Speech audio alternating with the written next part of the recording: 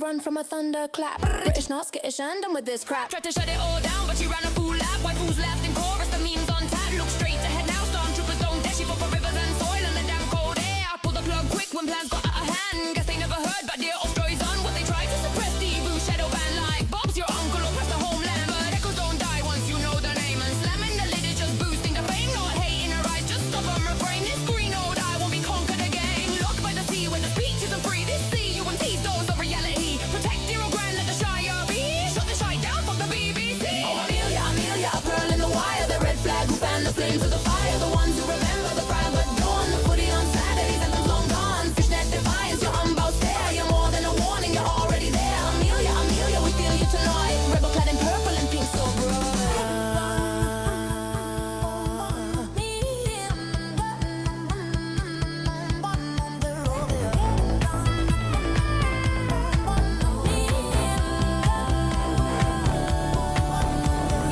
Westminster chill with the grooming gangs. Fucked around, time to bed and fangs. Hard stay unto friends who toil. The sword right off if you dare to spoil. Some might say this man's around. Take my advice, get lost in the jam. If you ask me, she can plainly see we were knee deep in Palazzo supremacy. Girl spit straight facts, she's bloody brilliant. Identities, I love to be resilient. Don't let them weaponize your charity. The difference between cruelty and clarity. Your homeland's yours, your task in hand. She's a base golf goal. It's Amelia Brand.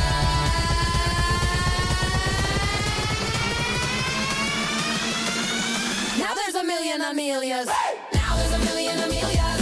Goals the feel was revealed, yeah. I feel ya, I feel ya. This goal keeps it real, yeah. I feel ya, have me, Amelia. I feel ya, I feel the deal, make it real, yeah, yeah, yeah, yeah, yeah, yeah, yeah, yeah, yeah, yeah, yeah, yeah, yeah, yeah, yeah, yeah.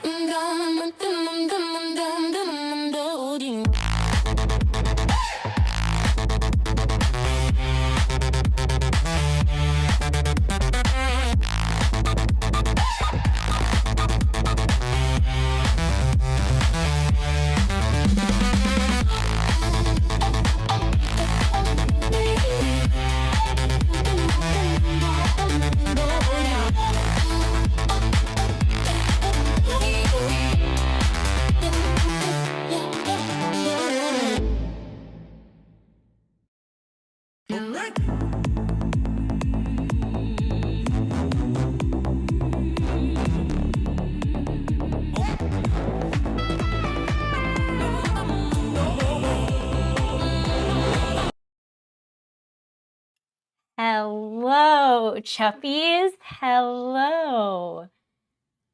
Can you hear me? I'm kind of stuck down here.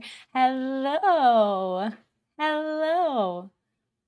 I'm so excited for this. It's going to be so fun. Welcome, welcome. Oh, thank you, Salad Fingers, for the $20 tip. You're the best. So generous. Hello. You actually can.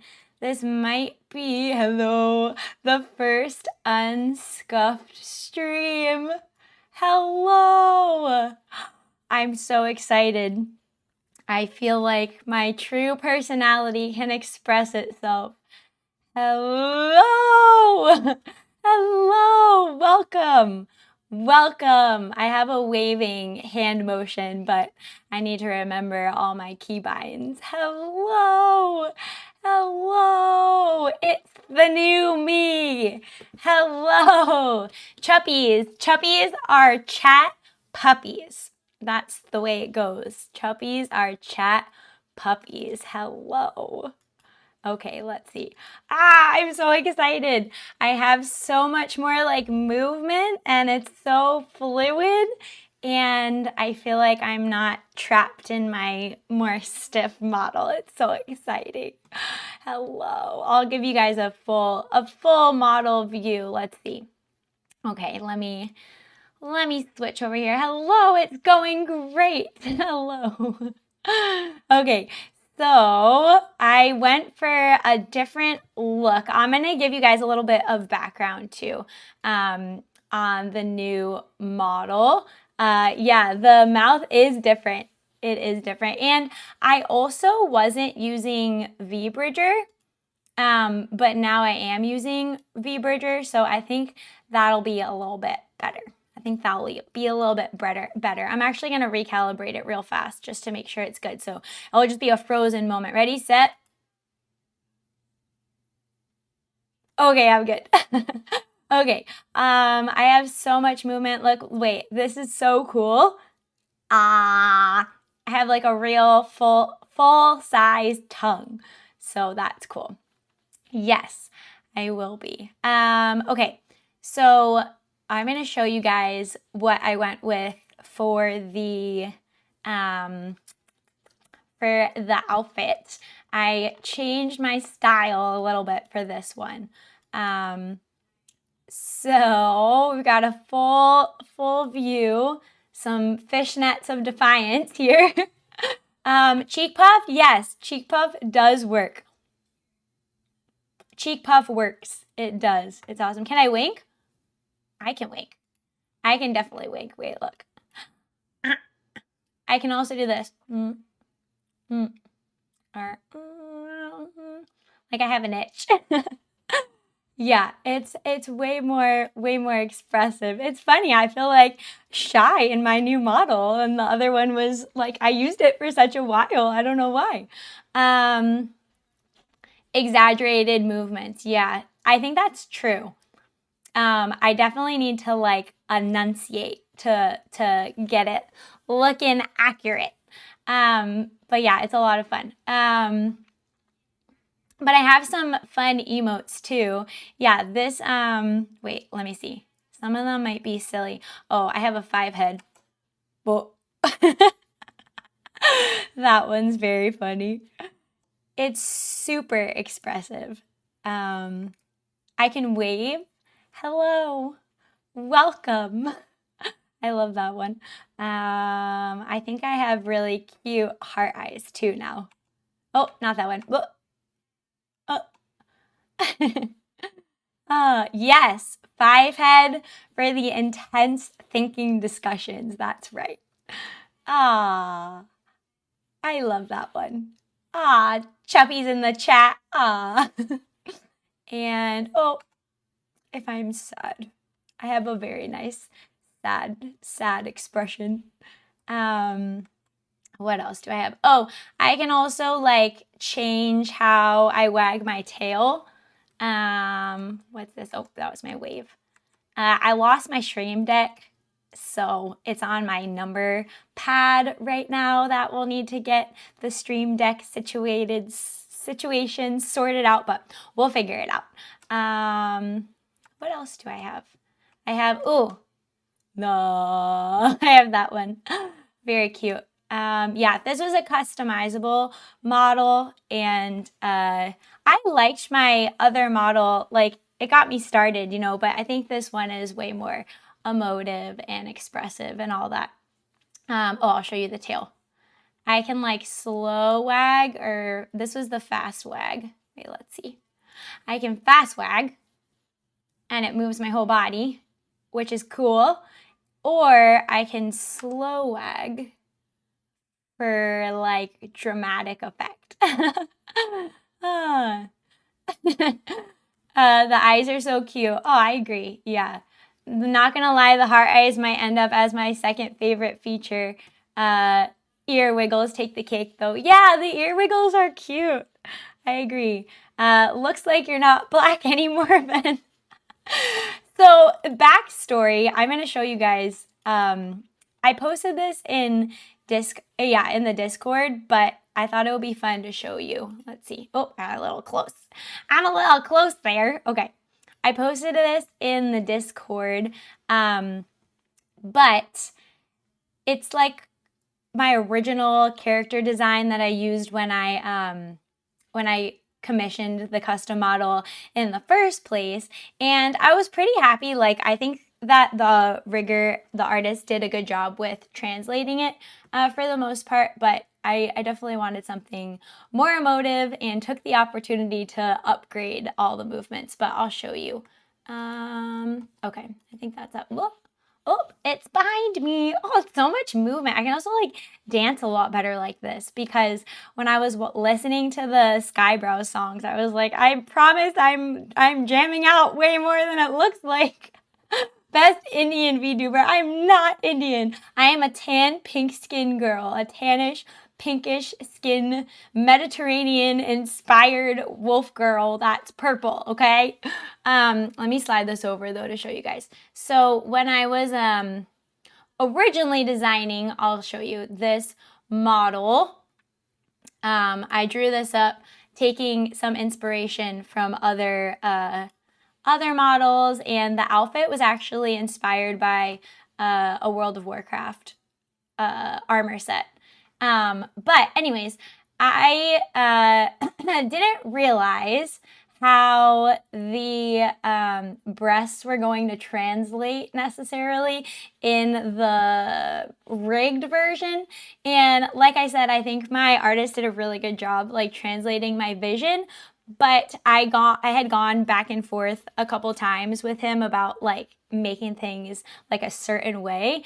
And so when the final product came out, I was really happy with the overall vision, that I didn't want to nitpick that he made the breasts a lot larger than I originally had designed, which I think also created like a lot more cleavage, which is not a bad thing. But over time, just like from using it, it was something that I felt like wasn't like exactly the style that represented me. So nothing wrong with it. Still a great model, and I like the look too. But I felt like this was more me, so it was a good opportunity to switch it out.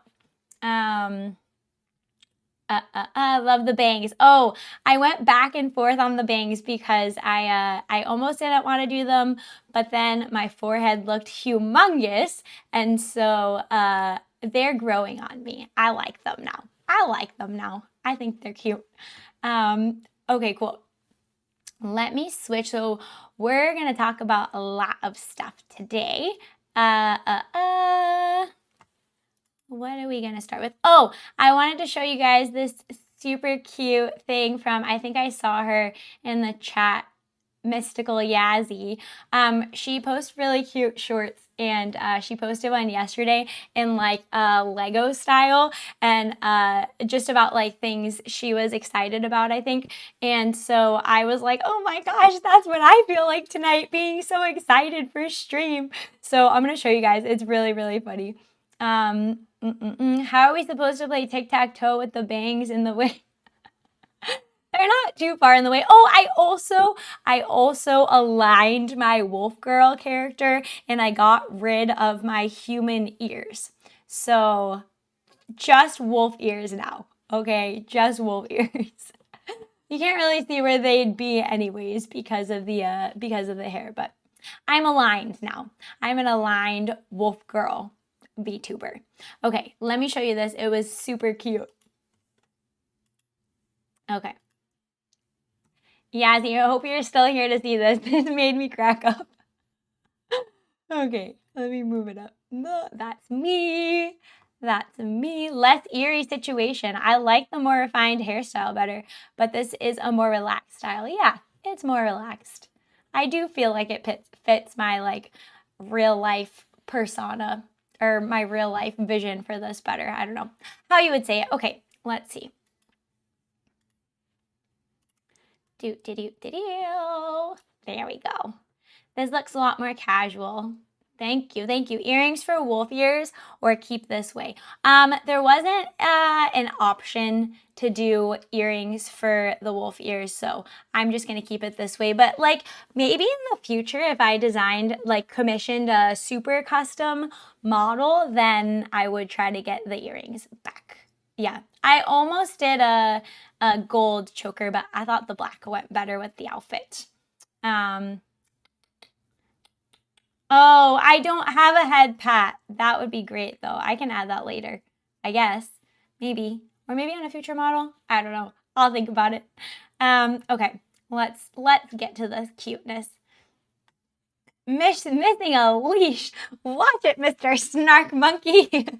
Was Amelia an inspiration? Yes, actually, there was, so I have always liked the color purple and always been a little bit disagreeable with the way things are in our society. And so I felt like super inspired by Amelia and Amelia's, just like the video, the concept, all of that. But in one of my recent comment sections, somebody was like, did you do the purple hair like for Amelia, or do you always have purple hair? And I said, I always have purple hair. And I think they said something like, oh, like that's, you know, lucky or convenient. And I said, it's the spirit of Amelia within. So I feel like that's how I kind of thought about some of the inspiration for this outfit.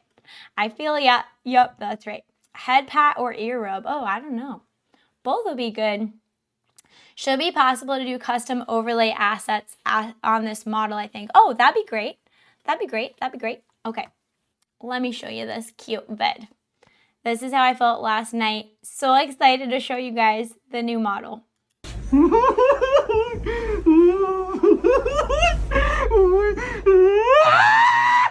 Wait, you don't have audio. Hang on. You don't have audio, do you? Do you? Maybe you do. I don't know. You do. Okay. Sorry. Let's give it the full effect. Yeah, he's great for making this. It really cracked me up. So funny. Okay.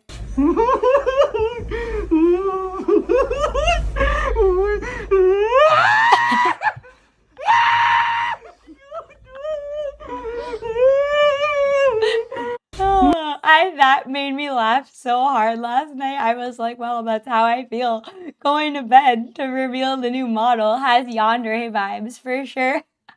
So funny.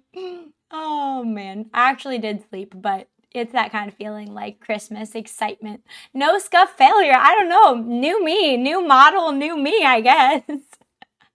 Okay, let's oh, okay, a lot of stuff happened this week, so we're going to talk about it. I wanted to talk about the California fraud, which I think we all would have expected, just given how California is. And so I think Nick Shirley actually had to take down the original video because I heard that I don't know if this is like where this is from, but I heard that the real estate company that had like their buildings in the video or something, copyright striked him, which I'm pretty sure is illegal, but I think they did that, so he had to like redo the upload. So we're gonna talk about that and jump into all the fraud going on in California and a lot of other fun stuff. And then I have some music to show you guys later.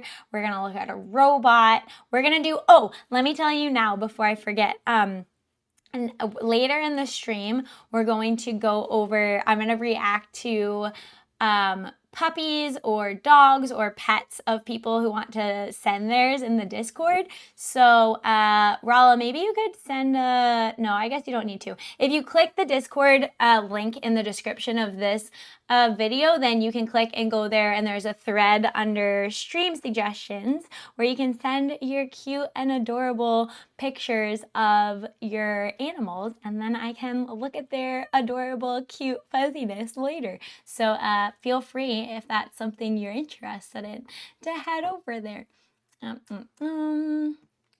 Okay, let's get into it. Oh, and wait, was there something else? No, this.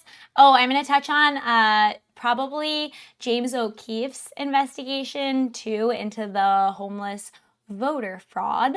And I'm also going to look at something that Netanyahu said, and also one more thing. What was the other thing?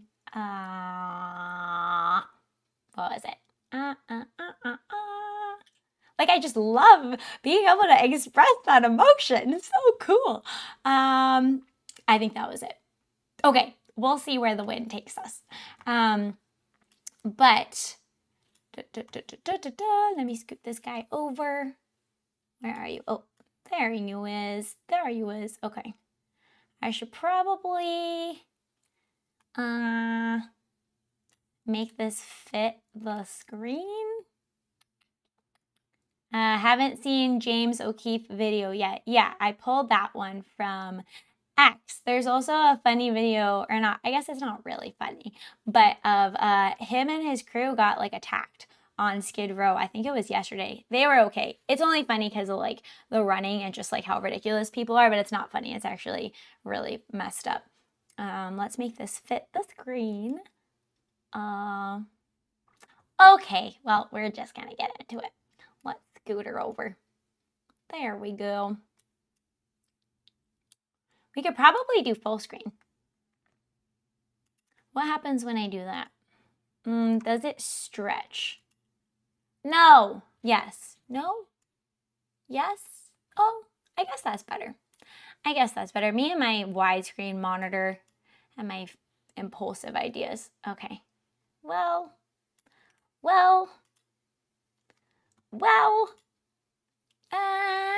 Okay, we'll take it, I guess. We'll take it. We'll just scoot it. It sort of works. Doesn't look too distorted. We'll just, there. Now you get a little forest at the bottom. Perfect. Perfect. Okay, let me move myself. I should probably be smaller. Yay, Scuff, it's a real live stream. Hey, you're welcome. Okay, let me scoot this way. Woo. Okay, perfect. All right.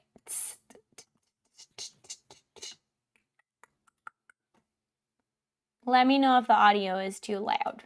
This is the sound of hospice money. Could you just answer the question, what's the need for a 1,000% increase in hospice care here inside of LA? Do you have the paperwork to enroll a little boy by the name of Joey? You don't know what's going on? Well, it says there's 14 children enrolled here on this. Oh, something else I wanted to say before we start this is I actually haven't watched this at all yet. I've just seen like some clips here or there, but what's like extra insulting about all of this fraud is that do you know how hard it is to like get a business license, or like in various states, lots of regulation, lots of things you have to like you have paperwork you have to submit and get approved, and you might not even get approved, and like, you know, make sure you're in the right zoning and like all of that. So just Zero Spades tip $12. Just stopping by from Kiesha's channel. I'll catch the VOD later. I like your new model and I hope your day is going great. Smiley face emoji. Emoji. Ace of Spades, thank you, so kind. Thanks for stopping by. I appreciate that. That's so kind. What was I saying? Wait, I need to practice. What button is my heart eyes? Perfect. But anyways, it's like not an easy thing to get a legitimate company or business running. So the fact that all this fraud is going on where people are just like making up that they're doing that is like kind of extra insulting to just like everyday Americans that try to run businesses the right way. So okay, let's keep going.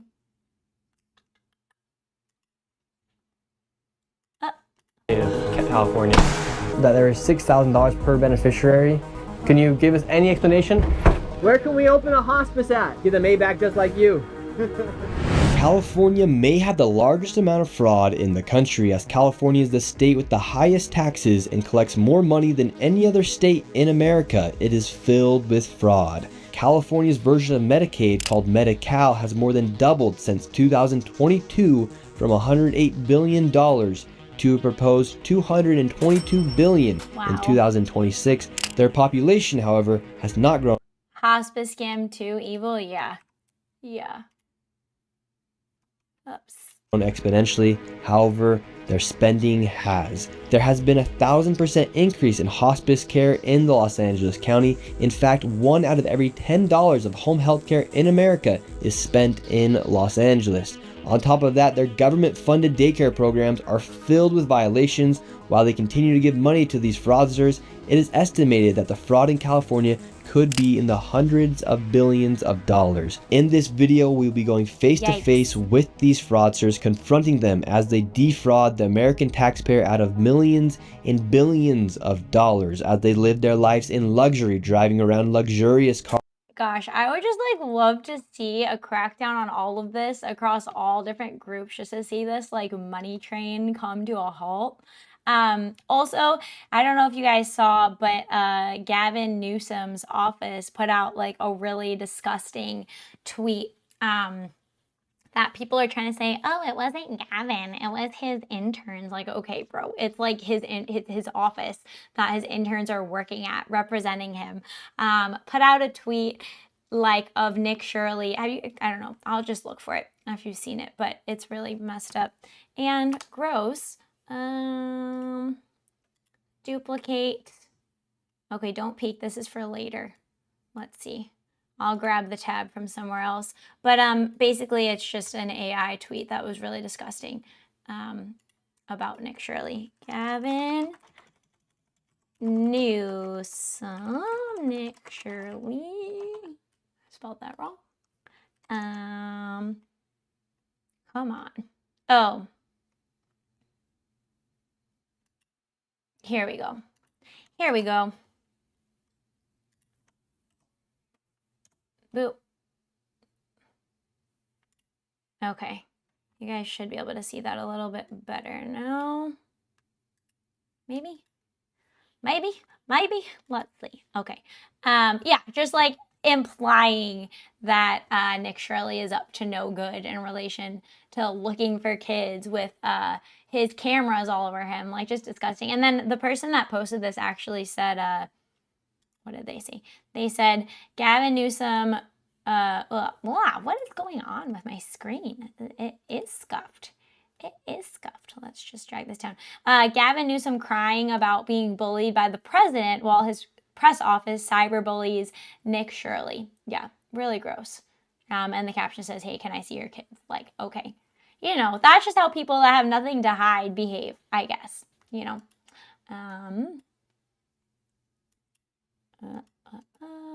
All right, let's keep going. I'm sure this is gonna be grand.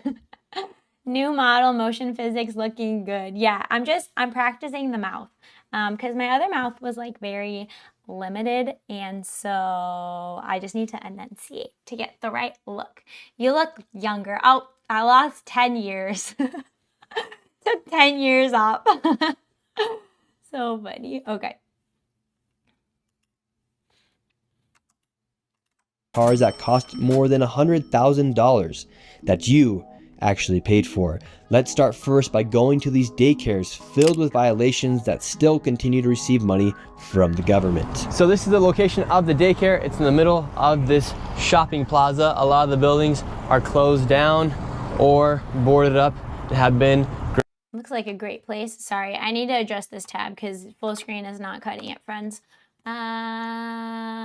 I'll make it bigger, but I can't like pause it when I need to, so it's getting a little weird. Let's just make it bigger like this.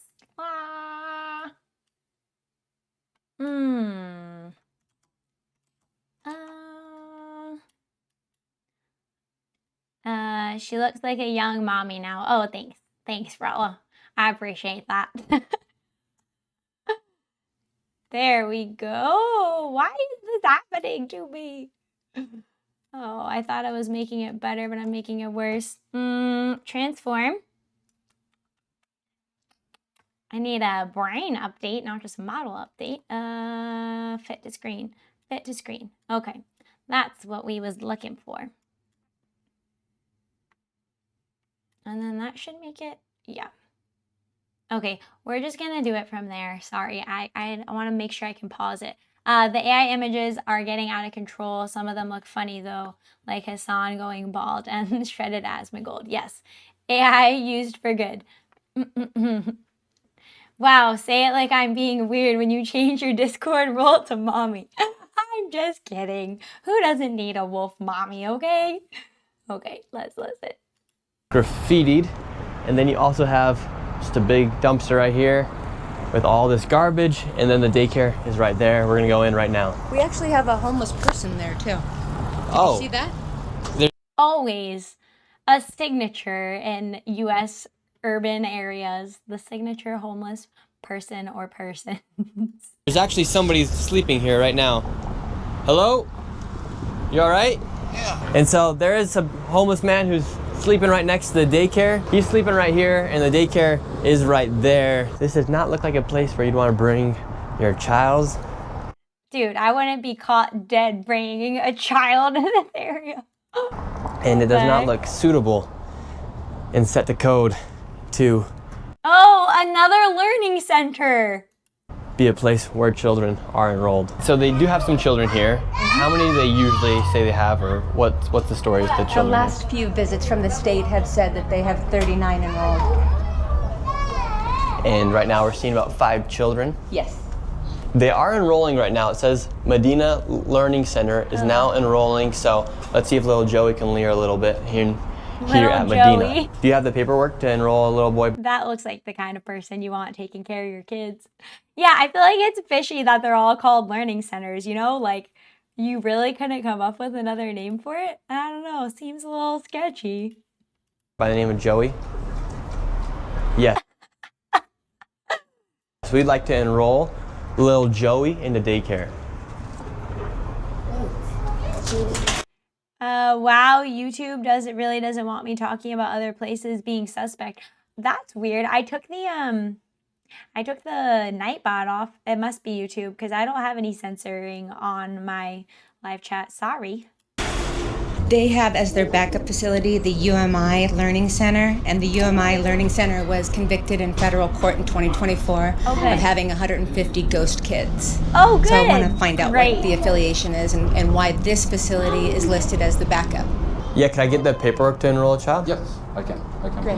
What do you think Why about? are you wearing a mask? Have you guys noticed that the mask thing has become like a way to like it was, right? Like when people do crime, like to wear masks. But now after COVID, it's like somehow acceptable if it's a medical mask to wear that if you're doing something a little bit sketchy.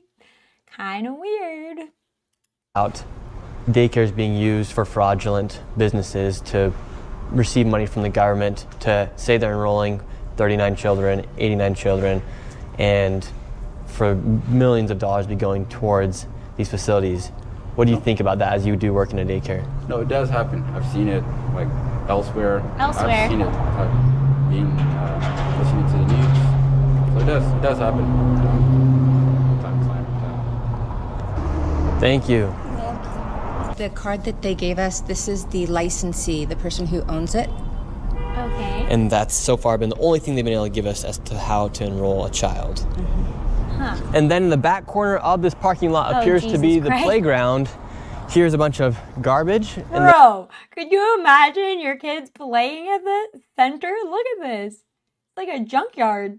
then right here appears to be the playground. Some strange things are happening outside this daycare. Whether or not it's fraudulent, Just a little. there is a lot of suspicious activity taking place. This right here is Hayden Sarah Family Childcare. This is a daycare right here. Apparently they have 14 children enrolled. Tell us a little bit more about this daycare right here. We're in the middle of the hills here in San Diego. So, according to state records, when inspectors arrived here, there were 14 kids enrolled but 0 present. And then Wait, what? this place was also cited for having missing children's records. That's a residential building. I'm pretty sure in a lot of places you're allowed to do like a family at home daycare where you have to like get your premises approved, and as long as it's like inspected by the state, then it's okay. But I mean, we'll see. Records, and also not having a facility roster. It's kind of weird that there's this daycare in the middle of a neighborhood. I think it's mostly weird that they just don't have a sign. Like, I've seen legitimate family daycares where somebody has kids and then they take on other kids and they have a sign and like they use a like, you know, built out addition or something, but it's weird like this. Hello. I was naked, okay? No, you weren't. I can sue you. I was like, I wasn't dressed up. I'm Muslim. Either way, can we enroll a child into the daycare? You don't know what's going on. Well, it says there's 14 children enrolled here on the There's state of definitely California. nobody. And, oh, It says there's she 14 slammed the children door. enrolled here. You don't care. I do care. Then where are the children? You don't care. Where are the children at? What? Sign up, Minnesota. You come here. Oh. Where are the children at? Where are the children at, ma'am? All right, so what she's doing is she's making a video right now. She's gonna send it out all to all the other daycares. But at the end of the day, enrolled for 14 children, no children here. And this is from the state of California. We're not targeting Somalian population. We're just going after daycares. And it just so happens to be that all the daycares, they are Somalian so far. Like, that's also super sketchy. Hi, Venny, I love the changes. Boo, Payla, thank you. Nice new avatar, thank you. Is it Apsu? Apsu Black? Where are the children at, ma'am? 14 children. Start Would you like to make a yelling in statement as to where the Somali. children are? You don't care where is my children are. Ma'am, we would not be here if we weren't. It's kind of crazy that, like, this has just gone on so long. I mean, I feel like there's lots of people that have known, like, okay, that's kind of sketchy, but that it just flies, like, oh yeah, this group of people just does that. Like, what? What? You Asking don't you. care. You don't care. What do you mean we don't care? This is why we're here. Care. And don't record me. You don't care. This is why we're here to ask about these Don't ask daycares. me who you are. Who you are. My name's Nick Shirley. You already know that. Shirley, I know, but you a trouble man. How are we making trouble? You're causing trouble. Let me call Where are the 911. We just want to know where the children are. No, I'm calling 911. For what? To you. For what? You come my house. We haven't done anything. I don't know. The problem with these daycares Okay. is that they receive money through a program called CalWorks, but as you see, there are no children actually there. These fraudsters are simply enrolling children on paper to receive government subsidies. Oh, that's what I wanted to know, was like how, like, I get starting a daycare and like you don't have anybody enrolled, but I was wondering, like, where is the money coming from then? So I guess it's through CalWorks, I think is a state run program, but I don't know, like, I hope he says more, or we'll have to look it up, like how it's actually paying them.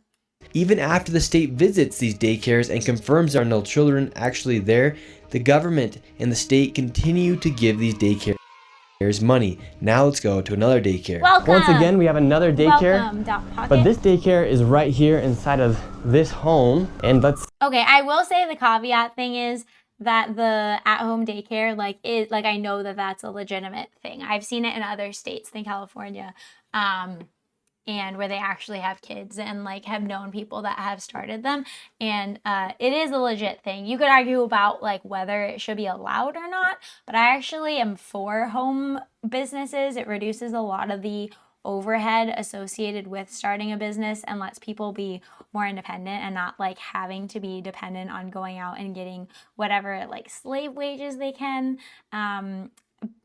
since they don't really have another option than just to take a minimum wage job if they don't have certain high level skills. So I like the at-home business model. I do think there are legit at-home daycares, but these are not looking legit to me. Sigh, is the F word what YouTube is shadow banning my chats over? Chats over. F word like bundle of sticks, or F word like the real, like the F word? Though I will say most home daycares aren't getting government money.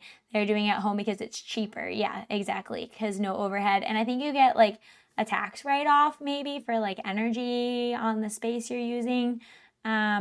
Depends on location of home. I don't want my neighborhood jammed with cars, which is why it's not allowed in my neighborhood. Yeah, I think there's zoning regulations on it. F word like fraud? Weird. What bothers me is the fact that there's so much evidence but no one in prison yet. Yeah. Agreed. see if Big there's agree. any children here. They do say they have 7 enrolled. The state has said that there is 0 when they arrive. Is this Habubu Family Childcare? Yeah, we were wondering if we could enroll a child into the daycare here. Yeah, sign your kid up for Habubu home daycare. Sounds like the place to be. You need to get up from here because there is trespassing. You see the Dude, it's weird. It's so weird that they're all the same people running these. sign me up trespassing. And can I speak with somebody on the sidewalk? We just like to speak with somebody. Yes, sir. Oh my god. Yes, we're right here. Can we talk to you really quick, sir? Can I come talk to you, please? All right, so right now the current situation is we have some people yelling through the Ring doorbell cam. A man came out, I think he's wearing a bulletproof vest under his sweatshirt. started yelling, and then we also I have would be. this car recording us as well. but we just want to ask for some clarification for the American people. 4 different visits, the state inspectors have shown up. There's kids enrolled anywhere from 7 kids and up, and every single time the state has showed up, 0. 0 children. That's the state of California. We're just asking for some clarification. Dude, that's crazy. They won't even answer any of our questions. So essentially, a house just like this is receiving money from government subsidies without actually running. You know what else is like really insulting is in these states, I bet you, just from like my experience being an adult, how fast are they to like send you an IRS bill like you forgot to pay part of your taxes, or like, oh, you're gonna get a fine because your registration is expired or something. But then like every time they show up, obviously this is a coordinated effort. I think that's more disturbing, honestly, than the fraud. Is like, fraud is going to happen. People are going to abuse the systems that exist. But the fact that every time the state shows up, there's no kids here, and that's just like flying under the radar. It's not flying under the radar. It's being allowed. It's being state sponsored for, yeah, I was going to say for God's sakes. Seriously though. Running a daycare, meanwhile they get money from the government as they run their fake daycares. Now let's go to another one that's even more concerning, as kids are left all alone. What? Now we're at the Jama Shukri Family Childcare. This place is... How do you show up to places like this with no kids and think, yup, that's legit? Yeah, I mean, I don't think they do. I think it's like, yeah, that's how it is. And you know, in the James O'Keefe video, I don't know if it'll be the one that I show you or one that I was watching last night, but he is talking to some cops on Skid Row, and you can see the cop is like, like, I agree with you, like, I like your videos, and James is like, well, why, like, aren't you arresting these people? And it's just like, what are they supposed to do, you know? Like, they're just one, even if somebody is a cop or like a code enforcer, like that's a big ask when they're just gonna get repercussions against them. Like, I'm sure a lot of people know that it's going on, and they're just like, I can't give up my livelihood. What am I supposed to do? This is not a shopping plaza. It's not anywhere near any place that looks like a place where a daycare. He has a girlfriend for security funds. Go fund. Go fund me for security funds. That was funny though. Must depart. It was nice dropping by. Goodbye. Thank you for being here. Oh, great. I'll have to look at my tweet. Thank you, Zaragachizaparo, if I said that right. It would be, in fact, it's actually in one of these apartments right here. So they're able to have daycares inside apartment buildings. Oh, sorry. I'll stop pausing it. But Snark Monkey said, I don't care. Cowardice is not an excuse, especially not in America. I have stood up when consequences for me every time in my life they can stand up to it. I have no sympathy. I'm not making a statement about whether they should stand up or not, like whether it's the right moral thing for them to do or not. I'm just saying you can understand, like, the average person is going to take the route of the least resistance and not stand up. But I agree, you know, there is definitely a call. There's definitely things that would be over the line for me, like at my job, where I'd be like, I can't participate in this. So I definitely think there is a moral call. I just understand that the vast majority of people aren't going to do it. DJ Nathaniel, oh my God, it's a new model. Who are you? New Ben, new me. New model, new Ben. I'm here. Okay, let's stop pausing it. Sorry. Buildings? Yes. So I've come across many of these. Some of these are on the third story of an apartment complex. It's only 1 bedroom, and yet the capacity is for 8 kids. We just arrived at the daycare. What? We have 2 kids out here. I don't know if they're members of the daycare. There's no oversight right here. Can we talk to your teacher? Is your teacher there? So this is the first child we've ever encountered at one of these daycares. There's 2 kids out here right now, and we're gonna see if we can talk to the Licensee. It is, according to this paperwork, Shukri Jama. Can we talk to the adult? He is not here. Not here. Yeah. What? So you guys all by yourself? Yeah. What? Open the door. No one's here. Are you kidding me? No one is not here. I feel like maybe it's their kids. Like, I saw something about that too. Like, are they just calling in a daycare? They have their own kids and then they're just getting money that way? Okay, so you guys are all by yourself. Okay. Weird. Yeah, okay, that's concerning. No one's watching those children, and they're all by themselves. My heart is breaking. They're right young, now. too. I can't. Unbelievable. Yeah, and what makes you so emotional as a mother, seeing that those kids are just Do we know who this woman is? Is she like somebody Nick is, obviously he's working with her on the video, but did they say that? Did I miss that? out by themselves? Seeing the kids all by themselves. It's supposed to be a licensed daycare, and there's no adult anywhere. What is going on? Yeah. And the crazy thing is, California allocates $6 billion to childcare and daycare facilities just like these, and there are over 39,000 facilities in the state. The California Department of Social Services even found an error rate of over 1.6% in their own audits. Oh my God. And to be very conservative, it is safe to say. Okay, wait. This is the CalWorks page where they provide federal assistance to needy families, time-limited cash assistance. I don't understand, though. Do they get cash?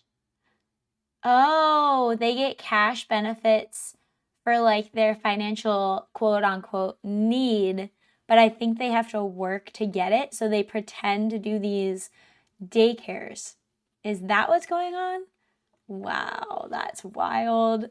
That's wild. Say there's upwards of $100 million in fraud lost each and every single year. And now let's head over to where there's so much fraud, you're gonna lose your mind. Let's head over to Van Nuys, where there's home health care and hospice fraud literally everywhere. With the fraud here, California ranks the highest for... And just saying, like, somebody said CalWorks and TANF pay, plus they get Medi-Cal. Same thing, like, I think a lot of people do that too with things like Medi-Cal, where like they'll have one person work like just enough, or you know, just enough to like get the benefit for that and SNAP benefit. So like kind of the same thing that we saw in the Tyler Oliveira video of the people in the juice boxes, let's say. I don't know. I feel like my channel is being shadow banned because of my videos, to be honest. So the juice boxes, the juice box communities in New Jersey, where the wives would like work a little bit and then the husbands would like study all day and then they'd get all these benefits for their kids. We're just seeing like a rinse and repeat of that across the country. Medicare, Medicaid, Medi-Cal, whatever you want to call it, they spend the most amount of money per state. And here in LA, 1 out of every $10 that goes towards home health care in the United States goes to a business here in LA. Oh my God. Right now we're in Van Nuys. This location has tons of hospice centers, home health care centers, and right now we are going to Gardens of Angels Hospice. They billed $4.8 million per beneficiary. They charged $5,807 with 28.6 claims per patient. And this is like, if I'm right, you guys tell me, this is like dead internet theory, but like for all of our societal programs, like nothing is real. Only 2 codes, which means 2 services were provided. And inside of this same location, there's also Blossom Hospice, and they received $3.4 million with $6,000 per beneficiary at $927 per claim, and only 1 code, which means they only provided 1 service. And it looks like there's about 15 more hospice centers inside this one plaza we're going to right now. We have all the information with us in some of these places. And that's not even getting into like the oh my God, that's not even getting into like the insurance fraud and the billing through the insurance companies to California running Medi-Cal and all of that. Like, wow, this is wild. It doesn't even look like they've been registered with the CMS, which is the Centers for Medicare and Medicaid. 7 of the 4 entities have 0 SMS data, possibly shell registrations, shell companies. And it's rumored that these are Armenian Russian gangs, Armenian Russian mafia. What? So we're gonna be going in there and we're just gonna ask them, what's the need for all this hospice? Is there that many people dying here in LA where they need to be spending millions and millions of dollars on this hospice care? All right, right now we're looking for a Garden of Angels Hospice. All these buildings are all hospice. Dude, it looks like a shitty motel. What the heck? All these agencies are complicit. It goes right up the chain. Yeah, I totally agree.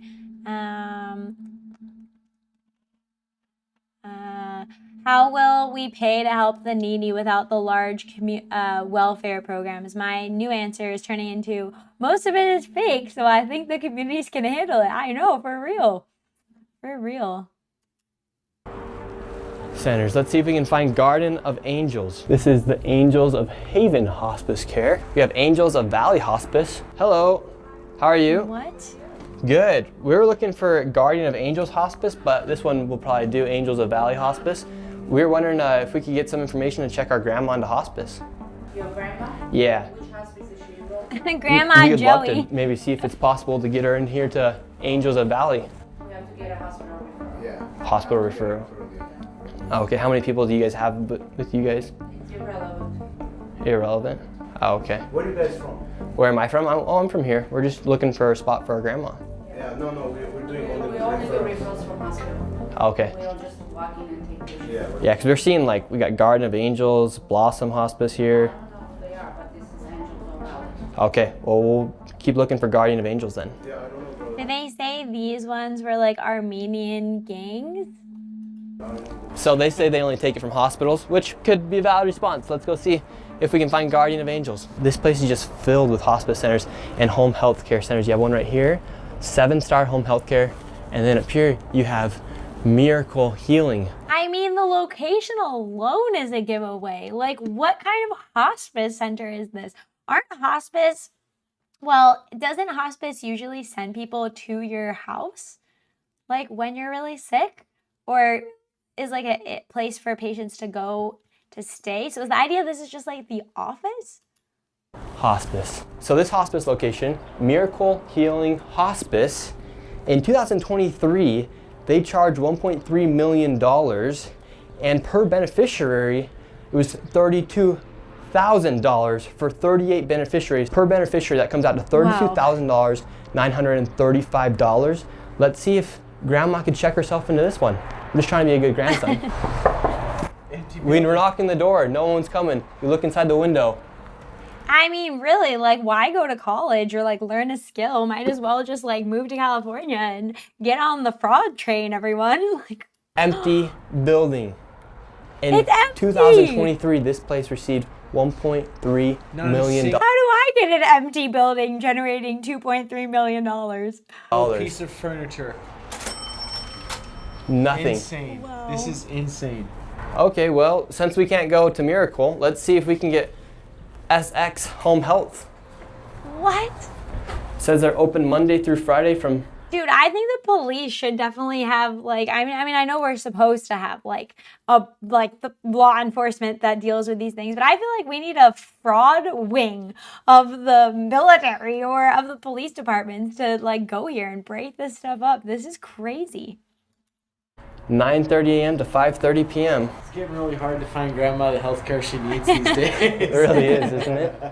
We got SX Home Healthcare. They're not open, so it's all right because we can go to Alpha Omega. It's a healthcare office building, motel, halfway house looking, who knows what. Anna Hospice Inc. Not only are these shell companies, these are shell buildings. It's like somebody took a motel building and turned it into... There should be like a video game where it's like a horror video game and you have to like break, like, I don't know, expose all the fraud in the abandoned building or something. 100 fraudulent organizations. I don't... We got a nice Mercedes down there. 3 nice Mercedes down there. Wow. 3 This place Teslas. might even double as like a illegitimate car lot. Like, are they? Also, just another point. I'm so sick of like this statistics-based society that we have, because I'm pretty sure in response to fraud like this, and also in Minnesota, like everywhere that they've been covering, the argument is like, well, there's like no reported cases of fraud. Like, I'm so sick of us looking and everybody knowing what's going on. Like, we all have a sense of the circumstantial evidence, but it's just like, no, that's not real. That's not happening. There's no numbers saying that's happening. We reported ourselves that there's no no reports of us doing fraud. Like, I feel like a lot of people fall into, like, unless there's numbers, we have no justification, and that goes way beyond this. But just a little aside, like, if it looks like an elephant, it's probably an elephant, you know? Are they selling a car right now? Grandma's not going to Alpha and Omega, so maybe she can go to Serene Touch Home Healthcare. Oh. Says they're open Monday through Friday, 10 a.m. to 4 p.m. It's 1 p.m. right now. Let's see if they're hiring. Perfect, this one's open. It's literally open. Hello. And once again, it was completely empty and nobody was there. We went to the next door because it was another hospice. Here we have another location. We got St. Michelle, HHCI, Home Healthcare Inc. Hello. Has anyone seen a door to a bathroom in these rooms? I haven't noticed. Do they have to go outside to find a bathroom? Maybe there's a bathroom near the dumpster in the parking lot. The bathroom center, the quality bathroom center. Wait, I saw a comment I wanted to read. What was it?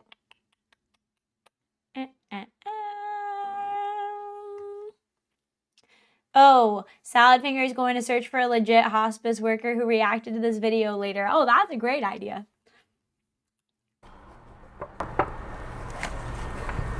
No one's here. Hello, sir. How can I help you? Yes. Well, we were originally looking for some hospice for our grandma, and then it turns out that all these locations are hospice and home health care locations, and a lot of these... Looking for hospice for who? Grandma. For Dr. Oz? Is that Dracula? It does sound like Dracula. Yeah, for Dr. Oz. Yeah? Yeah, for our grandma. Yeah, It'd be, for grandma? It'd be pretty Take good. Dr. Oz to take his grandma and go to the other buildings and find the hospice. You know, this is stupid. You can record me. Why can't I record you? Yes, you cannot. can. Oh, okay. Well, yes, we were looking for Guardian of Get the Angels. fuck out of the camera, Well, then. Did you see any Garden of Angels on the doors? Nope, but they received and billed $4.8 million. Well, it's their problem. But we do have yours, actually. Mine? Yeah, yours is a KMD, right? Yes. Yeah. So we do have yours, and there are a lot of these. How many millions did I need? We don't have your official number because it wasn't posted on the CMS website or on their data set. And you're from where? My name's Nick Shirley. They actually made like all this information, the data public for everyone to see what was going on in our country because so much corruption's happening. Yes. But it doesn't look like we could find any of your information from the CMS data set, but we do have you here. So is that concerning that your information wasn't reported to the CMS? What information? To the CMS data set as far as the billing and how much money you guys receive from Medicare and First, you have to research. Oh, that's what we have right here. No. It's a piece of paper. Oh well, we went through all the data Research, sets. If you want to learn, I'll teach you how to get after the crooked. The Silent Grizzly, hello. Okay, help us. We'd love for you to help us. First, you have to research, like you said the name, and you have a number, right? Yes. Then you come to my office. It's a brand new office. Okay, let's see And it, you bro. don't come to a building like this, like FBI guys. What do you we're mean? Gonna get the crooks. Okay, well, can you tell us, for instance, Miracle over there? Yeah, I don't give a fuck about the Miracle. Well, you should because they're. Why not? You should because they're making you people like you who have a real business apparently Does he have a real business though? getting a bad rap. You realize that, right? For instance, they received $1.3 million. cannot They're compare. a shell That is not a company. bad news There's reporter. nothing in there. That It's is not completely a- empty, and they I received don't $1.3 care, million. sir. You should cannot- care. What do you mean? If you're in this industry, I'd be pissed if someone was stealing money, making me look bad if they were in my industry. They don't Right? look me bad because I'm not bad. You have anything Yeah, he against my does use agency? criminality, Let's I go. agree. Well, we were asking. Put my hands and. We're just asking you questions, sir. Like, how come Miracle Healing Hospice right there? They received $32,000 per beneficiary, yet their building's completely empty. Call the FBI, Department of Justice. I'm just doing my job as a citizen to show people what's happening here in our country. Well, I'm doing because we're my all job paying as a a lot of citizen. money in taxes, and it Me turns too. out a lot of it's just going towards fraud. Well, I'm very happy you're going to catch the fraud people. Honestly. Yeah, me But too. it doesn't look like bad. He does seem like a It used doesn't car make me salesman. Bad, because some people are doing bad stuff. Yeah. So what's the need for 1,000% $17.3 million. increase in hospice here inside of LA, in California? You're asking me? Yeah, because you're in the industry, so we figure might as well ask you. Like, you obviously found it was a good business to start. You just started yours, right? I started my business in 1997. Okay, great. So how come you're seeing such an increase in hospice care here? Maybe I don't know. Everybody likes the business. What could I say? I do this from 1997. Good for you. And so, since you've been in the industry for so long, why do you think we're seeing 1,000% increase in hospice care here inside of LA and in California? I cannot answer that question because looks like they're all running out of here. Everyone's heading out. We just got to answer some questions, and why can't? Who's running out? What? Look at all the people scattering out of here. They're all here just a minute ago. It's strange, you know. There's over 80 people connected to one of these dormant motel rooms with no furniture, and they are, getting $30,000 per person. It's millions of dollars. We come and knock on the door. I mean, it's not even like, it's crazy that you even have to make the case. Like, no one's here, combined with all of the money, combined with their fake numbers. An abandoned shell company. I don't say it's right, and I don't care about those people. Yeah, I feel like someone said it's a shame California, New York, beautiful states, getting destroyed by corruption. I feel like the coasts are the worst. I mean, obviously everything in Minnesota, but I feel like the coasts are like ramped up fraud. Could you just answer the question, what's the need for 1,000% increase in hospice care here inside of LA? Inside of California? This is an enforcer. You're in the industry, sir. You've known it. You know it better than me. You're asking me? No, I don't. You've been it since 1990. I honestly feel like the way he's acting, though, he wouldn't be acting like this if he was legit. 70. Yeah, but I don't. So what's the need for an increase? Maybe there is a lot of old people already. I don't know what to say. A lot of old people are dying. You listen to Dr. Oz. Let me tell you like this. He's a good doctor. He's a fraud. He sell a lot of medication online. One of them, it's me. I bought. Well, his information comes straight from the federal government, so I trust his more than yours. Let me finish it. I bought his pills. I gained weight. Well, you still look like you're pretty heavy, sir. You look healthy. Because of Dr. Oz. Oh, you're fat because of Dr. Oz. It's Dr. Oz's fault that I'm fat. Oz? Yes. Oh, really? Yeah. Sure. Sir, how are you doing? This guy doesn't think there's any fraud going on. First of all, not this guy. Who are you? have to respect me. What's your name? Doesn't matter. All right. Well, this guy with no name. Well, you don't think there's any fraud? My name. What's your name? My name's Nick Shirley. My name is John Boyagin. Okay, great. There is a lot of fraud going on, but it's not me. I don't give a f who does what. Yeah, we never said you were committing the fraud, sir. I'm here. I'm here, right? So I'm standing next to you. Do you know where Guardian of Angels Hospice is? I feel like they all got together and were like, okay, send out this guy. He speaks the best English. Send him out to run interference. No idea. Oh, Angels of Peace. Cool. Hello. Well, could we just ask you guys some questions? We might be able to get you some business. Are you the head honcho here or what? No, you're the head hunter. Get out of my... Who are you to say they can't go there? Give me my phone. Wait, I thought you don't know who these people were, though. Give me my phone. Alrighty. This is Light so angel. weird. Light angel. Come here. Oh. Light angel. Oh, I'm running. Look at him. What? Come here. I'm right here. I'm right here, sir. I'm here. What's going on? Call 911. For what? Call 911. For what? Sir, we're just asking questions, and if you want to answer them, you can answer them. Call 911. We're just looking for Guardian of Angels Hospice. We're trying to check Oh, maybe he does own the building. Look, we're looking for Guardian of Angels. You're American citizens, right? Of course, are Do you? you see any Guardian of Angels in here? Not yet. We're looking. Then get out of here. That's what we're looking for, sir. There's like 100 doors. This is just one door. Okay, get out of here then.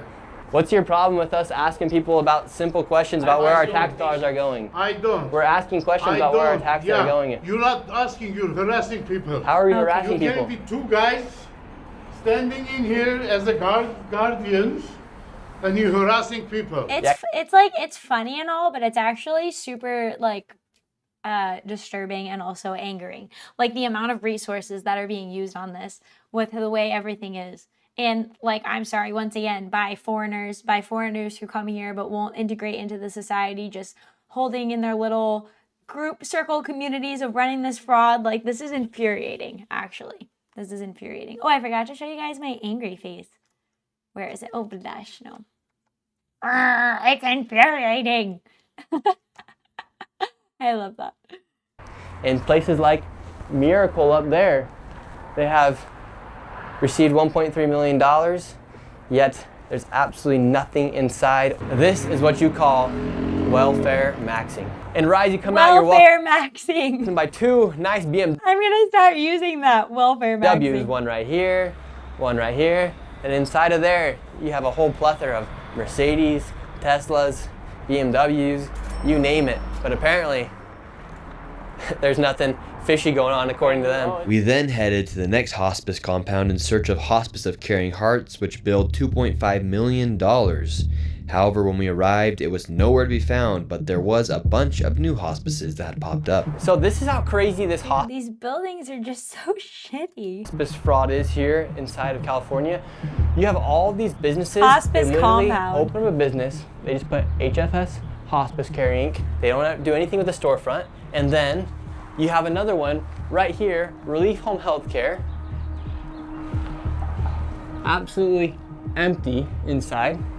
And then you have another one, SKH Home Healthcare. And like everybody knows this is a thing. Like even in like smaller communities, like it's known, like, oh, what's that, you know, kind of creepy happy ending massage parlor for? Like, you know, like this is just common sense, and it's on such a crazy level. It's like it's really welfare maxing.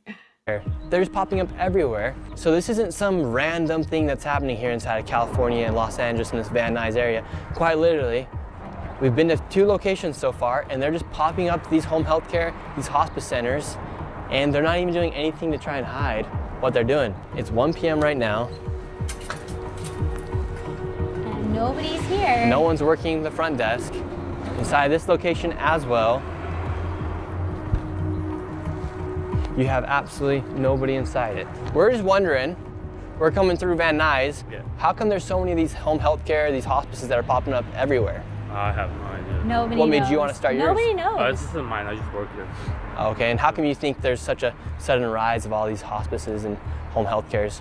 I have no idea, honestly.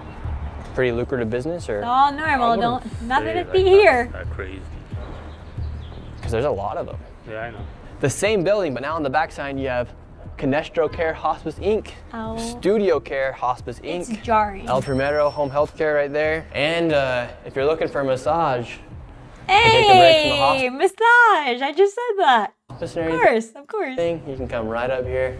Wow, that's where you want to get a massage. And this building right here is a perfect example of a dilapidated building that is now being used for a hospice, home health care, and adult daycare. It's a 2-for-1. You can go to adult daycare, you can, you know, be at your end of life and get a massage on the way out. And this is the crazy thing that appears to be happening here in California. You can just start your own hospice. You have Advent Hospice right here. If you want to start your own home health care, you can just put up a white piece of paper and stick a logo onto it and say that's your home health care company. If you want to start an adult daycare, you can just get a building like this and receive money from the government. That's the crazy thing, is inside this one building, you have an adult day health care, you have a hospice, and then you have a home health care center operating all in one location. And why are tax dollars going towards all of these buildings? And they're quite literally everywhere. Everyone should be a bit suspicious about what's happening here. Inside of these parking lots too, you'll always find a super nice BMW, Mercedes. That's the other thing, it's brazen. Like, you didn't even want to leave the nice ride at home. You name it, newest Audis. You always find the nicest cars outside of these healthcare and hospice centers. We headed to the next suspicious hospice location, and what do we find? A brand new Mercedes. Everywhere we go in this video, going around these hospice and home healthcare centers, there is a nice Mercedes or BMW. We have all day hospice care, Health Elect Care, you have Edom Hospice. And like there are like medical centers like this, like it's a legit thing where a building or like a complex will have a lot of doctor's offices and like different types of doctor's offices. But if you've ever been to one of those, it's not like this. Like there's tons of people walking in and out, and cars with people getting in and out in the parking lot, and reception desks and security guards. Like this is nothing but red flags. Lacar Home Health, and even back here. Wait, that's a great point, Technarkin. For a point of comparison, the state of Florida, I need to move to Florida.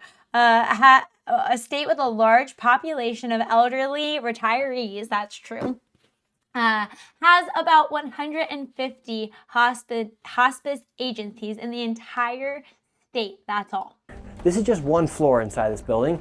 You have Santa Rita Hospice. I don't know what the need is for all these hospice centers, but for instance, All Day Hospice back there, they billed $3.1 million, and per beneficiary, that was $6,000, 24 claims per patient with only 2 codes, which means 2 services and over 500 patients. And they started billing in April 2023 and accumulated $3.1 million in 19 months. So maybe if you want to get rich here inside the United States, come down. Dude, this is like in line with my theory that it's a fake economy.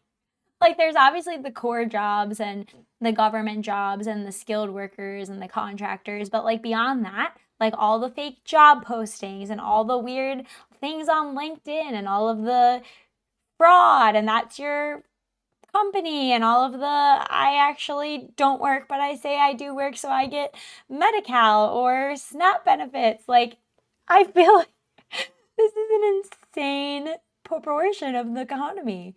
To LA, open up a hospice, because there's 1,000% increase in hospices opening up here inside of. I kind of want to start doing this in Texas. I feel like we need a VTuber hospice center. I mean, honestly, we'll just fund the channel like that. California, and you can go ahead and become a millionaire. Could you just answer, for instance, we have some information right here that there is $6,000 per beneficiary and 24 claims per patient with only 2 codes. Can you give us any explanation? Okay, yeah. Is there anybody working at these that doesn't have an accent? Want to make sure, if you want anything to clarify, if you want to clarify anything. Okay.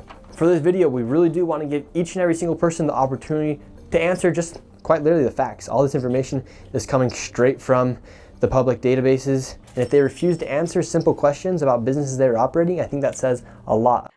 VTuber Hospice is just the Hag Central Clipper channel. Time to become a VTuber therapist. The clients will never end. About what's going on behind the scenes. Now we are here outside of Healthy Life Adult Daycare.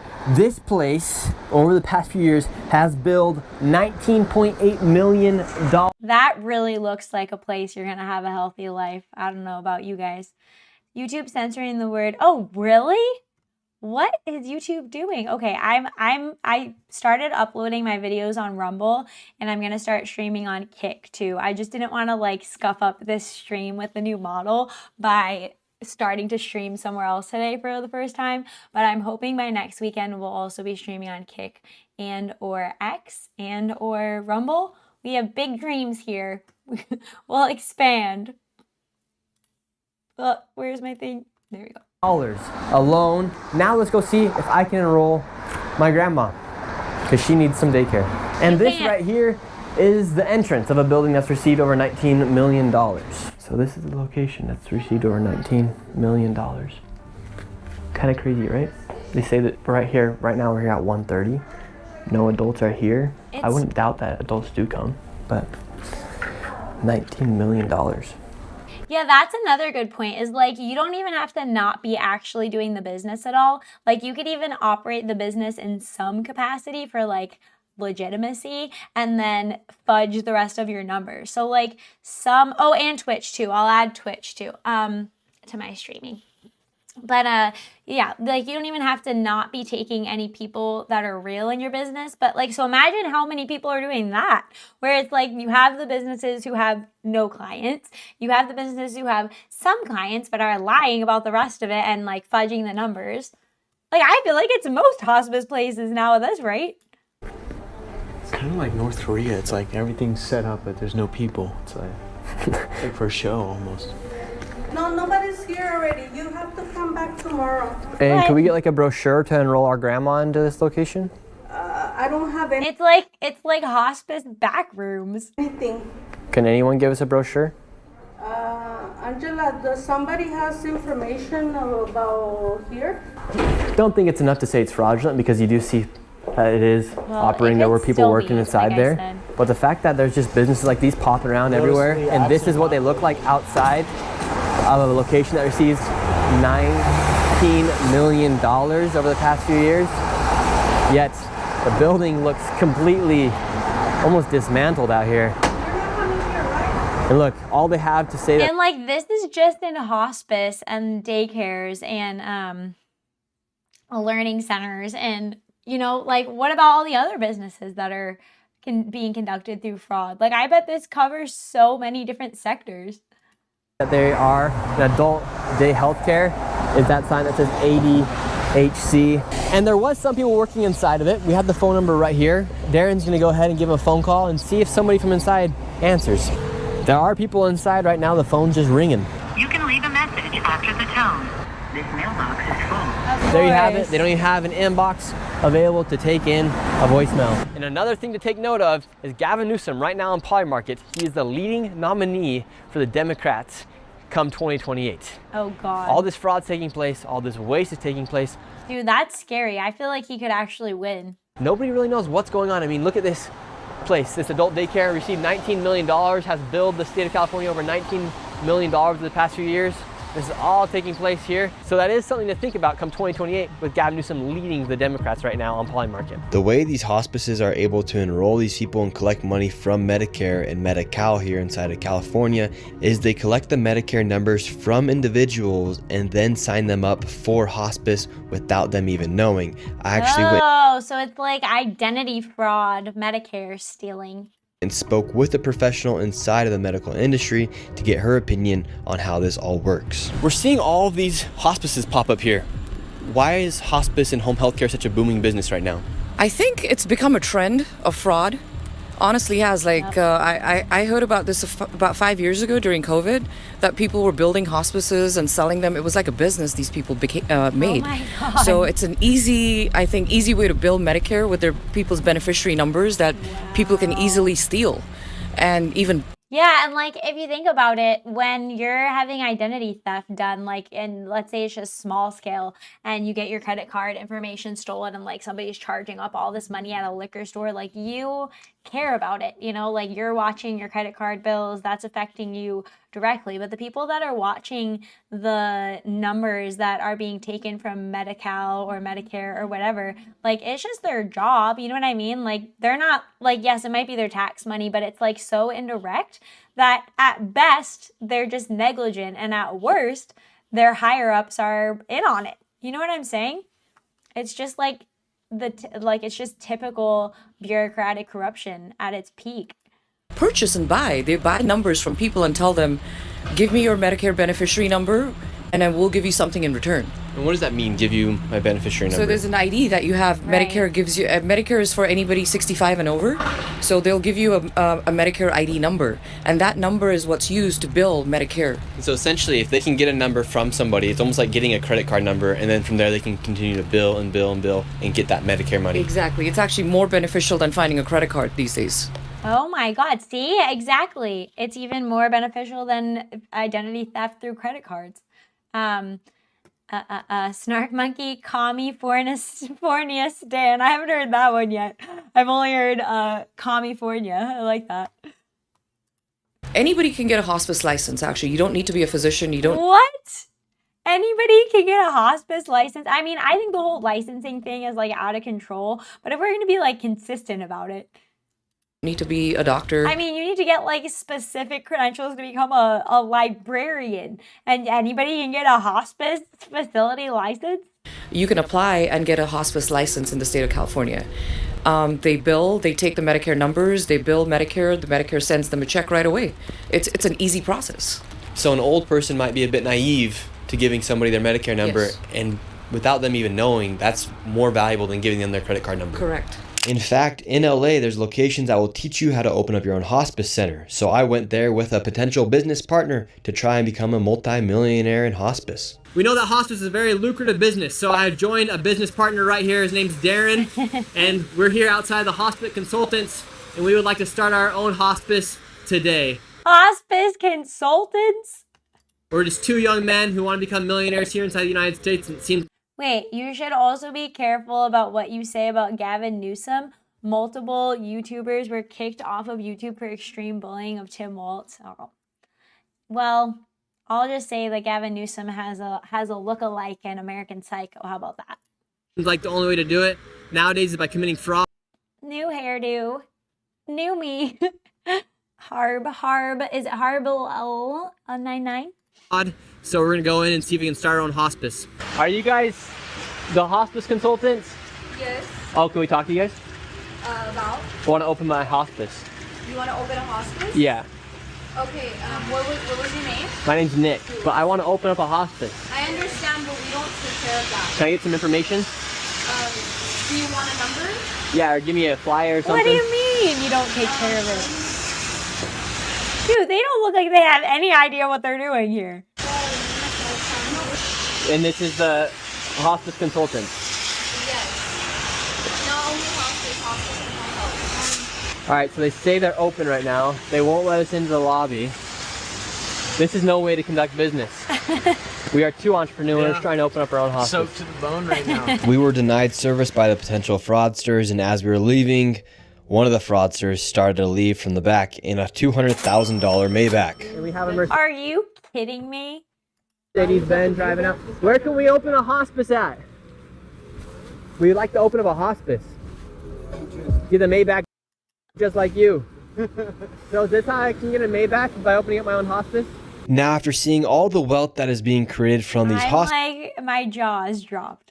centers, I headed back to the original location where we found over 15 hospices in one plaza. I wanted to make sure it wasn't a fluke that Armenian mafia members were running the show and that there weren't just randomly $100,000 cars the day I went by. And this time it was even worse. Sir, how are you? Good. So what do you think about all this hospice fraud? Sir, you're in the Cybertruck, driving away, taking money from old people. Yet he's just driving away in his Cybertruck, won't even answer any questions. Let's see, we have another rich person as well that's getting rich off this hospice. This guy's leaving as well. So the two people that walked out of Holy Angels. Yeah, because, you know, this just looks like the kind of place where cars like this are. They're in a brand new Cybertruck and a new BMW. How lucrative of a business is hospice? I'm seeing a Cybertruck, you're in a nice BMW. It's good? Yeah, because it looks like, for instance, Guardian of Angels, that used to be here, $4.8 million they billed the state of California. And how many clients do you guys have? Brother, do you have a badge? Do I need to answer your question? I'm just curious. It's not mine. I just work. Yeah. You must be getting paid pretty well, right? Bro, this is my parents, bro. Do your parents run the hospice? They don't work. Also, I just want to take a second to say, I don't know what's going on with stuff being censored in the chat, so I don't have any like mod controls on the chat. I got rid of the Nightbot, and I'm looking at the Stream Elements bot, and all my filters are off. So that's weird. It must just be YouTube then. No. Who's that guy in the Cybertruck? He's your uncle. So it's like a family business to own the hospices. Not even Americans. Yeah, I feel like that's the other thing. Like, we should be outraged. Like, this is like, I'm not going to say it's like an act of war, but like it kind of is, you know? Like, this is crazy. But why was he walking out of the hospice then too? Brother, can you leave me alone? Like these hospices, just drive there's nothing away inside of then. them. If it's not you guys, how come you're in the newest BMW and the newest Cybertruck? Brother, because I can only imagine what the guy who's in charge is because of hospice, brother, leave me alone. Just all the other hospices?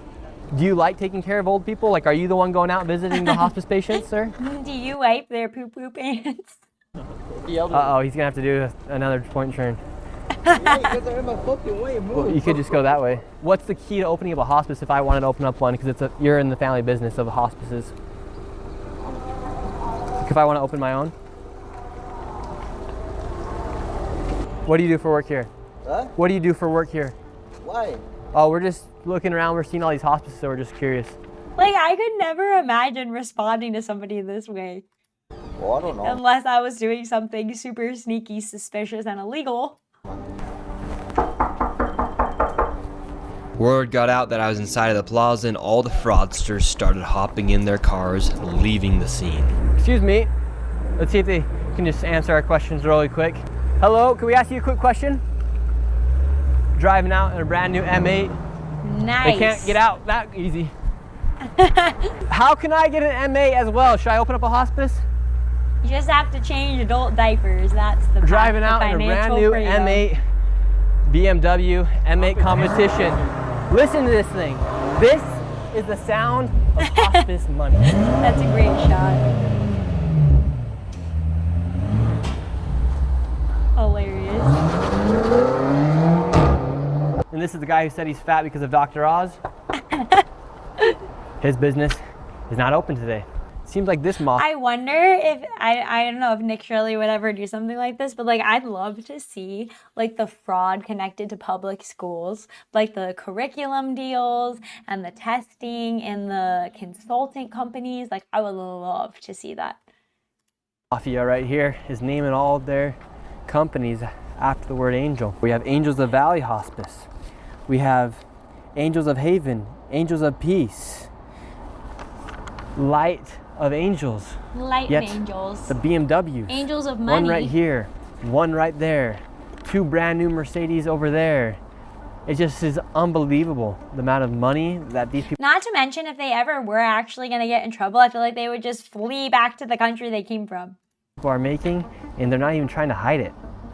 Buying these luxury cars, each and every single person's wearing some sort of designer clothing as well. And this building looks like it used to be some sort of old motel that has turned into some cash grab, money grab for hospices here. Would you like to give any last statement about what's going on here? Nothing? No, Because it seems like it's not. pretty good family Course business. not. Another guy just pulled out in the M8 competition. Good for them, bro. Why are you guys pocket watching, bro? Leave the fucking people alone. Because this is taxpayers' dollars. Because you're they're paying being a for all this creep, stuff. that's why. Okay. The fucking dude. That ass just working, bro. With taxpayers' dollars, receiving money from Medicare, Medicaid, Medi-Cal, you name it. And it just seems like a lot of people are getting rich off of I'm busy, bro. I have work. the death of This like makes the loan shark companies look moral. old people. What do you do for work Pocket here? watching. Bro. It's sad to think about it. Here in the United States, we're literally being defrauded by people who are taking advantage of old people, young people in daycares, disabled Yep. people with autism clinics, and no one's doing anything to stop it. So Wait, that's like, have you guys seen, I think it was at Stanford, like a crazy number of kids are on a disability because it lets them get like extra time on their tests and like a single dorm room. And basically people now do it because if you don't do it, if you don't get like a disability, which could be like for sleep apnea or like anxiety, like it could really be like for anything. If you're not doing it, then you're not competitive because literally everybody is doing it. Have you guys seen that story? That's just reminded me. I think it's time we stand up to these fraudsters and tell them, let them know, you are stealing from everyday American citizens. People can't afford homes, rents are expensive, their insurance is expensive, everything's getting more and more expensive, and if we don't crack down on this fraud, national debt's going to continue going up. This is just one of the factors that affects the national debt, and we're going to lose the value of our own dollar. So people, if they want to really fight to keep America great, a great way to do it is by fighting fraud, because this is just unbelievable. You have people who drive around in BMWs, M8 It's competitions, disgusting. Mercedes. Meanwhile, everyday American citizens are struggling to be able to afford their own bills. Yeah. Yep. Then you need more contrast on the on-screen chat. Oh yeah, I probably do need more contrast on the on-screen chat so you can see it better. I'll have to adjust it. I'm gonna look that up really quick because let's see. Let me see. Let's look here first. Stanford disability. I almost want to say disability fraud among students. I won't do like a whole thing, but yeah, this is what it was. News Nation, Fox. I'll just grab this one. Let's see. Let us have a look-see.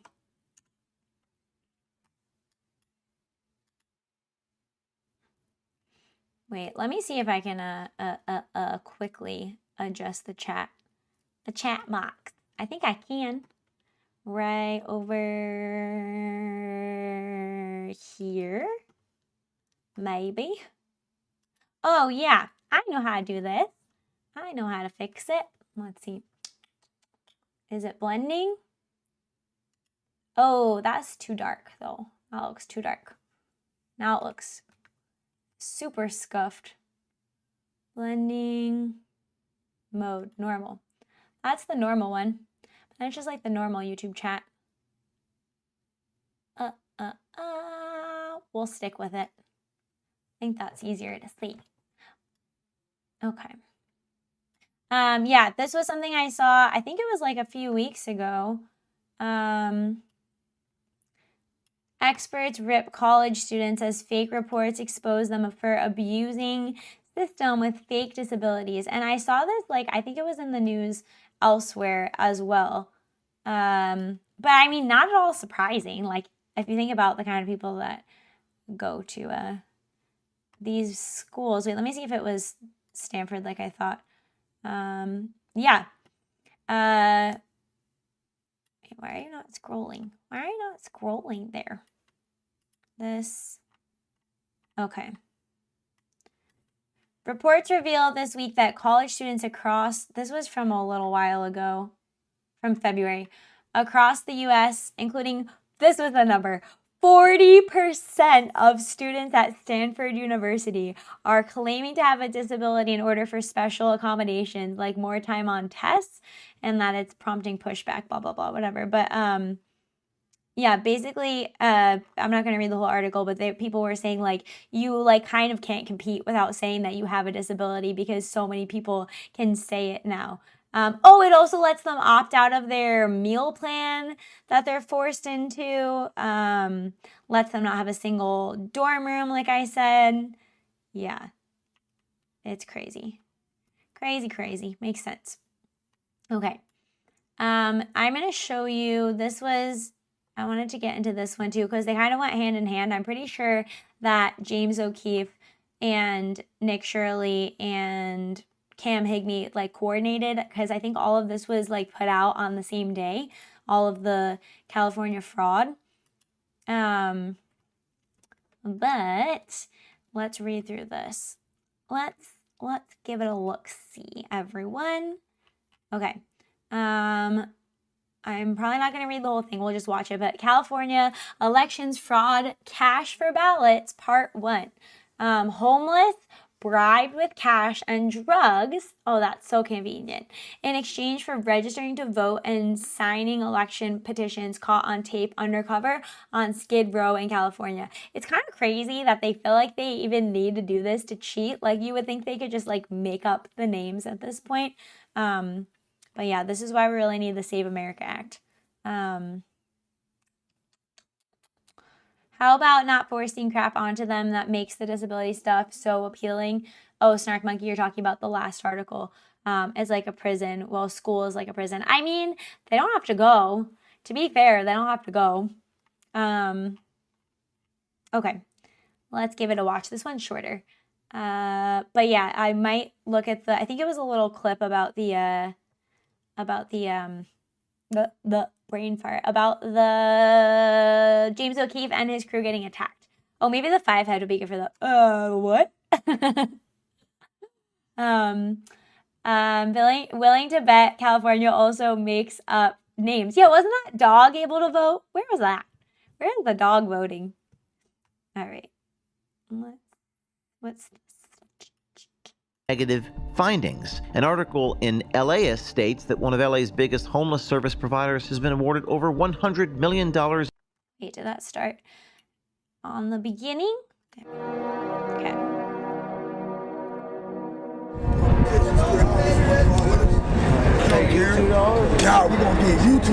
Oh, I didn't realize he was dressing up as a homeless guy.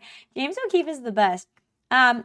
He's like Clark Kent with the glasses. You guys ever see that one where he was with like some gay guy on a date and I think he just had glasses on and they took the glasses off like, it's actually me. It's so funny. Oh, it's we just need 14 signatures. The petitioner Brenda Brown hands cash money to the homeless person, not only for signing the California ballot initiative, but also as payment for them to register to vote. Now, because you haven't registered, I need to register you. Like, I feel like the police should be able to arrest them for doing this on the street. Like, how backwards is that? Imagine if you're walking down the street and you see this as a cop. What the heck? So I get paid too. Okay, you guys, I need to get paid. Come on, my That is a federal felony. And Yeah. it didn't just happen once. And I'm just afraid of like accidentally forgetting to like put a number on my taxes. Like, what the heck? It happened over and over and over again. We personally witnessed and covertly filmed this happening at least 28 times over the span of our investigation, and that is just in Los Angeles. Oh Many my of the God. homeless have zero understanding of what it is that they're actually signing. We need to like take back California. They're like a rogue state. But what is her petition for? You know the petition for? I do not know. Oh, sorry. I didn't realize this was down so low. Didn't realize this was so on the bottom of the screen. Where are you? Oh, there you are. Okay. Hopefully my big head isn't in the way. I could like adjust the head slider when I was customizing the model, so I tried to not make it too much like a balloon head. The petitioners instruct the homeless to enter made-up addresses like Pinocchio Oh Lane. my God. What do I put as my address? Yeah, just put up. You live on Pinocchio Lane?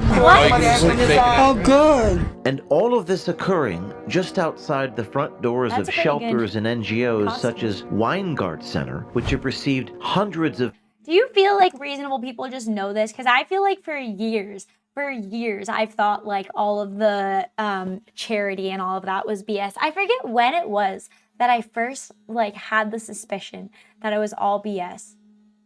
But I feel like that's just like people who like think like a tiny little like smidgen for themselves kind of just like know that. Like same thing like when you go to a restaurant or like a store and they ask you to round up, like, what am I rounding up for? Like, am I rounding up for kids in whatever trauma, blah, blah, blah? Or am I rounding up to give to like a company that's like pretending to do charity work, but actually like is just taking most of that to pay themselves?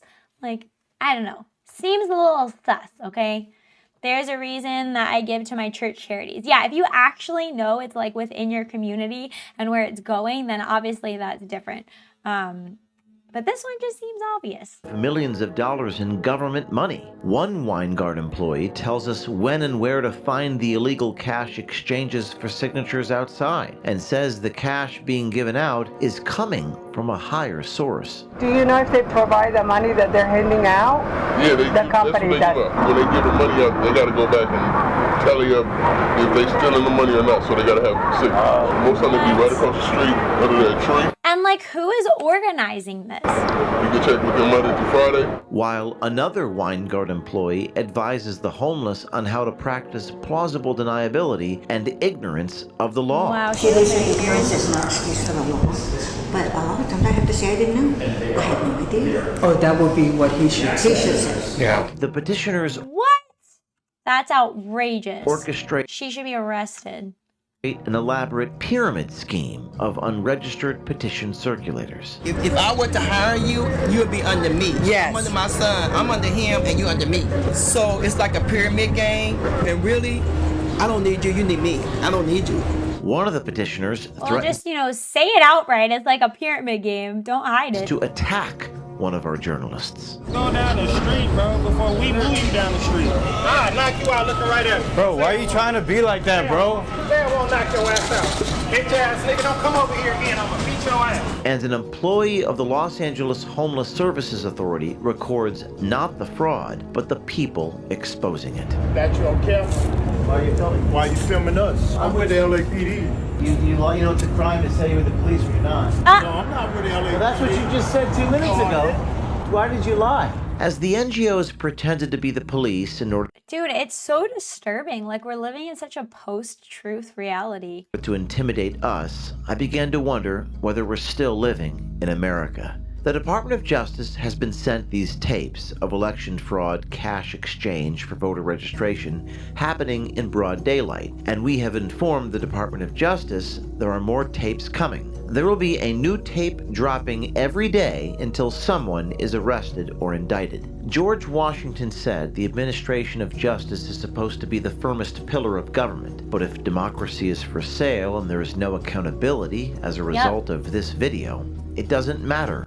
That's why this irks me so much when the lefties try to say, like, for our hypocrisy. Like, are you fucking stupid? Like, even though those who aren't, like, let's say lower level, just like average people who aren't involved in the voter fraud, like, please. It's so evident. Who is elected? Our notion of freedom is all just an illusion.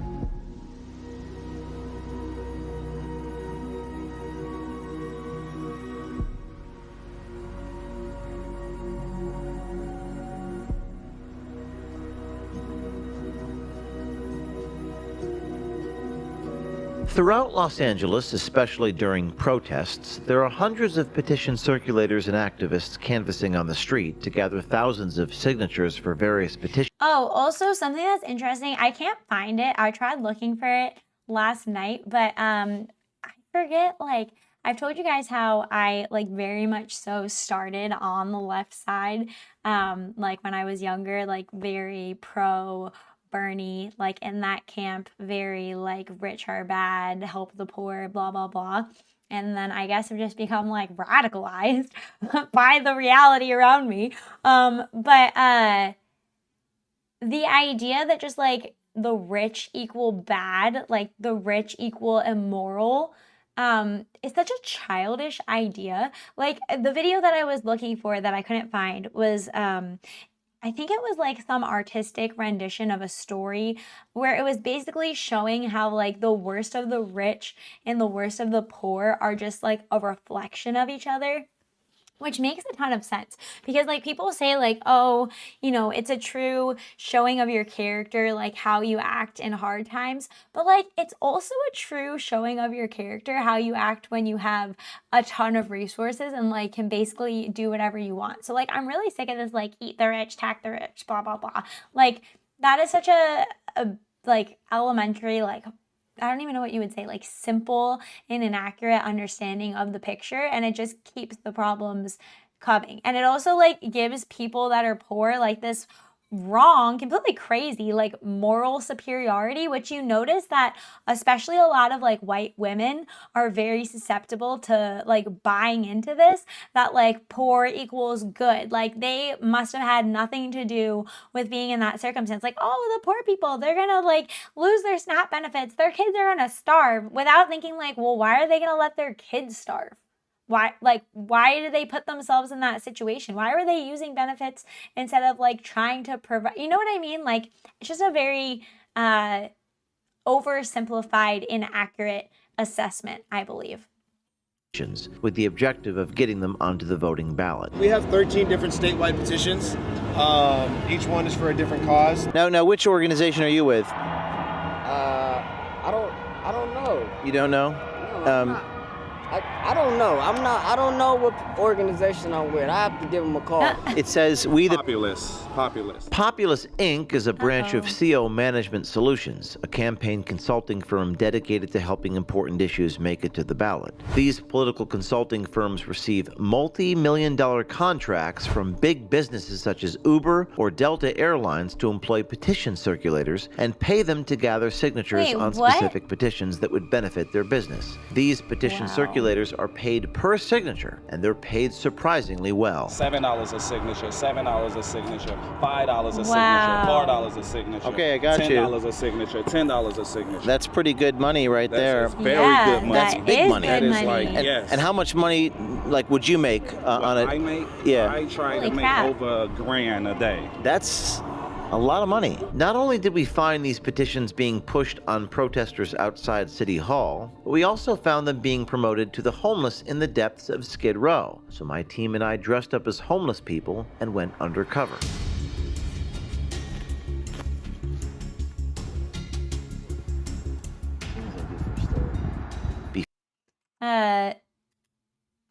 I was gonna read a message. You can tell that some people never worked retail with homeless nearby. Too many of them don't want to stop being homeless. They just want some money to do drugs. Yeah, that's what I'm saying. Like, once you see that, you, like, kind of can't unsee it, you know? And, like, are there people who are, like, down and out and have a really bad series of events happen to them? Sure, but usually those are the people that are, like, rebuilding from that. You know what I mean? Like, they're figuring it out. Or they have family that's helping them figure it out. Like, of course it can happen, but just realizing that, like, that's the minority and not the majority, I think is eye-opening. Does this guy not know he's a criminal for doing this? Seem to have no problem talking about it to a blatant reporter. See, I feel like this is the problem. It's so, like, out there and widespread that they just don't care. Like, they're not going to get in trouble for it. Before heading out there, I had to get in character.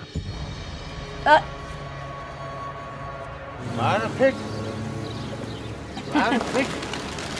Lot of pictures. Lot of pictures. They not the pigeon, I'm the pigeon. They not the pigeon, I'm the pigeon.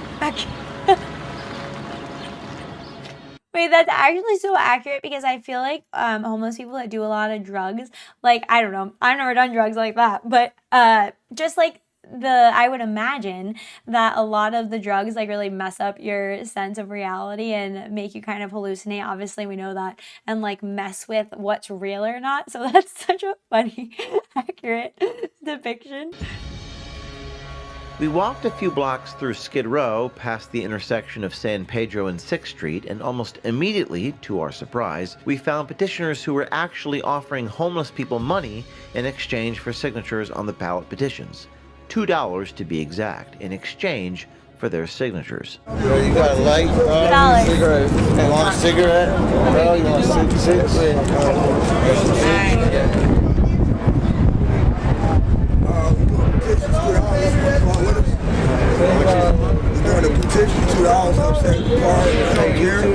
Now we're gonna give you $2. We just need 14 signatures. It's just weird that they even feel the need to fudge, to make people sign instead of just making up signatures. You know, like the Biden auto pen. Why aren't they just doing that?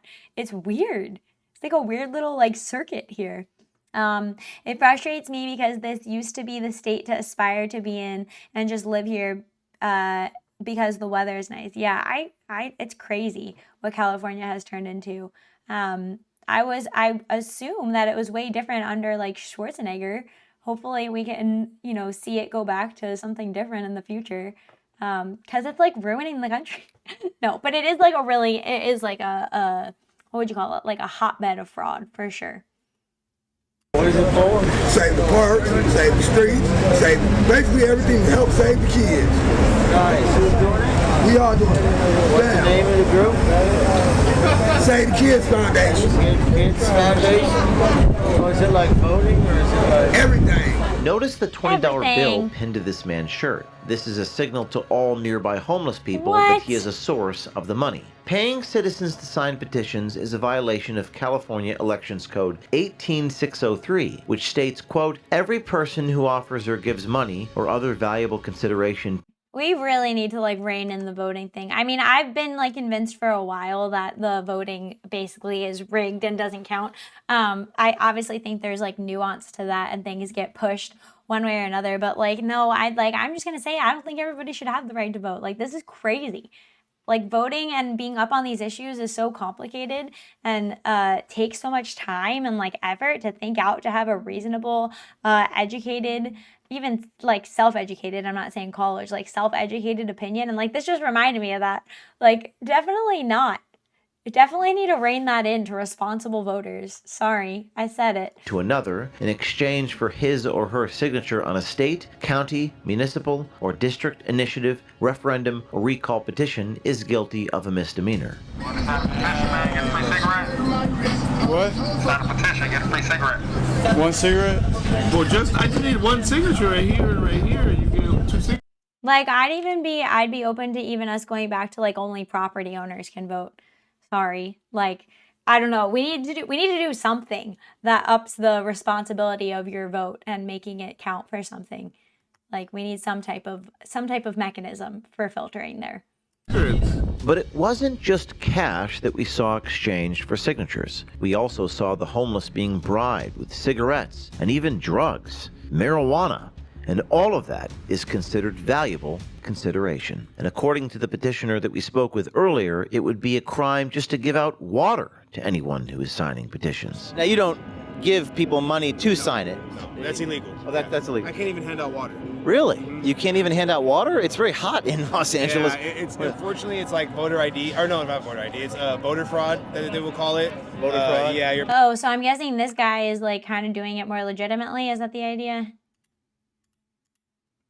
Basically enticing somebody, hey, if you sign all these, I'll give you a free water. Our undercover journalist continued to engage with this group in Skid Row and found the majority of homeless people who were being paid to sign, as you might expect, didn't even know what it was they were signing. That's great. That's so good.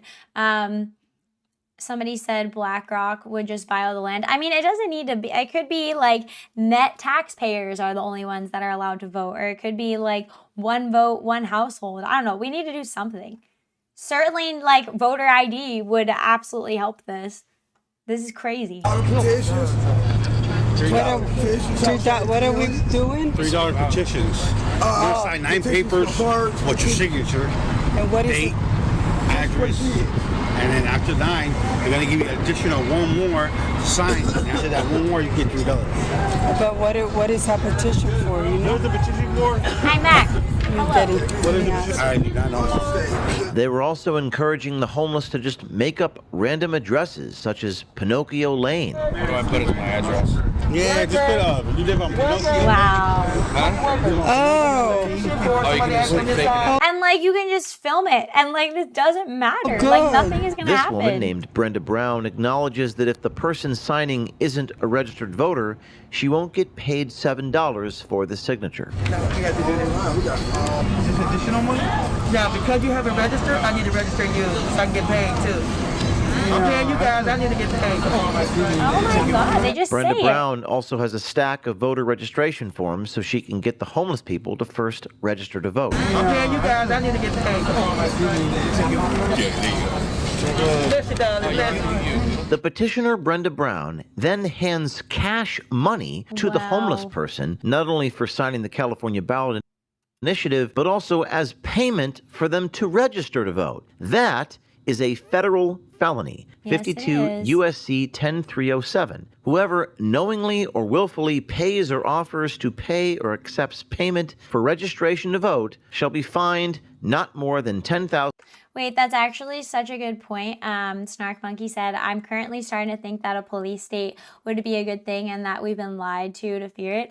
I'm starting to believe the same thing. I feel like, for example, like people get mad I think I'm correct about this, where people get mad when like ex-felons can't vote. Like, you know, tough luck, bro. Like you got in jail for something.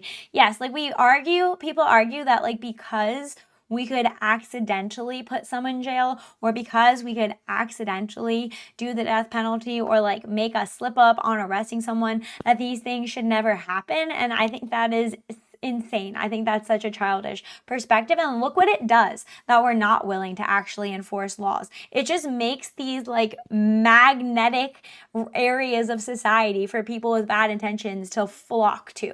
Like there's no incentive for them not to. You know what I'm saying? We definitely need a heavier hand. I think I'm going to just skip through the rest of this video and see if he is getting to different examples. Man, I don't like it. See, I don't care about turning ass in because I don't like that shit. Lol. I mean, we out here poor as fuck. Y'all work, you get paid for doing it. And then if you got weed, somebody that like weed, they keep it all of it. Number weed out.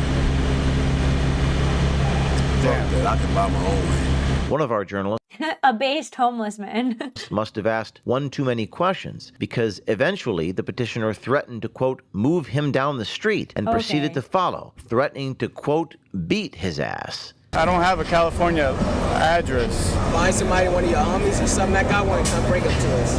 If I bring them And these are the guys that, I don't know if it's in this clip or the other one where they like attack. to you, then I could get a In 2019, 9 individuals were prosecuted by the Los Angeles DA for this exact crime. They were exchanging cigarettes and Okay, but 9, like this is definitely going on a lot more than that. or federal here, let's crime. see. Instead, Officer Maravilla of the LAPD dismissed it as a, quote, civil lawsuit. Do you know a lot of these people here that are making homeless sign petitions and paying cash for it? I haven't seen them. I mean, I've seen when they signed some type of paperwork, but I didn't know what they were doing. And I saw them at that, right here at the light over here in the back. Yeah. But I didn't know what it was for. Like maybe like 2 weeks ago, I saw them signing for something, but I didn't know if they were getting like money in exchange or anything. Yeah, I think they're getting like $2-3 from what I observe. Yeah. Is that legal? I mean, if it's non-profit, I mean, they're signing it. It's a So I think what he's saying is like if it's a petition for like, oh, I don't even know what he's saying. Is he wrong about this? Is he saying it's legal when it's not, or is he thinking it's just like a private petition and not consensual. It's more of a civil thing, you know, like they're not telling them no, and maybe if they promise them something and they don't get it, it would be like a civil lawsuit type thing. He literally has no idea what he's talking about. The law enforcement officers sitting nearby on Skid Row every single day don't know the California laws and plead Everyone is so dumb. ignorance. It begs the question, what are they even doing? And directly across the street from all of this is a homeless shelter called the Weingard Center, a quote, comprehensive human services organization committed to removing barriers that keep people from housing. The 990 tax return shows the Weingard Center received $112 million through various grants in 2022, their latest public return, and that they have over $800 million in net assets. So another one. I wonder how many of the homeless organizations this is. I would bet it's most of them. Weingard Center also pays their executives between $400,000 and $600,000 a year. Weingard has been missing their audit deadlines by an alarmingly large and increasing margin, 21 months late last year. I bet their executives all work from home too. With 8 negative findings. An article in LAist states that one of LA's biggest homeless service providers has been awarded over $100 million in taxpayer funds while failing to comply with federal audit mandates. The audits show multiple failures by Weingard Center to properly account for taxpayer money that were not remedied from one year to the next. One of Weingard's primary funding sources is LASA, the Los Angeles Homeless Services Authority. We So straight taxpayer money again. couldn't help but wonder, what would people that work for LASA say about this voter fraud in Skid Row when directly asked? We attended this special commission meeting to find out. We spoke to Kathy Linga, who says she's seen the people petitioning for money and teaches the prospective fraudster on how to use plausible deniability and to practice ignorance. Oh my God. And then I feel like the thing is that like leftists, like just everyday, like, you know, middle-aged leftist women who aren't homeless, who aren't living at the bottom of society, are like, oh, that's like such a rarity that this goes on. But like, look at this chick. She's literally promoting it. Of the law as an excuse. Because I think I want to get him some little cash right away. They were giving out cash for him to sign petitions. Okay. So let me just have you meet Brian. That'd be if great. He can't help you, then go to the next, go to Skid Row and see if there's people out there with clipboards. With clipboards and see if they will give him the cash for the petitions. Yes. And do you think that's okay? I don't want him to get in trouble though. Do you think it's okay for him to sign? What I mean, do you think that's legal? We don't even, if they say ignorance is no excuse for the law. But a lot of times I have to say I didn't know. I had no idea. Yeah. How did I know? I don't have a TV. I don't have a home. My cell phone only works half the time. Wow. And I can't afford a lawyer to ask. Oh, that would be what he should say. He should say. Yeah, okay, yeah. Somebody's offering you money and you're angry. Another Weingard employee, intake coordinator Jason Warren, tells our undercover journalist exactly where and when to find the petitioners who are breaking the law. I wanted to see if we can get where the petitions that are being signed to get cash so he can get some couple of dollars. Do you know where they are located? I don't know where those is at. Most time they be outside in the front, or you got to go to the GR building where those at. Oh, great. That's great. Hello, I like the new model. Oh, thanks, Ben. She's wearing clothes. It's over. Hey, the cool thing about this model is that I have clothing options. So I can dress for the event and I can switch out the colors and the outfits and like make different combinations. It's very fun. Okay, it's very fun. Okay, I do have to pee though, so I'm gonna try to make it a quick break, okay? I have to pee and then I'll be right back and we'll finish this and we'll talk about all the other fun stuff. Thanks, Dizzy, thanks. Okay, I'll be right back. I'll try to make it fast. Okay, bye-bye, BRB.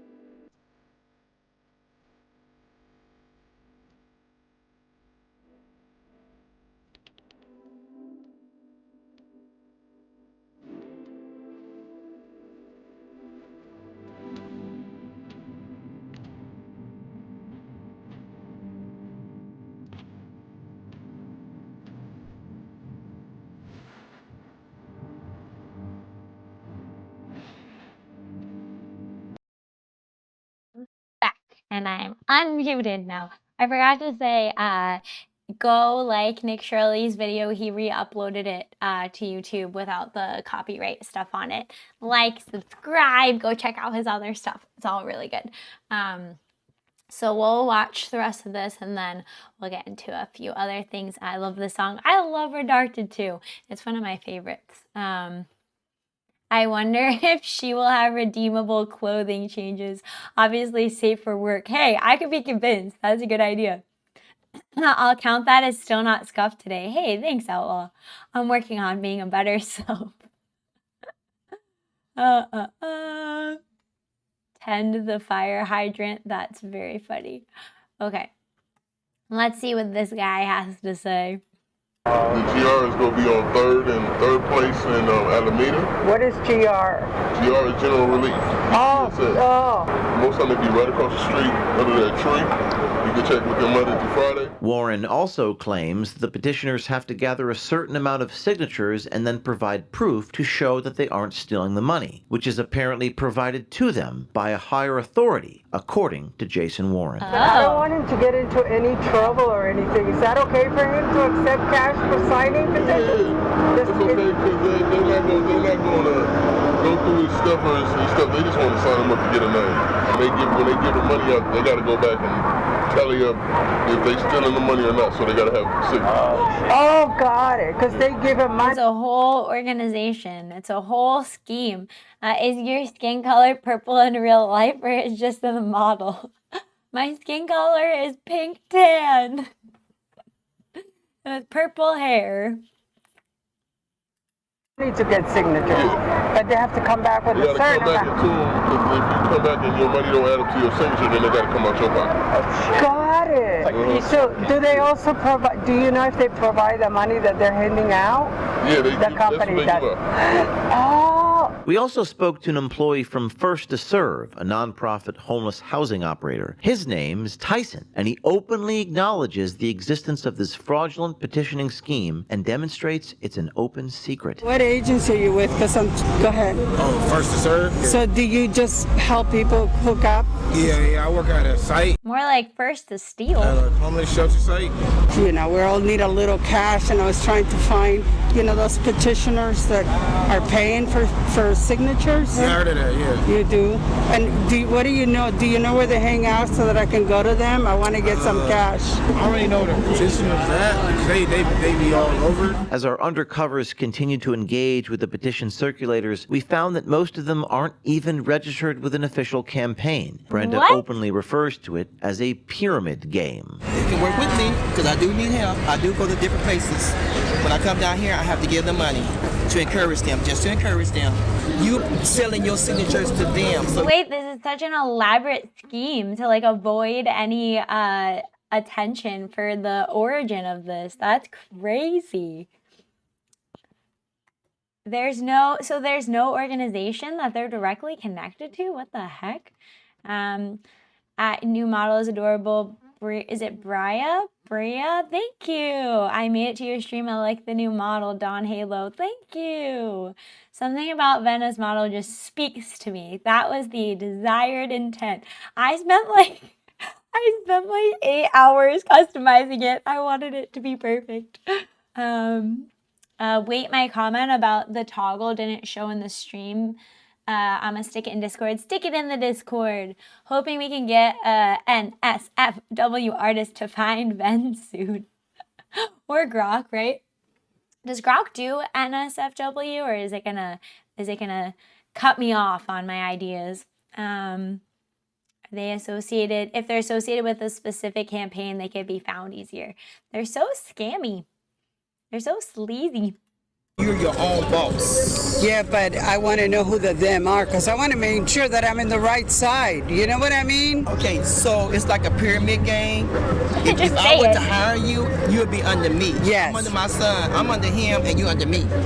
I would be paying you something right now, like cash. Like you've seen some people working with me. Yeah. They work with me. I gave them like $60 right up front when they got through working. So that's how I'm doing my people right now. When I tell you, where do you work? Oh, you know, just like at the pyramid scheme. That's my career. I'm in, I'm all in, but I need to know who I'm in with. Okay. Me. Okay. I need to know the company. You can't. Hey, darling. You can't. Because you know why you can't? It's not your work. You can't know that. You can't know that. Gotcha. So she signs the work, so she only knows that. And really, I don't need you, you need me. I don't need you. The petitioner says the homeless person needs them because the homeless person needs money, emphasizing the desperation they're taking advantage of. And these predator fraudsters operating in broad daylight in a criminal conspiracy are taking advantage of a fundamental American right to... Wait, Purple Guy said, Vena, your model speaks to me because we're both purple. Well, that was a 5-head moment. Yeah, I get it now because we're both purple. vote. And when this is abused, it is a gateway to overturning democratic elections. We have a petition to impeach Donald Trump. And everybody asked me that too. They asked me that, and they asked me here, and they asked me all the stories. That's one of the main things. You would think that the people working in these institutions would record or at least talk about the fraud that they witnessed and that we witnessed. But instead, the people working in the homeless institutions started to record us. That you on camera? Who are you? Why are you telling me? Why are you filming us? Who are you? Who are you? Who are you with? Who are you with? Who are you with? Who are you with? Who are you with? Who are you with? I'm with the LAPD. I'm sorry? I'm with the LAPD. You're with the Los Angeles Police? Yeah. Can I see some identification? Yeah. Can I see some identification? Yeah. Can I see yours? This man first falsely identified with the LAPD in order to intimidate me. Under California law, pretending to be a police officer is a misdemeanor. That's California Penal Code 538D. When I informed the man that this was a crime, he quickly backed down and revealed the truth. You know it's a crime to say you're with the police when you're not. So tell me, why did you say that you're in the police? Why did you lie? Who's lying? You just said that you were the LAPD. No, I'm not with the LAPD. Well, that's what you just said 2 minutes ago.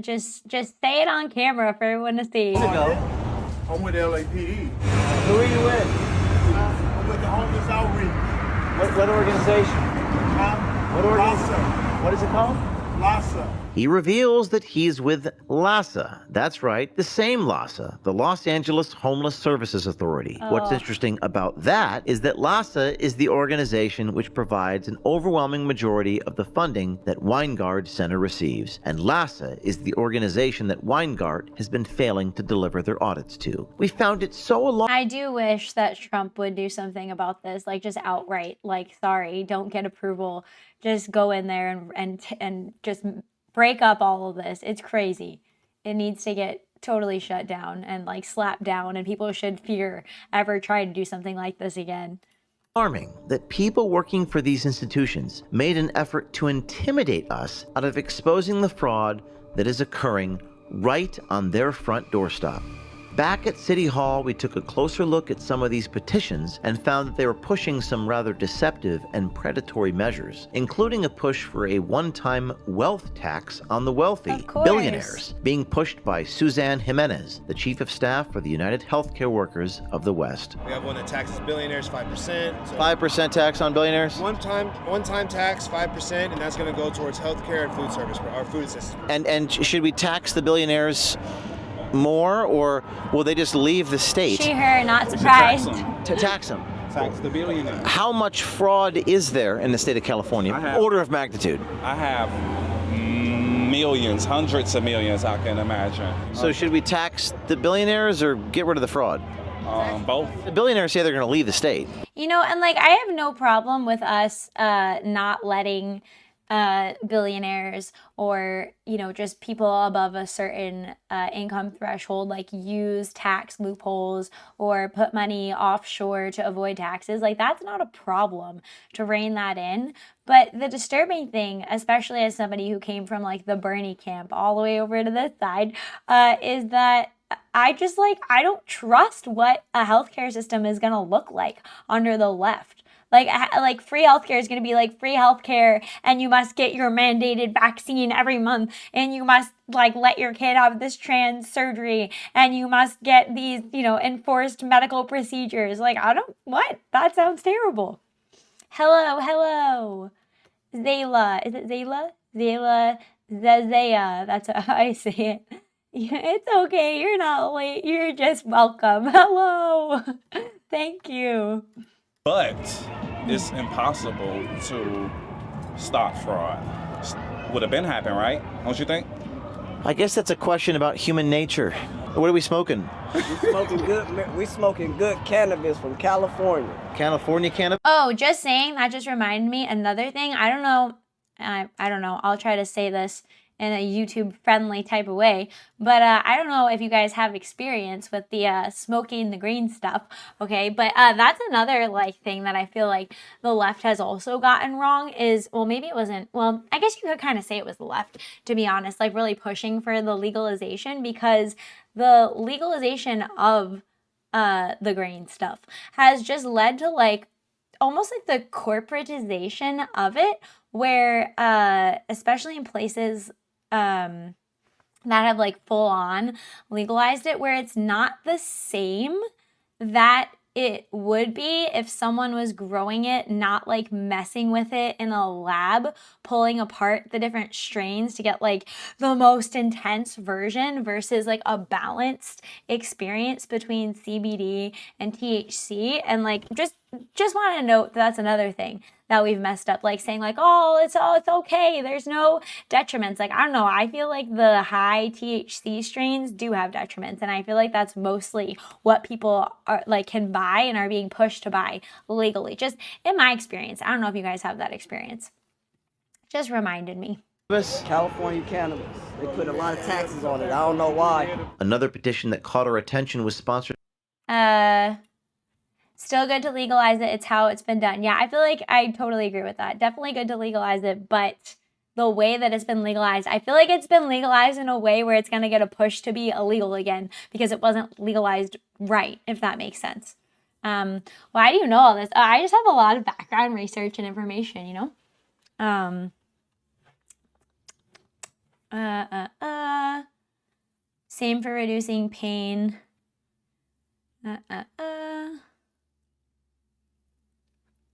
There was a risk for legal and illegal. Some were mitigated when legalized, but it opened it up for exploitation by the state. Yeah, I agree.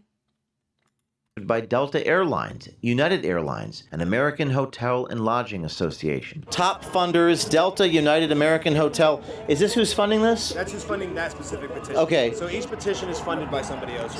So these are the petitioners, and we want to get the signatures as the protesters come into it. There's a lot of people. The city of LA recently raised the minimum wage for airline and hotel workers to $30 an hour, with a raised standard for health benefits by 2028 in anticipation of the 2026 World Cup and the 2028 Summer Olympics. In response, this particular petition that I'm holding seeks to overturn that. This explains why companies like Delta and United would pay millions to circulate such a petition. And we get paid $4 to $7 per signature. That's a lot of money. It is. That's good money. Yep. That's great money. Do those companies know the people circulating are doing the illegal shit? I don't know. I feel like they probably do. I feel like it's probably encouraged and like don't do it. Like, don't do the illegal thing, while they're like nodding and like showing them how to actually do it. I don't know.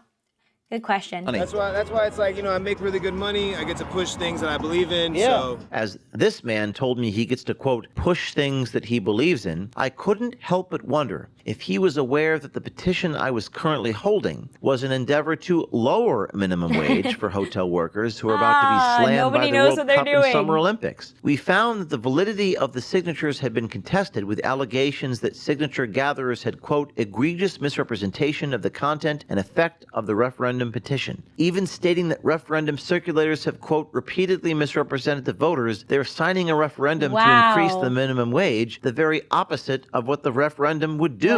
We even found some people commenting on social media backing up this accusation. One comment read, 2 separate petitioners lied about their petition said. One of them said, we're trying to get a vote on raising the minimum wage. The second guy said, we're trying to vote to allow the hotel workers $30 an hour. But the petition is for a vote on overturning the already approved raised minimum wage. I even read it to the second guy word for word, and he tried to disagree with what was on his own petition. Misrepresenting the contents. This is what I'm saying, though. Like, people aren't ready for voting.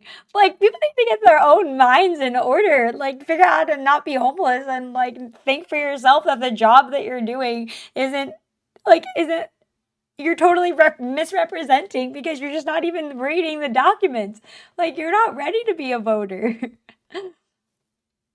of a ballot petition is a violation of another California Elections Code law, 18600, which states every person is guilty of a misdemeanor who willfully and knowingly circulates, publishes, or exhibits any false statement or misrepresentation concerning the contents, purport, or effect of any state, local initiative, or recall petition. We also found a petition funded by Uber to, quote, raise the burden of proof for injury victims and limit the amounts they may recover. And Uber is also behind this too a little bit, yeah. Uber is behind the car accident victims for lawyers. Car accident victim for lawyers, so yeah. Basically making sure. How much longer do you guys even think like Uber and Lyft are going to be around with human drivers? I feel like, I don't know. I feel like within the next 10 years, it's just all going to be automated. Do you think we even have 10 years? I don't know. That if you're involved in a car accident, you take home 75% of what the court says you're supposed to. But notice that this petition circulator, who is paid per signature, neglects to mention that the petition endeavors to limit the medical expenses that victims of automobile accidents may recover and raise their burden of proof. He instead focuses on the claim that the victims would retain 75% of their settlement, a settlement that likely wouldn't even fully cover their medical expenses were this ballot to go through in Uber's favor. According to an article by the publication City Watch, a more affordable California receives its funding from Uber Technologies Incorporated, Initiative 250022A1, the so-called Protecting Automobile Accident Victims. Like, I'm just going to connect this to something I was talking about on my last stream with feminism and all the effects that that's had. Who is even like doing the research to learn about all of this? You know what I mean? Like, I'm trying to like watch this on a Saturday, like during the work week, where I've got like snippets of what's going on during the week, like trying to be somewhat informed. You know what I'm saying? And like, if we had a more traditional society, like where the mothers and wives and women in general were oriented to the family and like taking care of the kids and raising the kids predominantly and educating them, especially from a young age, and the husbands are like working and out in the world, and like it makes sense that it's a natural divide that the men would be the ones to worry about this. Like, that was the whole thing that Rachel Wilson was saying, is like, women don't want to worry about this. Like, they have enough to worry about. And I feel like now we've just got the society where like everybody is thinking that they're worrying about things that they can actually be educated on, and they're not. So they're just like all outraged because like someone told them to be, and their life is in shambles, and there's no like division of labor for efficiency at all. It's just all a hot mess.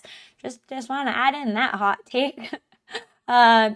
Bro, I just got a Tesla last Monday, and full self-driving is crazy. I picked mine up out of state and had it drive me home from the dealer.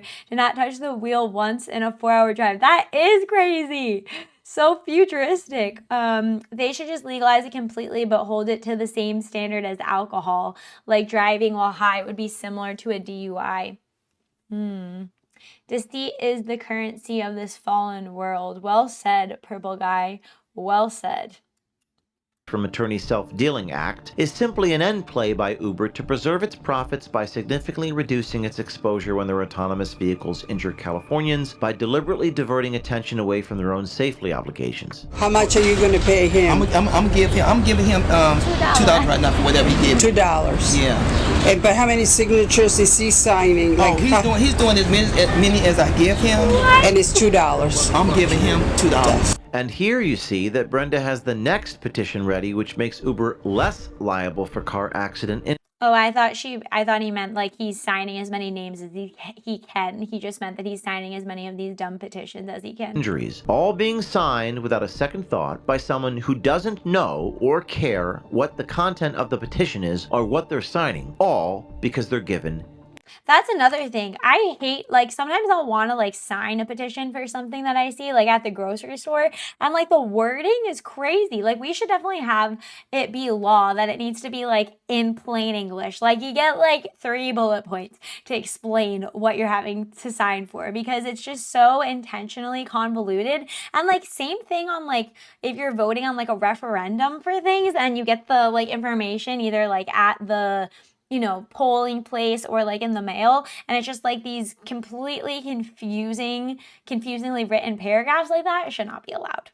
cash. We've reached out to the Department of Justice, the IRS, the Treasury Department, the Governor's Office of California, and the Los Angeles County DA's office for comment. On the eve of this publication, the Los Angeles County District Attorney informed us they're opening a preliminary review and the Public Integrity Division is going to coordinate with us. We also spoke with the President of the United States in person about the contents of this video, and we've been informed the Department of Justice will be taking action. Well, we'll be good. hopefully That's having great. updates shortly, as this is a developing story, and there is more coming. This video is the first investigation being done by a team of citizen journalists all working on the same topic at the same time, but not working for anybody but themselves. The future is not in institutions, but in individuals behaving as a collective. Stay tuned tomorrow for a report from a different citizen journalist on the same topic, and the next day another, and the next day another after that. And stay tuned for next week, where we raise the stakes and the scale of the federal crimes, and we show you things on tape that are so shocking that you won't believe them until you see them. If you're on the inside, please reach out to us on Signal at 914-491-9395 or tips at o'keefemediagroup.com. This video We'll is have to brought look to you out by for the next Citizen video, but that's Journalism good that it sounds like they're going to act on it, hopefully. I also saw James O'Keefe say down here that Newsom demands prosecutions after O'Keefe undercover video exposes the 28 cash for ballot deal. So hopefully that's not just lip service. I mean, we'll see, but you know. So go follow James O'Keefe on X. He puts out a lot of stuff like this, also on YouTube, but I watched it on X. But he's doing like some of the most important work out there that, you know, our law enforcement should be doing, but that's not how things work. Legalize pot, regulate and tax it, pay teachers more from the proceeds, get rid of the teachers that are indoctrinating kids. How about that one? That would be good to add to that list. Jaded, but kind of hard not to demand prosecutions, especially if you're intending on running for president. Yeah, I agree. We'll see if anything actually comes out of it. Also, I forgot to say, if you didn't already, I think I X'd out, but go check out Mystical Moments by Yazzy on YouTube for that cute video I showed at the beginning of when you're excited the night before something exciting. Forgot to call that out earlier. Okay. We have a lot of other stuff to cover. This is fun. Like I said earlier, if you haven't already, check out the Discord. Go put pictures of your cute little animals that I'll react to in a little bit. Something else that has been going on is this whole Joe Kent story. And there are a couple videos I had pulled up for this, but we're going to listen to the Nux one. I haven't actually listened to this one yet, but we're going to listen to him and react to that. And then I have a few other things connected to this that I'm going to talk about. Let's make it smaller. Oh. Okay. Okay, I think we good.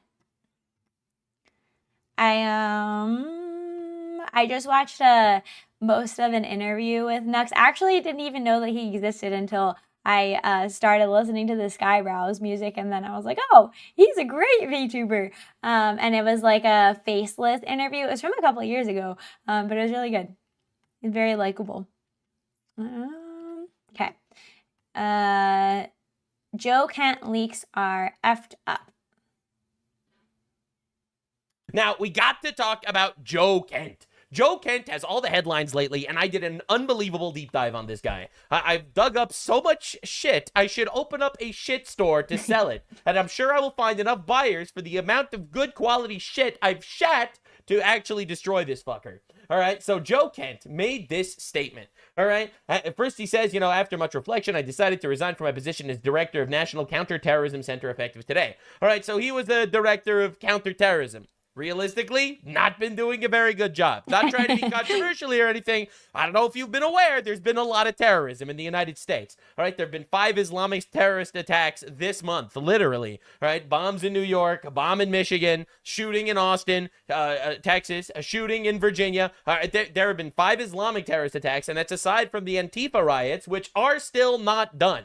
All right, so I hate to be that guy, but this motherfucker could have done a better job. Anyway, I cannot in good conscience support the ongoing war in Iran. Iran posed no imminent threat to our nation. It is clear that we started this war due to pressure from Israel and its powerful American lobby. It's been an honor serving under Trump and Gabbard, leading the professionals at NCTC. May God bless America. And I just want to preempt this by saying I didn't watch this particular video yet, but I did listen to an Asmongold react on this and have been like kind of loosely following the Joe Kent situation. And I think the thing here is like, it's not that somebody can't resign and change their mind. It's about how this guy did it that's pretty fishy. We're going to be looking at Gabbard in just a minute. She did an entire congressional testimony over this stuff. But let's look at his statement, because when I say this is what everyone's talking about, I mean this is what everyone's talking about. 100 million views, almost 1 million likes. All right, this is a massive story. President Trump, after much reflection, I've decided to resign from my position of Director of National Counterterrorism Center effective today. I cannot in good conscience support the ongoing war in Iran. Iran posed no imminent threat to our nation, and it's clear that it was started due to pressure from Israel and its powerful American lobby. Now, to be clear, Donald Trump said the opposite. Trump said that we forced Israel's hand, not that Israel forced our hand. In fact, the opposite, we forced Israel's hand. That's a direct quote from Donald Trump. All right, but so anyway. And I just want to pause it and say, like, fine if he's saying that Trump said that, but from what I had heard, like, especially with what Rubio said, that like Israel was coordinating this and we were going to do it anyways, and this was a good time for us to do it. Like, I just want to acknowledge, like, it doesn't even need to be like we forced Israel for it to be okay that our interests align with Israel, and that doesn't mean Israel is running the world. This has been a common topic I've been hitting on, but I think it's important and it just keeps being relevant. So hopefully my video doesn't get like shadow banned, because I feel like that's been happening to my videos about this subject matter. Anyway, he is obviously disagreeing with that statement. It's a very performative resignation statement. Yeah, that's kind of what I'm getting at here. There's something that just does not seem sound about the way that he did this. And he seems like he's a pretty professional guy, so we should hear what he has to say.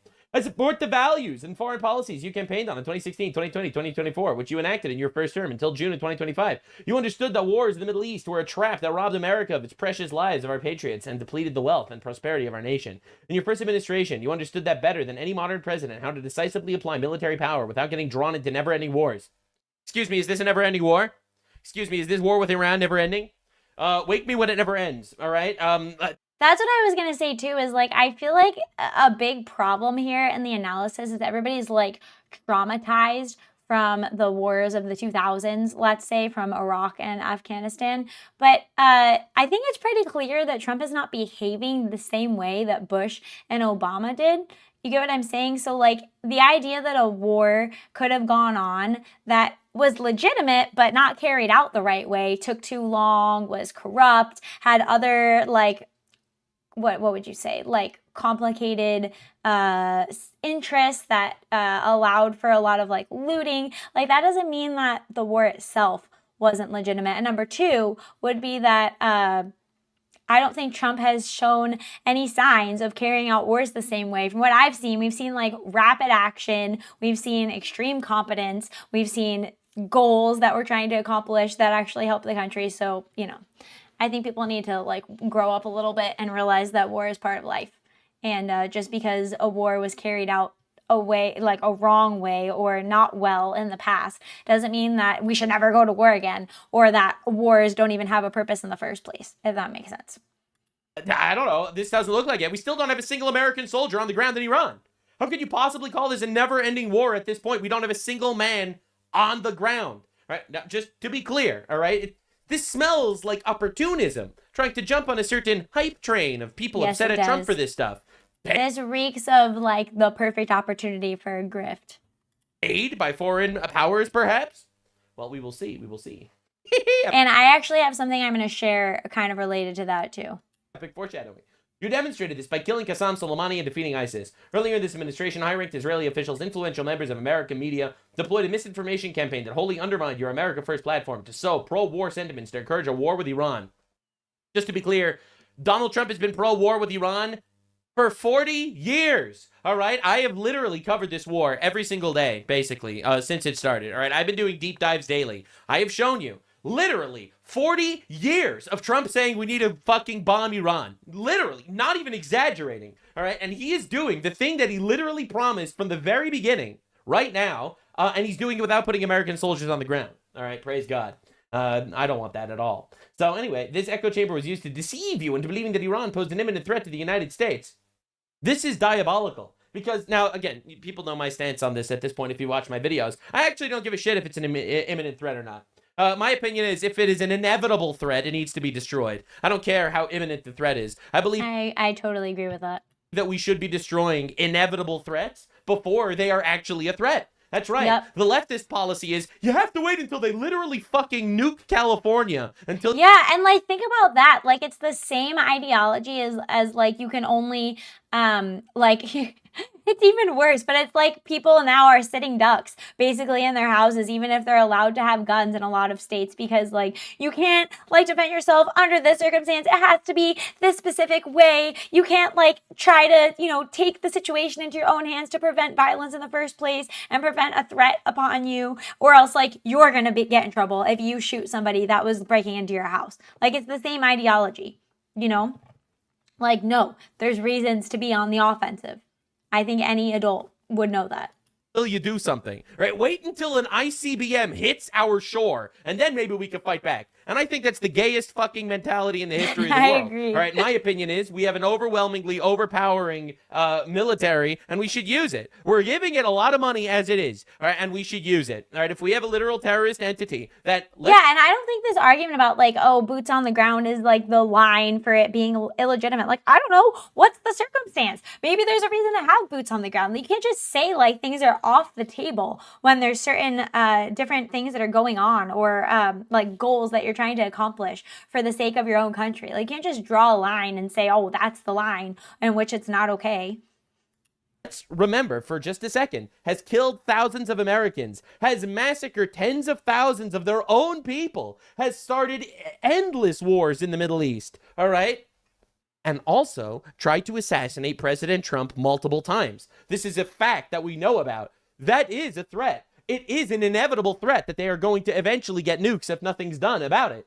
So, in my opinion, fucking destroy them. And that's also Trump's opinion. So anyway, and you should strike now. There was a clear path to a swift victory. This was a lie, and it is the same tactics the Israeli used to draw us into the disastrous Iraq war that caused our nation the lives of thousands of our best men and women. We cannot make this mistake again. Now, to be clear, I'm very against the Iraq war, obviously. In retrospect, I think the Iraq war was a terrible blunder. One thing that's important to note that for some reason...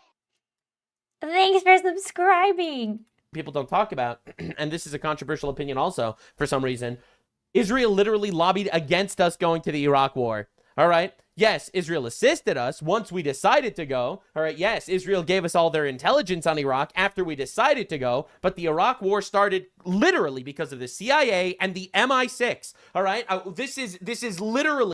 From what I understand about the Iraq war, it had to do with the petrodollar and them potentially undermining that for us, which is, you know, from what I understand, is important for the West and for our way of life. So like, I don't even buy that. I don't even buy that Israel just drew us into that. Like we're allowed to have overlapping interests for a while now, and I think. I just think people are really quick to just like say that those wars had no purpose, as opposed to criticizing the way that they were carried out. You get what I'm saying? Literally the most obvious bullshit campaign ever. All right? Like Israel directly stated they did not want us to get involved with the Iraq war because it would literally destabilize the region. This was Israel's words. I don't know how this became a talking point. This is from 2007. Chief of Staff of former Secretary of State reveals the large number of senior Israeli officials warned the Bush administration that the invasion of Iraq would be destabilizing to the region. The Israelis were telling us Iraq is not the enemy, Iran is the enemy. This is what Israel's been saying literally the entire time. That's a good source to have that, just to show like, no, Israel is not ruling us and ruling the world. And I have another clip I'm going to show that kind of has to do with this too. All right, so like I am noticing something slightly diabolical here. All right, I'm not gonna lie. There's something a little bit fishy about this story. All right, just to be honest, just for a second. So anyway, so that's what this bro says. We can't make this mistake again. Okay, interesting. All right. As a veteran who deployed to combat 11 times as a Gold Star husband who lost my beloved wife Shannon in a war manufactured by Israel. Once again, it's a tragedy that he lost his wife. It's a tragedy, and he's a hero for all the times that he's served our nation and our country, putting his life on the line. And I'm not trying to ruin any of that, God forbid, or underplay it, but it was not a war manufactured by Israel. I cannot support sending the next generation off to fight and die in a war that serves no benefit to the American people. It does. These people have not only killed thousands of Americans, but quite literally are trying to get a nuke to obliterate us. Yeah, they say this about everything. I mean, I feel like the people that are against this are also the types that, like, there shouldn't be a draft. Like, there shouldn't be a draft? Are you serious? Do you want to have a country? What kind of take is that? Tried to assassinate Trump multiple times. Like, what are we talking about? And no, I haven't seen the seal meme. I haven't seen it. I've even seen stuff about the seals, but not the seal meme in the Skybrows Discord. Nor justifies the cost of American lives. I pray that you will reflect upon what you're doing in Iran and who we are doing it for. All right, you got to wonder, what happened to this guy? The time for bold action is now. We can reverse course, chart a new path for our nation. You can allow us to slip further in decline and chaos. You hold the cards. It was an honor to serve in your administration. Yeah, I'm sure it was. Anyway, so this post is very interesting. It feeds very, very much into the actual discourse that, you know, Israel secretly controls America. America is controlled by Israel, right? And that's why we're literally fighting against terrorists that... Oh, Ben, I'll look it up after. And Keeney the Hound, hello. According to Trump, we forced Israel's hand to get involved in right now to fight them because they have been trying to kill us for the last 47 years and are constantly trying to develop new ways to do that. In fact, let me remind you what the ambassador of Iran literally told our ambassador a week before the war. Quote, "We have enough uranium to build 11 nuclear bombs and we are going to do it." All right? Like, I'm just being upfront here. That is a threat to us. If you think that Iran sleeper cells are a threat to us in our country now, why not give them all the time in the world to literally develop their weaponry? Right? If you think that Iran threatening the Strait of Hormuz is bad for gas prices now, imagine what would happen if they literally had a nuke. So anyway, this tweet's very interesting for multiple reasons, and we will get into it. First, immediately after this post goes out, Joe Kent live at Tucker Carlson. Yes, like just suddenly booked on Tucker Carlson. There's another post that I'm gonna read after this that kind of goes through these weird things around this Joe Kent thing, the elements that just don't add up. Tucker Carlson swoops in. "I am here, Mr. Joe Kent. Please come on my podcast. We can talk about how Israel controls America together." Now, for those of you unfamiliar with Tucker Carlson's recent drama, you should watch my recent deep dive on him. He is currently being investigated by the CIA for allegedly leaking classified war plans to Iranian's government. Yikes. That's right. He is literally, allegedly being investigated for treason as we speak. All right? And bro is more than happy to get Joe Kent on his show. There is a coup going on in the Republican Party. I hope that people are... And that's the other thing. There definitely is a coup going on in the Republican Party. That's like a fight over the heart of MAGA. I saw that. I saw somebody talking about that this morning, how it's a fight for basically the reasonable right spirit that makes up MAGA, the same spirit that makes up Restore Britain, being dragged over people are attempting to drag that right over to the Israel rules the world, emotional arguments, is your source a Jewish source, that kind of side where, you know, where a lot of people are, and it's getting louder. But I heard somebody say something about Tucker Carlson, like, doesn't he have enough money, blah, blah, blah. Like, it's a thing that, you know, people have higher order goals than just money. He might, for whatever reason, like, really disagree with the way things are going on in this country, or really think like America is the bad guys. And like, it doesn't matter if he has enough money or not, that he would be taking like Qatari influence or, you know, influence from other foreign nations to do what he's being suspected of doing, right? It hasn't been like proven yet, but definitely suspicious, what would you say? Allegiance. He's definitely doing some suspicious things. actually noticing, because this psyop is anything but organic. In my opinion, these people are going to be pushing to take over the Republican Party in 2028, right? The Joe Kents, the Tucker Carlsons, and I think J.D. Vance might be kind of working for them because Tucker Carlson's, I think, nephew works for J.D. Vance. Oh, that's a good reason to keep an eye on J.D. Vance, because I don't know about him. I mean, I don't have anything against him now, but I don't think he's shown that he has like what it takes to go up against someone like Gavin. So we'll have to see if he's compromised. Also, Tucker Carlson and J.D. Vance both are really, really close to Peter Thiel, the Palantir guy. So, you know, there's a lot of really interesting pieces moving, and I urge you to pay attention, because Joe Kent is also connected to Peter Thiel and Palantir. But anywho, that's conspiracy talk. Now, the White House told Tulsi Gabbard to fire Joe Kent, apparently, for suspected leaks, but she never did. This is information that came out right. Yeah, I think he was trying to get out ahead of something here. I mean, I don't know exactly what it was, but this reads as like he was trying to pivot with this resignation, the way he went about it. Right away. More information that came out right away. Trump official says head of counterterrorism who resigned was a known leaker and was cut out of intelligence briefings months ago. Convenient. So, if, according to the administration, he was actually, removed from intelligence briefings months ago. And if that's true, then he didn't actually receive the intelligence to know if Iran was an imminent threat or not. Just to be clear, that pokes a pretty massive hole in this story. Again, we don't know exactly who's telling the truth. Does. Only time will tell. I am more than happy to hear more sides to this, but I think that we need to listen to what, Joe Kent has to say. So, his wife was killed in an ISIS bombing in Syria, which is a nightmare. How is that manufactured by Israel? The guy running counterterrorism thought the real villains in the battle with ISIS were the Jews? Like, seriously. What? Seriously, bro. Are we being serious for even like a half a second? This is insane. Now, Caroline Leavitt responds to this. There are many false claims in this letter, but let me address one specifically, that Iran posed no imminent threat to our nation. This is the same false claim the Democrats and some liberal media have been repeating over and over. As President Trump has clearly and explicitly stated, he had strong and compelling evidence that Iran was going to attack the United States first. This evidence was compiled from many sources and factors. President Trump would never make a decision to deploy military assets against a foreign adversary on a vacuum. Iran is the world's leading state sponsor of terrorism. Right, and we already knew that.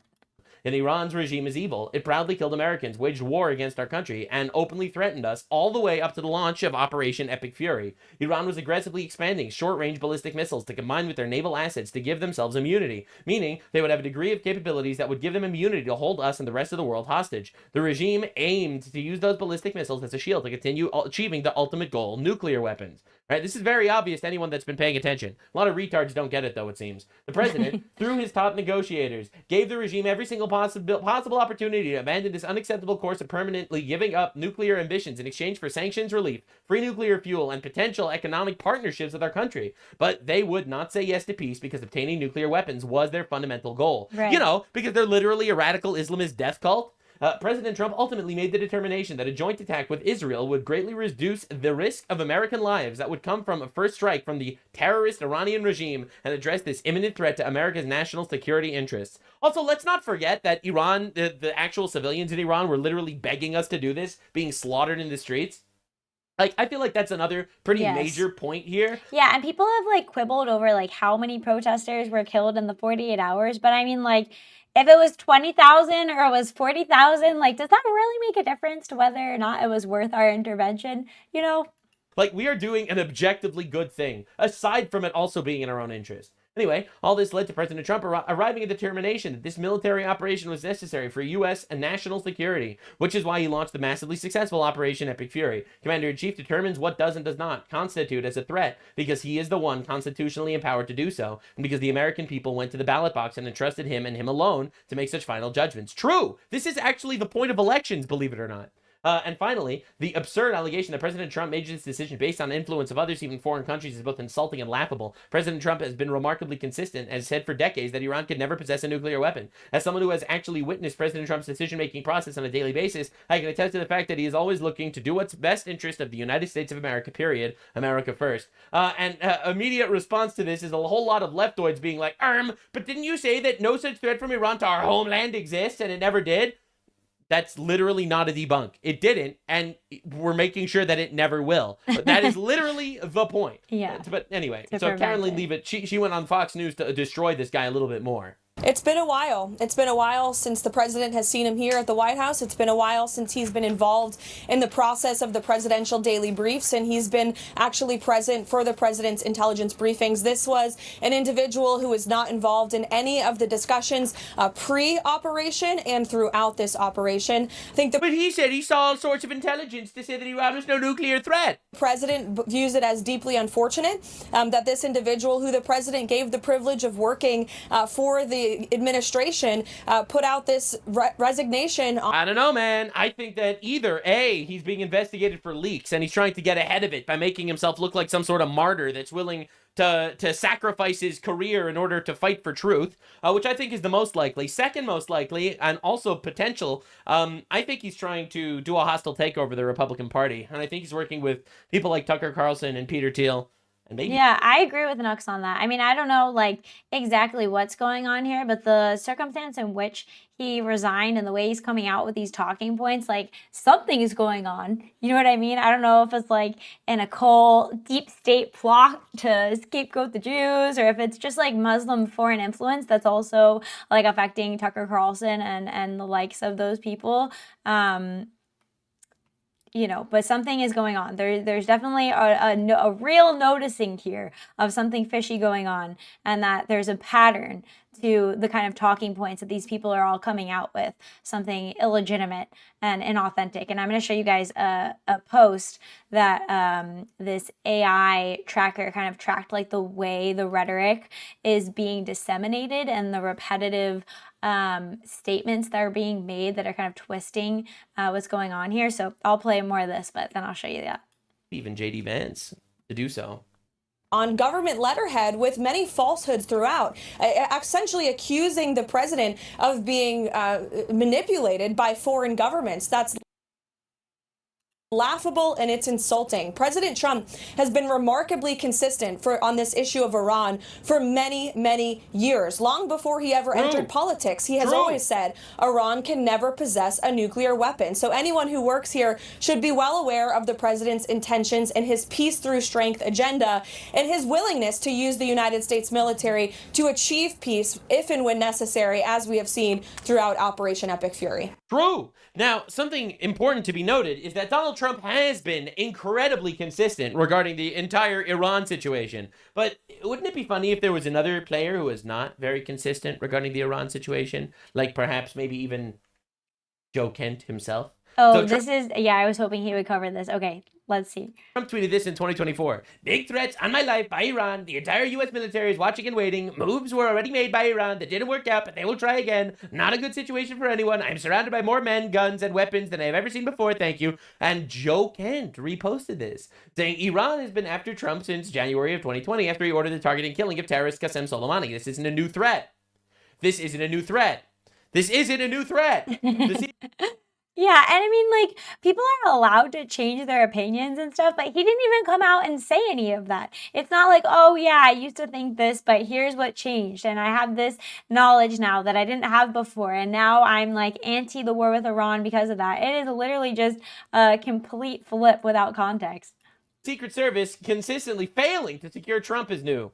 We need to figure out why these failures keep happening, implying that Iran intelligence literally has, or Iran influence literally has some sort of stranglehold on our CIA, or that our CIA is not actually operating in the best interest of the President of the United States. Right? That is what he's saying. And now here he is, part of the counterintelligence community, literally saying that Iran's not a threat. You made this tweet saying that Iran is literally potentially going to kill Donald Trump. Yeah. What about this tweet from Joe Kent?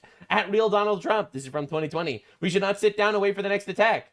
Oh, we shouldn't wait. Wipe Iran's ballistic capability out and get our troops out of Iraq. These are the only targets now. Oh, wow. Like, you'd have to be saying, like, to have this opinion change, be consistent, you'd have to be saying, like, I came to have knowledge that these ballistic capabilities weren't real, they were fake, and this whole thing has been made. Like, he hasn't said anything like that of what I've seen. So this is just like the most manufactured change of heart. No U.S. WIA KIA is a tribute to the professionalism of our military and intel professionals, not Iranian restraint. Oh, really? Not Iranian restraint? What changed? What happened, Mr. Joe Kent? You literally said they didn't pose an imminent threat to us in 2020, all right? If they didn't pose an imminent threat to us in 2026, then they definitely didn't pose an imminent threat to us in 2020, and you're telling us to wipe them out? That's interesting, Joe Kent.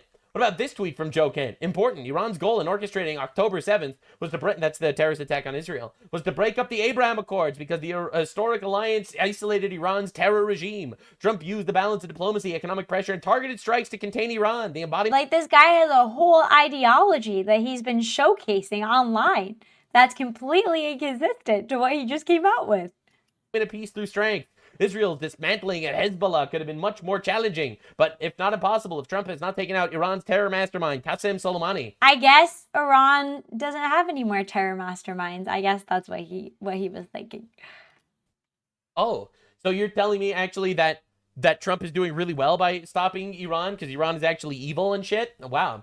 What about this one from Joe Kent? My opponents are spreading lies about me. This is in 2022. I strongly condemn Nick Fuentes' politics, especially in regards to our ally, Israel. Excuse me, you literally blamed Israel for killing your wife. Yeah, and I will say, like, the other, like, as far as I know, like, Tucker Carlson, Candace Owens, like, they've been pretty, like, anti-Israel on their whole side for a while now.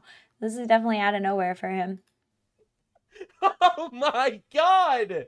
This guy literally blamed Israel for killing his wife when she was killed by ISIS. Okay? Holy shit. I ignored his invitation to speak at the recent conference in Orlando, and I am not aware, do not accept any endorsement from him. All right, so that's what this guy had to say. All right, excuse me, our ally is... Iran fired 2 intermediate-range ballistic missiles at Diego Garcia, a U.S.-UK military base on an island. This was the range of missile that we've been concerned about. Oh, did that just happen?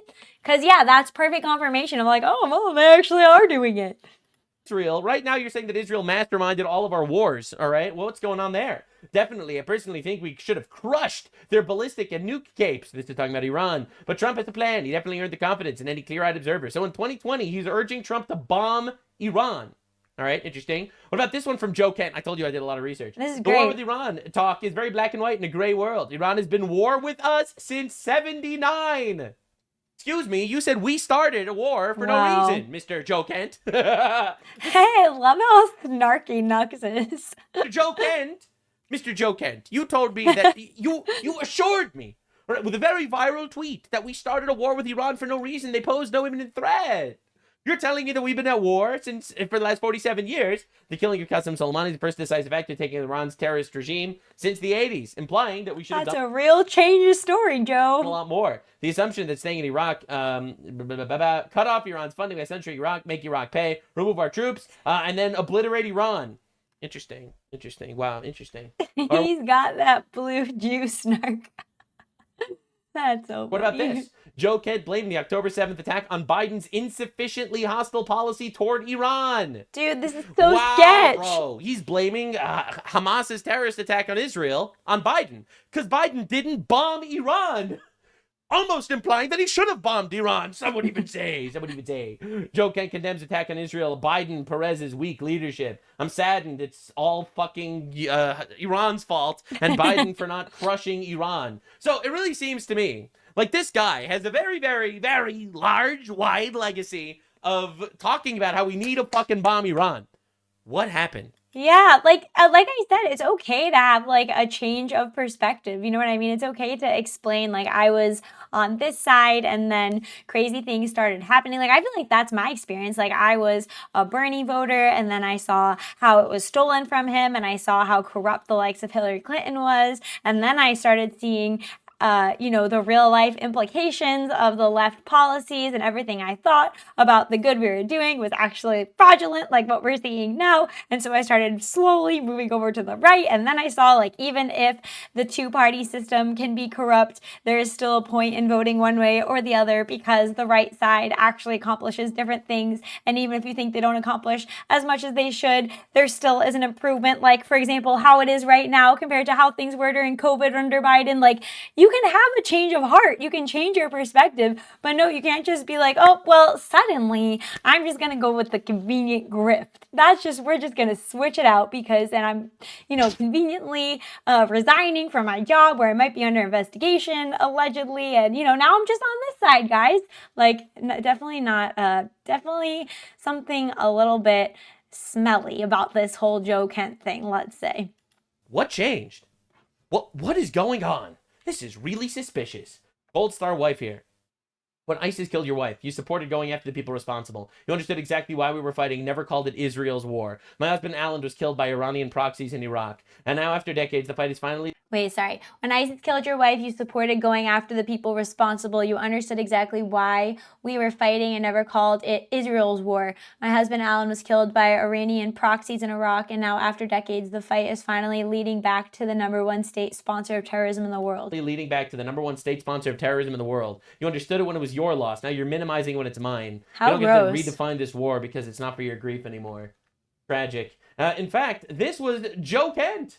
In 2024. So 2024. So not even that long ago. Interesting. We left our troops in these vulnerable locations like on the Jordanian, Syrian, and Iraqi border. Our troops have been attacked, we think, at least 150 times since the October 7th incident began. And so we've seen this coming. This was an inevitable conclusion. This is him literally saying that we have been attacked by Iran 150 times since October 7th. Just to be clear, Mr. No Imminent Threat.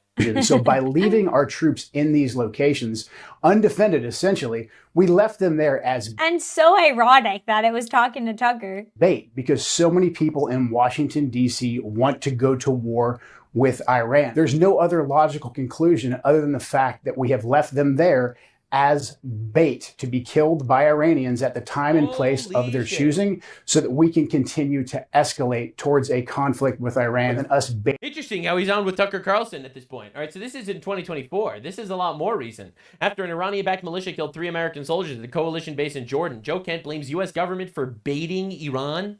Kent claims that the U.S. government Oh, wait, maybe I'm misunderstanding this one. was leaving troops in areas across the Middle East hoping they would be killed to justify a war. What the actual fuck happened to this guy? Somewhere between 2022, where he was calling Israel our greatest... Yeah, sorry, I didn't read that. So this is where he started shifting. Is that the idea? He started shifting away from being pro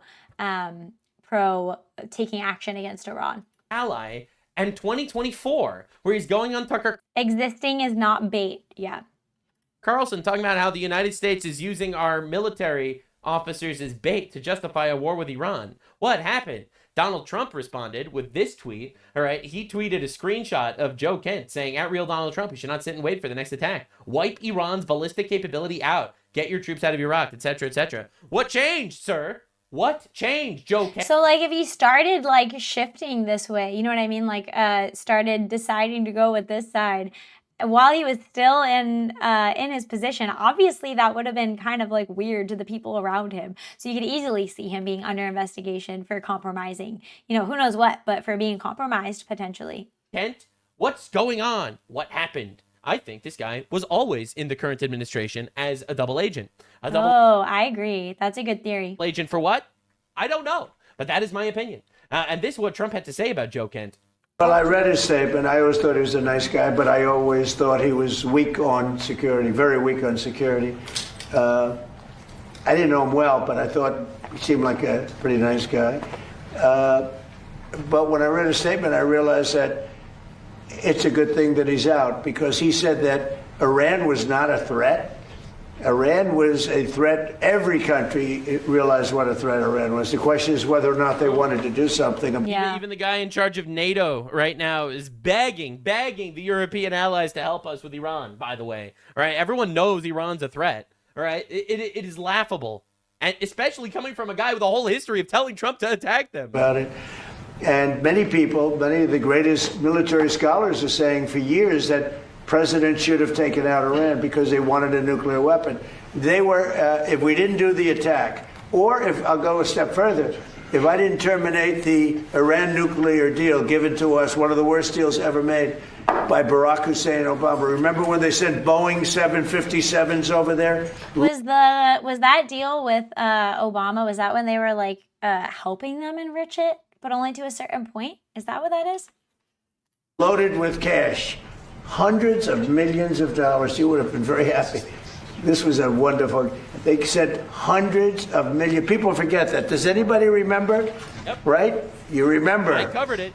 The fake news media didn't cover it, but this blue retard did. You should definitely subscribe if you want actual clarity. Or, you know, a little bit of retardation on your timeline. I don't actually care if you disagree with me. My opinions are my own. You have every right to be here or not. I just have a very, very rare opinion. We should not actually give hundreds of billions of dollars to terrorists that want to use them to build nukes to kill us. We should fucking kill them. Who would think, really? What a radical opinion. Very efficiently and swiftly. Hundreds of millions of dollars in a Boeing 757. I think there are 2 of them loaded. They took the seats out and they put cash. And it was so much that there wasn't a bank in Virginia, Maryland, or D.C. that had any money left. They stripped them of all their money, put it into place, sent it to Iran, almost as ransom. What the hell? That's What not happened to we don't negotiate with terrorists? going to happen with In my Trump. opinion, it was ransom. And nobody ever did anything about it. Nobody ever said anything about it. Can you imagine if I did that? So they've been a threat for a long time. He's right, because I do believe that, you know, Trump said he drained the swamp. I don't think he drained the swamp. I think the swamp is still there. I really do believe that the actual CIA elite are doing whatever they fucking can to take the country back. You know, I think they're trying really hard. And I agree. I agree with Nux on that. I don't think that he's drained the swamp, but I do think that he's a different type of elite. I think there's elite infighting, and I think Trump has a better side. You know what I mean? Like, I think his interests are more aligned with the everyday person. And so I think he's done a lot of good things for us, but that doesn't mean that he's not working within the constraints of other elites that are fighting for their ideology. Hello, Mad Hatter. Hello. I think they're starting to play both sides of the political sphere. Trump was a real wrench in their plans because this dude came from fucking nowhere and ended up here. And I think they are trying so hard to get a vice grip back on us. Notice Tucker Carlson, he's like a conservative guy. He keeps talking about how everyone should afford houses and stuff like that, and we don't need wars in the Middle East. And, you know, I agree with him on a lot of his takes. Notice he doesn't say anything about immigration, ever. Yeah, that's a great point. He doesn't.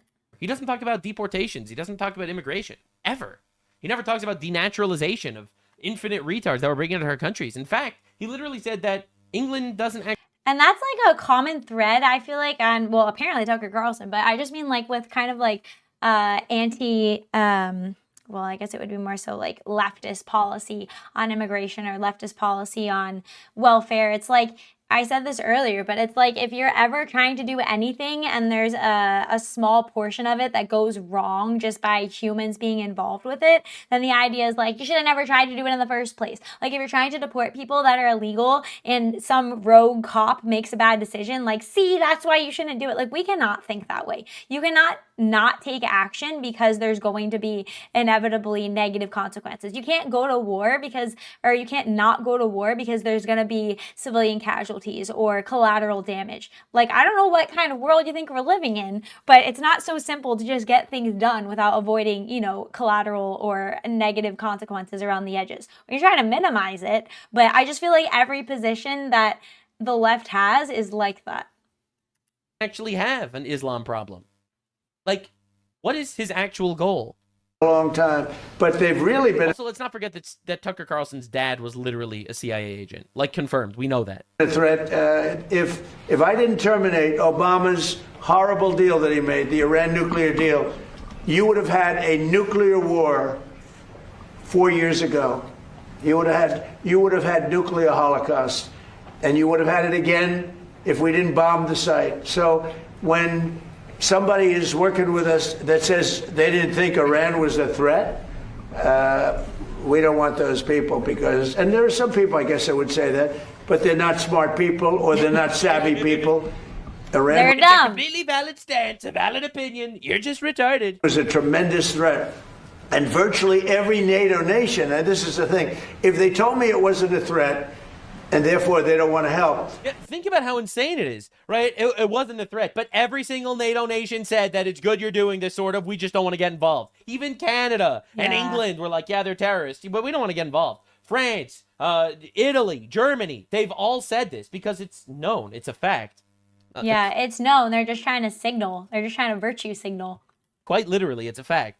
But when they say it was a threat, and it was a major threat, Every one of them. I think every one of them. I don't know of one that said they're not a threat. It's not possible to dismantle 100 years of corruption in a 4-year term in a peaceful way that follows law and order. Yeah, I have to say, like, I think it's so funny because people are like, oh, Trump is like the new Hitler, like especially on the left, like he's rogue. Like, dude, he's not doing enough. Like, he's not taking enough executive action in my mind. He's following things more than I think he should. You know, it's a serious situation what we've got going on in this country. If you want to change the system, the least violent way is from within the system. It'll fight you along the way, but less directly violent overall. I think you're talking about in regard to what Trump is doing. And I'm not saying Trump should take like violent action, just to be clear. I'm just saying like there are a lot of executive things that a president can just do. And I think that, he should be taking more advantage of that, to be honest. I have hope for Maximus Rubius, but he needs a fire lit under him. Marcus Rubius, my bad. Hey, you know, Maximus Rubius works too. And he is following the law. So many people fail to know how huge a president's power is. It's an elected monarch.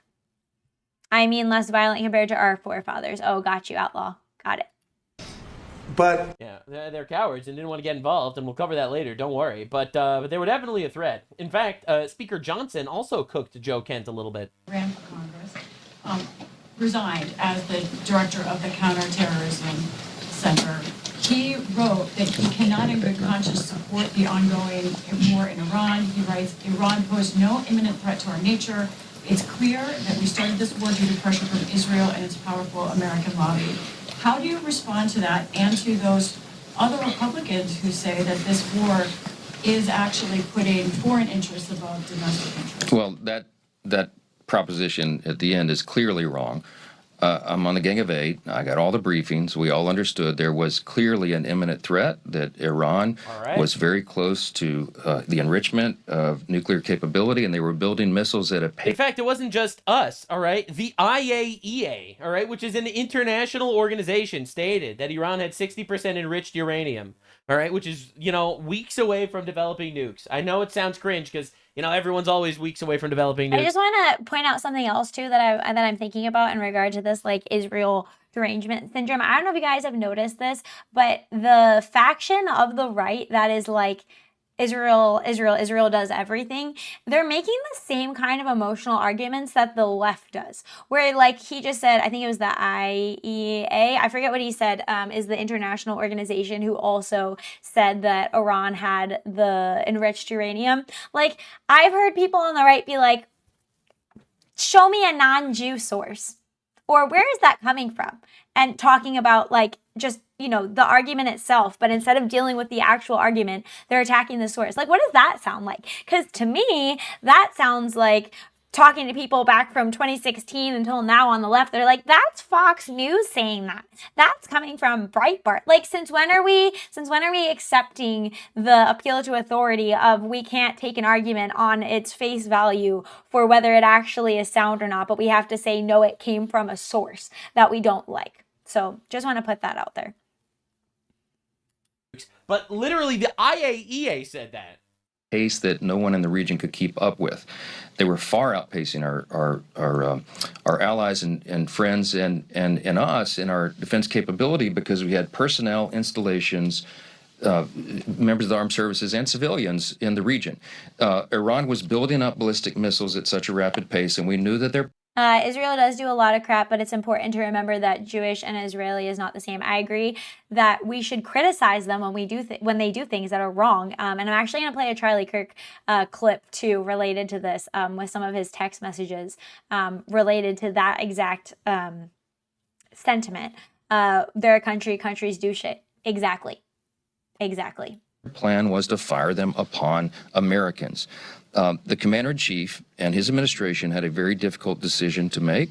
I don't know where Joe Kent is getting his information, but he wasn't in those briefings, clearly. Oh, shit. We now have two people who were at these classified briefings that stated that Joe Kent was not there. Wasn't there, which means, like, what was his position here? What are the other people around him thinking? I doubt that they just been letting him fly under the radar this whole time.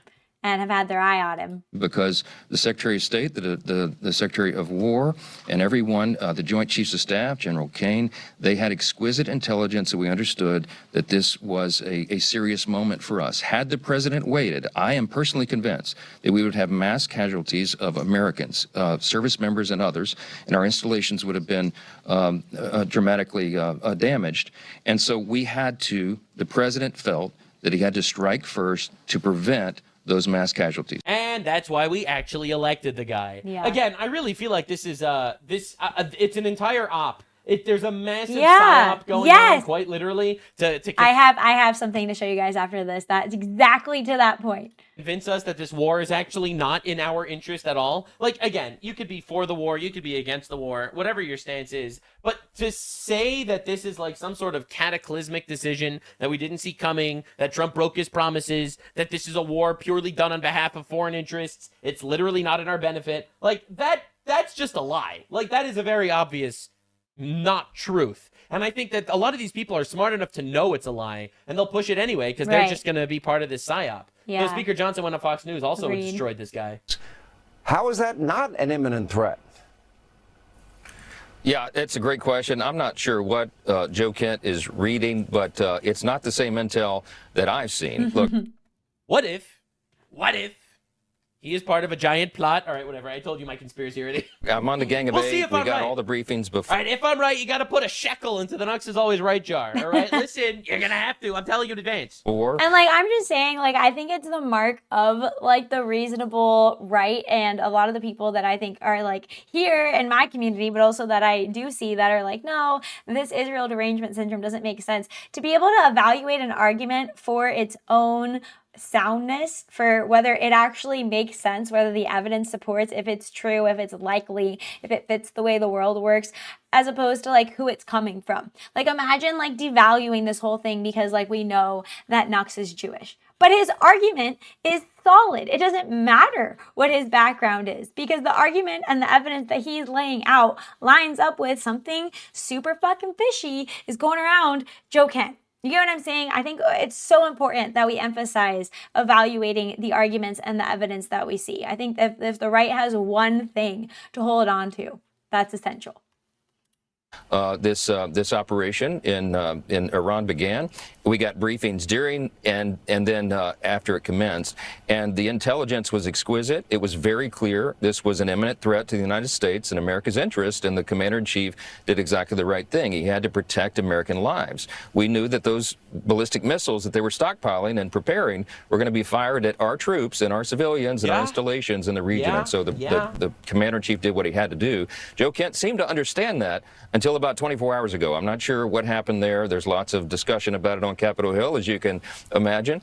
We're trying to get down to the bottom of it, but he is an outlier. I'm telling you, as we noted earlier, Bongino and others have said, everyone else in the administration and everyone who sees the actual intelligence understands clearly that the president did what he had to do.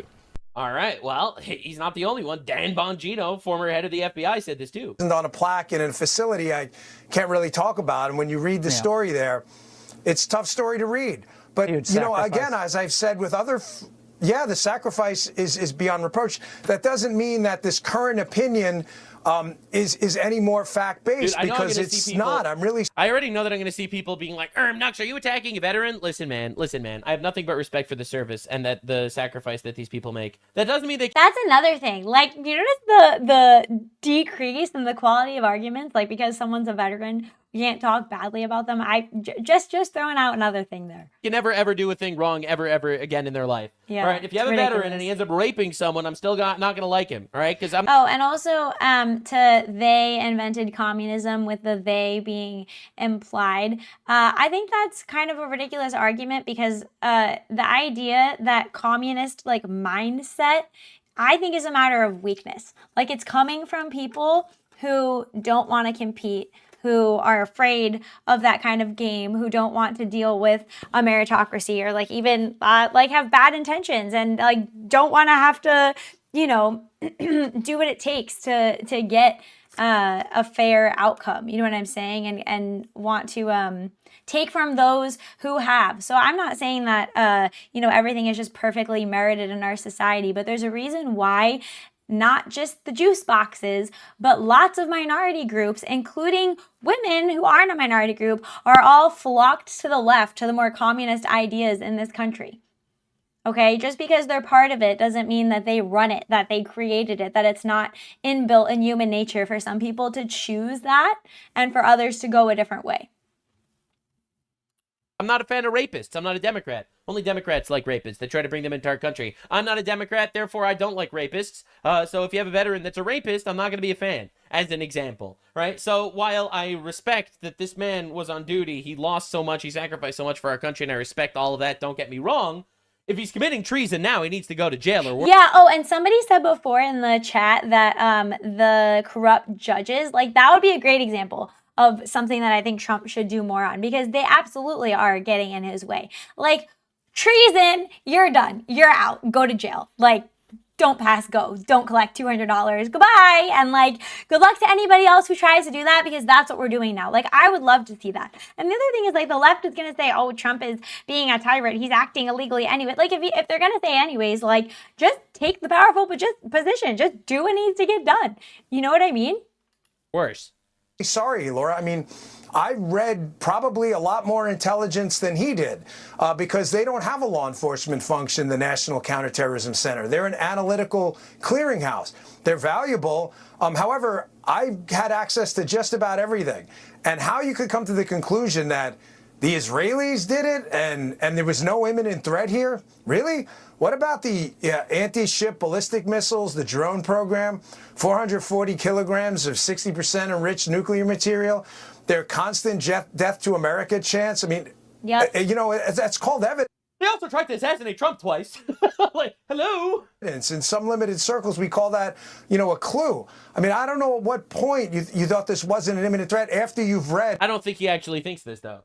All right, all these people are really treating him in good faith, but that's why you have me, a very, very skeptical, slightly sarcastic asshole, that I personally think that this guy is running an op on us. He is running as part of this counter-MAGA psyop. Yes, which, if you think about it, like, conveniently really breaks up the right and starts infighting, which makes it a lot harder for us to stay in power come the next election. And like, I don't know about you guys, but I really don't want to go back to the COVID days trial run or worse of how things are going to be. Tucker Carlson, I think their allegiances are not with us. A lot of the stuff I read. And by the way, that's just the open source stuff we can talk about on the air. I promise you, the president, I promise you, has a bevy of material that if he could do the Men in Black thing and erase your mind tomorrow, if he told you right now, you would come to the imminent threat conclusion in a snap. Well, a senior U.S. Yeah, that's pretty wild. It's pretty diabolical. Anyway, Asmongold even, and Asmongold's like no like big fan of Israel or anything. Asmongold's been saying this too.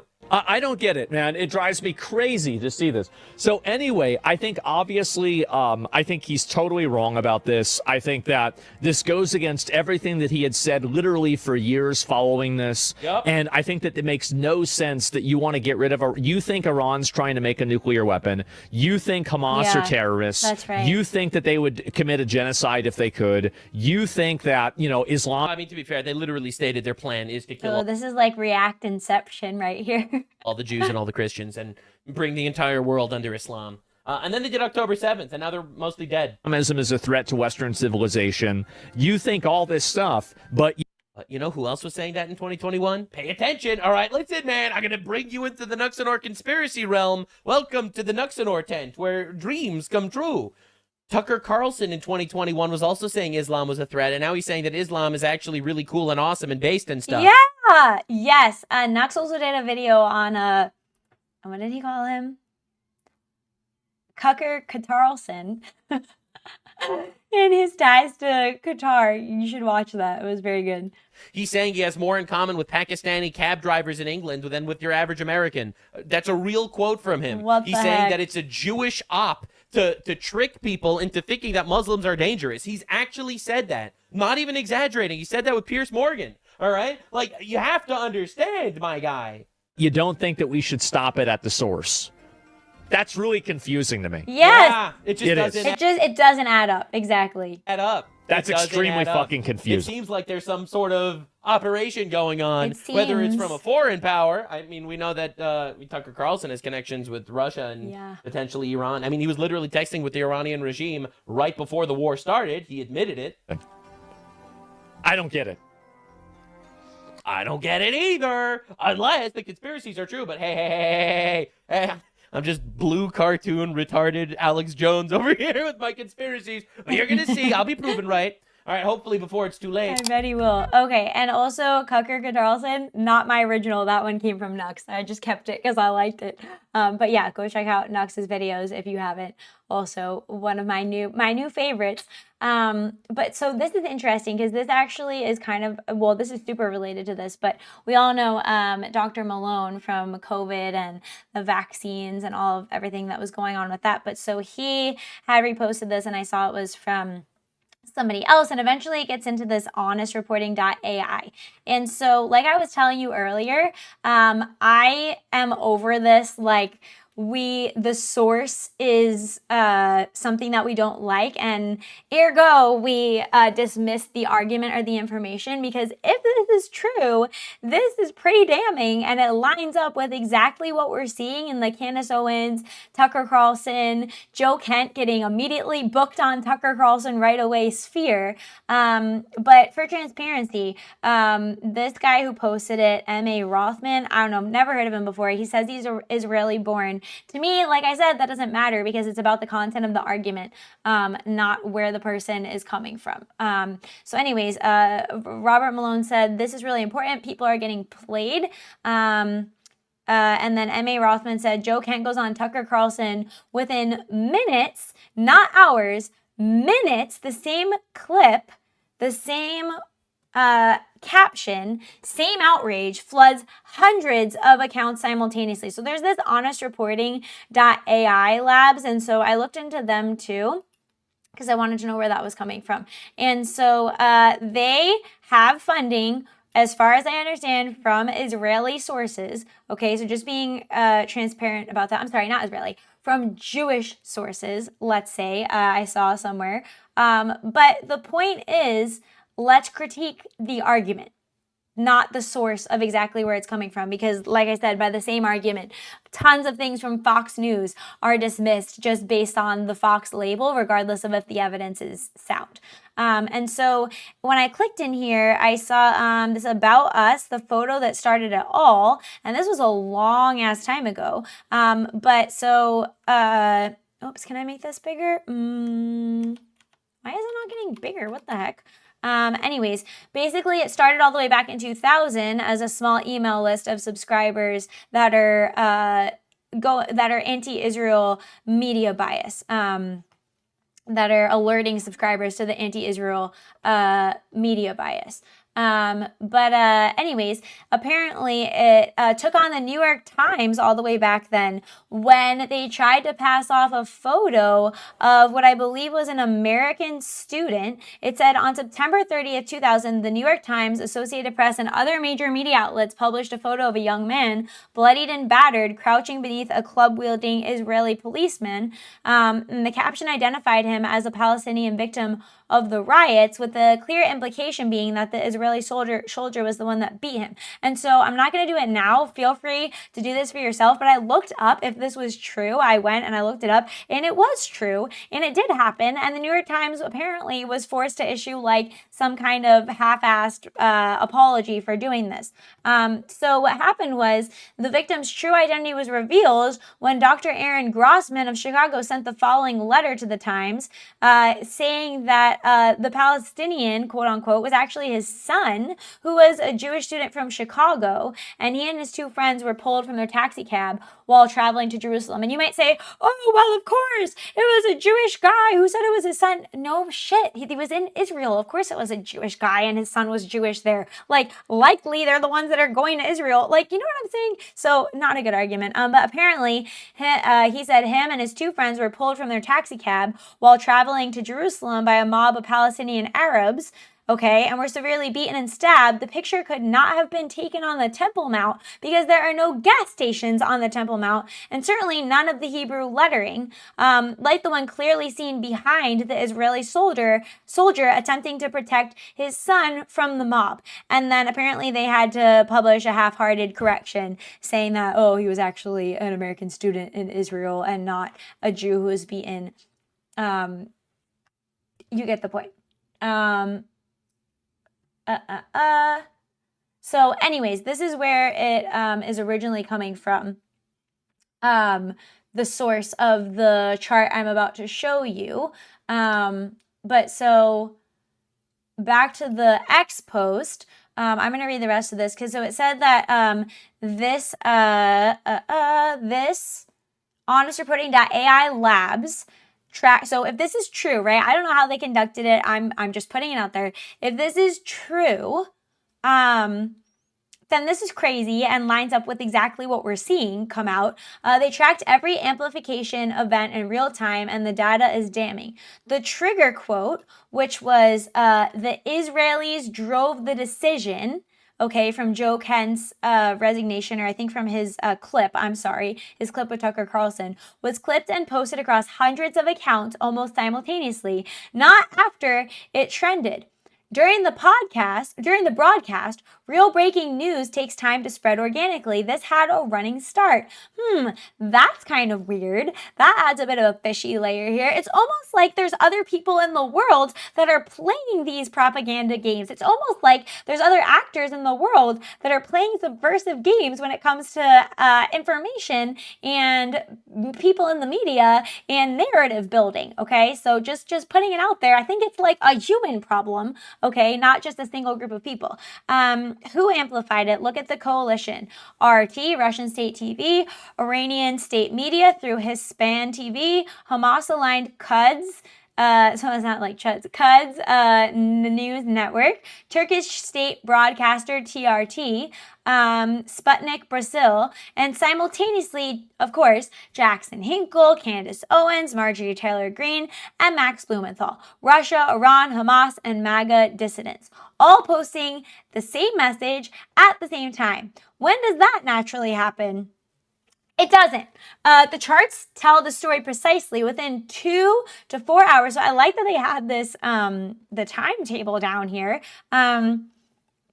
Within 2 to 4 hours of the Tucker broadcast, tracked amplification events spiked to 30, dominated by MAGA dissidents, amplifiers, and pro-Palestinian Islamist networks firing in parallel.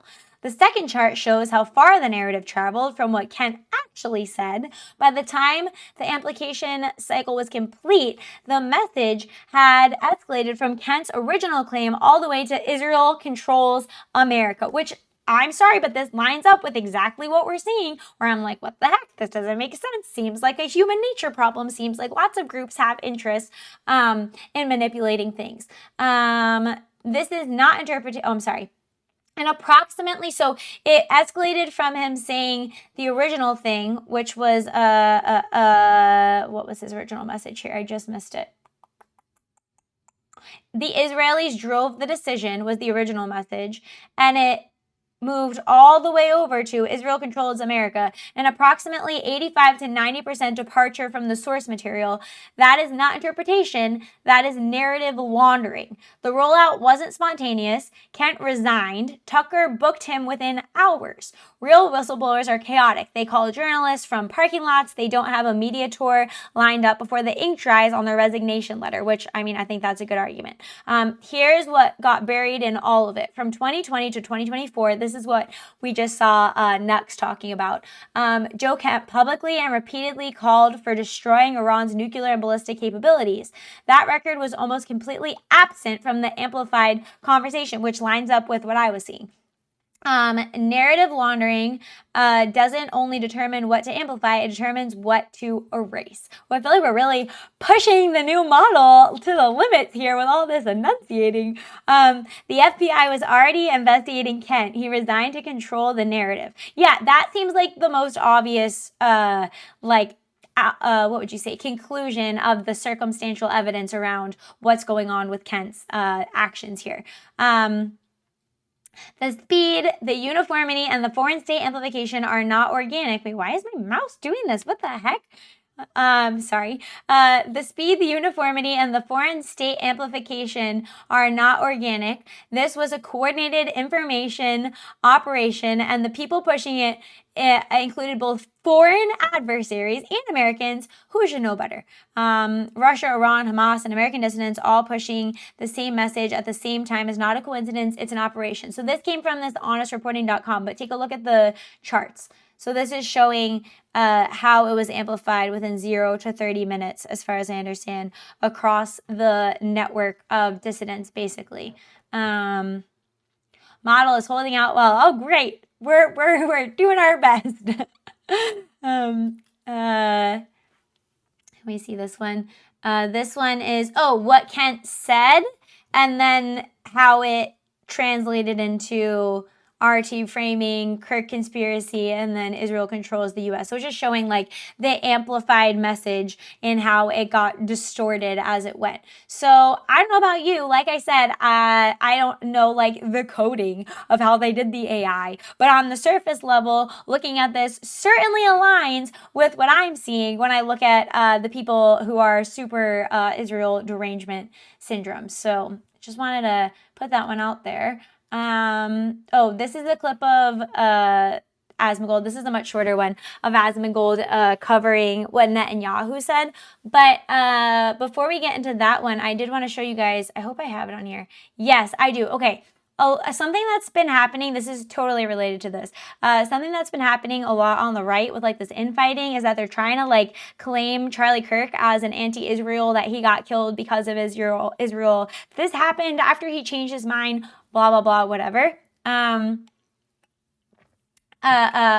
So here we have a clip of Charlie Kirk 20 days before he was murdered.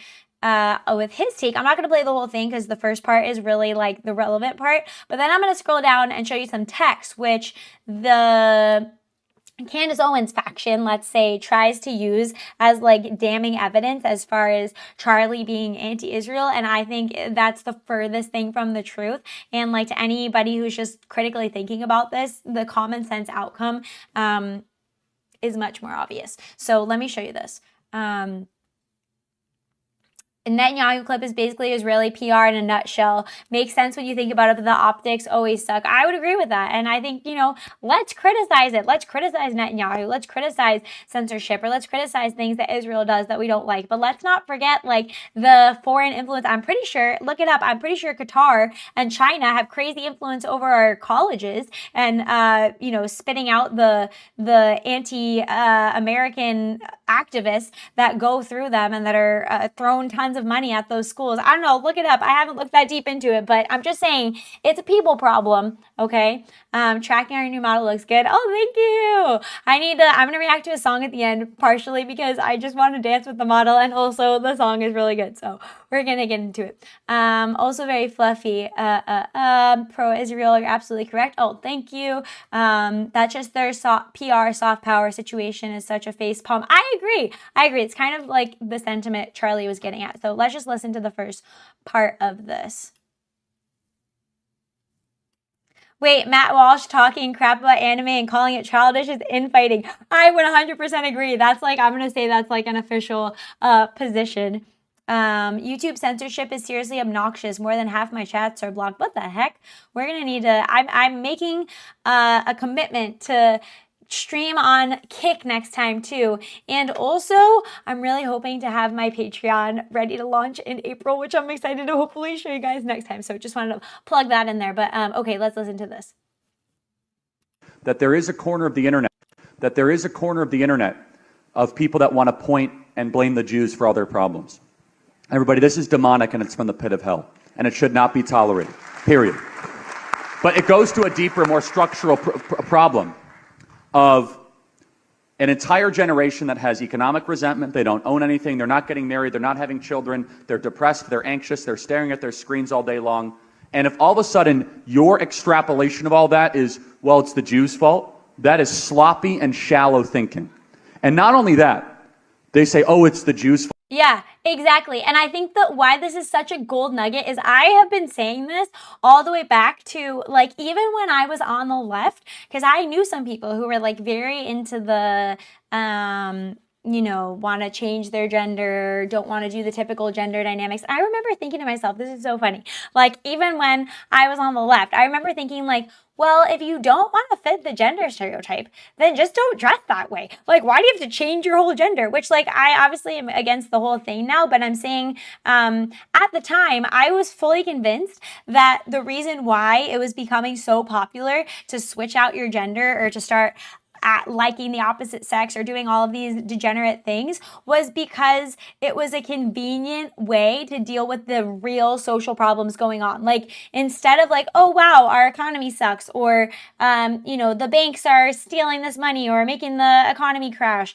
or there's all this corruption going on and injustice and whatever. Well, it'd be a lot easier for you to just focus on having to deal with your hormones and switching your gender and your sexuality. Like that's a good distraction. Like I thought that. So I'm saying like, and I still think that, you know, that people turn in on themselves like that on the left. And so to me, that's the same kind of emotional thinking like, oh no, it's that we're being attacked because people don't like our gender or because, you know, they're discriminating against us. Like that kind of emotional argument of like putting your external problems on that, on being a victim is like the same ideology as like what Charlie Kirk is saying here. Like, oh no, it's just all the Jews' problem. So yeah. Hello, Gaming Syndicate. Hello. Oh, welcome. Thanks for joining us after your stream. I feel like Charlie Kirk being assassinated was like the marking point, of things really taking a turn on the right. And I feel like the day that it happened, it was just so like you kind of felt it, like there was a shift. I actually didn't realize how influential he was in the election with Trump until after. So yeah, I feel like that'll go down in history as like a marked moment in this era. How many Sky Bros are here now? Yeah, if you're a Sky Bro, put something in the chat. Say hello. Why mess with your body and brain chemistry when it could be simpler and safer? Okay, let's scroll down though. So Charlie Kirk said that, right? And then people are like looking at this text message. And then 48 hours before he died, he said this, like slam dunk. Okay, that's what people say. Charlie, just lost another huge Jewish donor, $2 million a year because we won't cancel Tucker. I'm thinking of inviting Candace. Somebody, whoever else said, and then Charlie Kirk said, Jewish donors play into all the stereotypes. I cannot and will not be bullied like this. And that's really like, oh, they got him. Like, see, he was anti-Israel. I'm sorry. What? Like, no, this is what we're all saying. Criticize Israel when they do bad things. Criticize Jewish people when they do bad things. Criticize black people when they do bad things. Criticize women when they're ruining America. Like, no, that doesn't equate to him being anti-Israel and now he was murdered because he criticized them. Like, this is not at all what people are painting it out to be. And then, I don't know, the rest of this was, oh, leaving me no choice but to leave the pro-Israel cause. That is very different than like, no, see, he was starting to uncover it. He was starting to uncover that they run the world. That is a ridiculous extrapolation on that kind of message. So just wanted to put that out there. Oh, this is funny. I didn't see this. See, he loved me. He was always talking about me. I don't know if you guys saw the video that Candace made like right after Charlie Kirk died. It was like more before she went off the rail. I mean, she was off the rails, but I don't know. It seemed like it was more before she really went off the rails.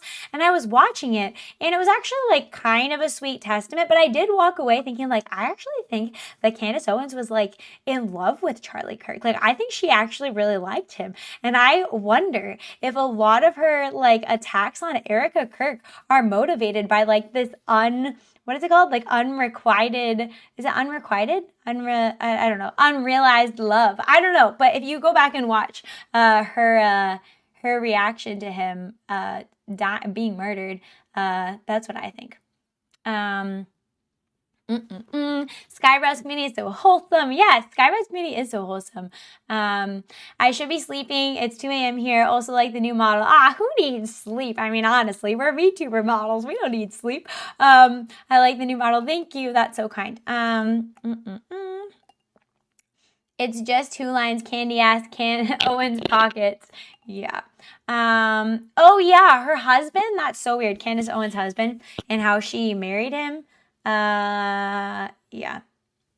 Candace Owens wants what Erica Kirk has. I agree. I definitely think that is, especially like female psychology wise, that makes a lot of sense. Well, good night, Gaming Syndicate. Get some sleep. I do find it odd that Erica has already removed their photo. Listen, what I've been feeling like from the beginning is like, I don't know, Erica Kirk lives a very like public beauty pageant kind of life. And I feel like people like that tend to have like a lot of fronting to their personality. And so you might say, oh, she handled something in a certain way that seems suspicious or whatever. And there's been a few weird things around her, but I don't know. I feel like I might not love her personality, but I'm not convinced. I haven't seen enough to be convinced that she's like in on a plot to assassinate him. I even think they could have just had like a business marriage and maybe, you know, she wasn't super thrilled to be married to him. I don't know. I'm not saying that's true, but that's way different than saying like, no, she's like a plant to kill him by Israel, you know? Just saying. And then what was this? Oh, this was the Netanyahu clip. I'm gonna watch the Netanyahu clip. We're gonna actually pull the old Jordan Peterson clip because I used to watch some of his lectures and I feel like I think he's sick right now. I think he was really good on like a lot of the psychological elements underneath the politics of what's going on in the world. So I want to play those for you. And then after that, we're gonna look at a robot. We're gonna listen to some music. We're gonna look at the Chuppy Puppies. This is just turning out to be a great stream. It is odd. The Tyler music video is also seriously strange. I agree. That was weird. I'm just saying overall, I haven't seen enough to like make the leap to her being involved directly. Okay, let's watch this clip of Netanyahu and talk about it. I'll chat. Oh, Aaron Molin. I'll have to look into that. I see people saying that a couple of times in chat. First of all, I just want to say I'm alive.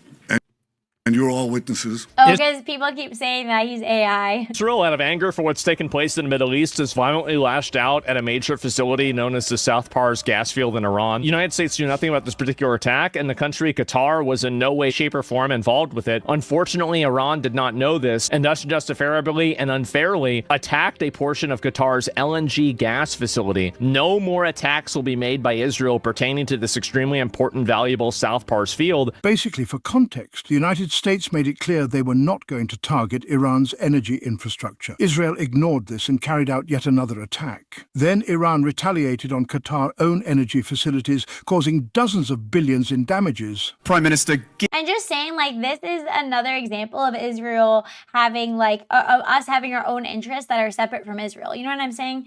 And I think this is actually an example. I've watched this clip already, but I think this is actually an example of Israel kind of doing what they want to do and asking for forgiveness to the United States, which, like, why would they feel the need to even, like, care what we think if, like, they're just controlling us? So...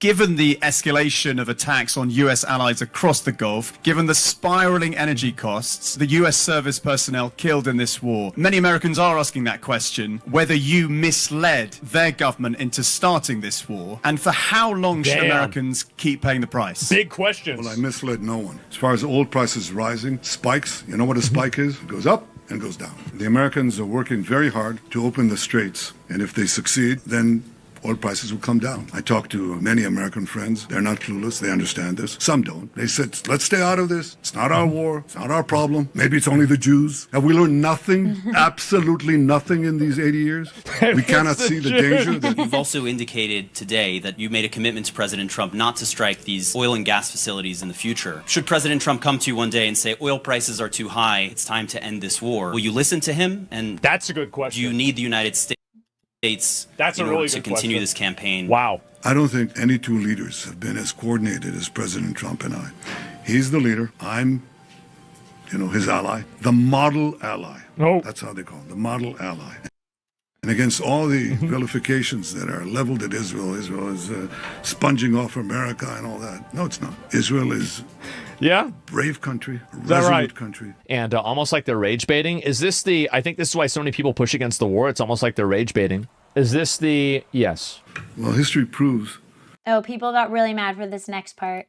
that, unfortunately and unhappily, Jesus Christ has no advantage over Genghis Khan. Because if you are strong enough, ruthless enough, powerful enough, evil will overcome good. So you have no choice. Yeah, and so let me play the rest, then I'll react. Unwavering fealty to Israel. Can't you see that people are getting alienated by this? They called Israel the model ally. No. That's how they call him, the model ally. The model ally, huh? Yesterday. No more attacks will be made by Israel pertaining to this extremely important, valuable South Pars field. 2 weeks ago. Breaking, the U.S. is dismayed by Israel's attacks on 30 oil depots on Saturday. Wait, is this a real video?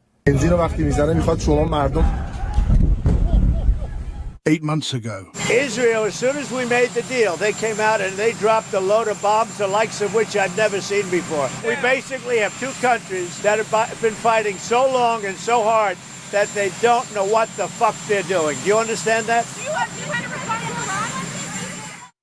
Okay, so what I was going to say in response to that was when people were getting mad about him over here talking about how Genghis Khan, what did he say exactly? Let's listen to the part again. Hold on. And against all the vilification, he's the leader. I'm model ally. Vilification and all that. Is that resolute right? Country. And almost like the war.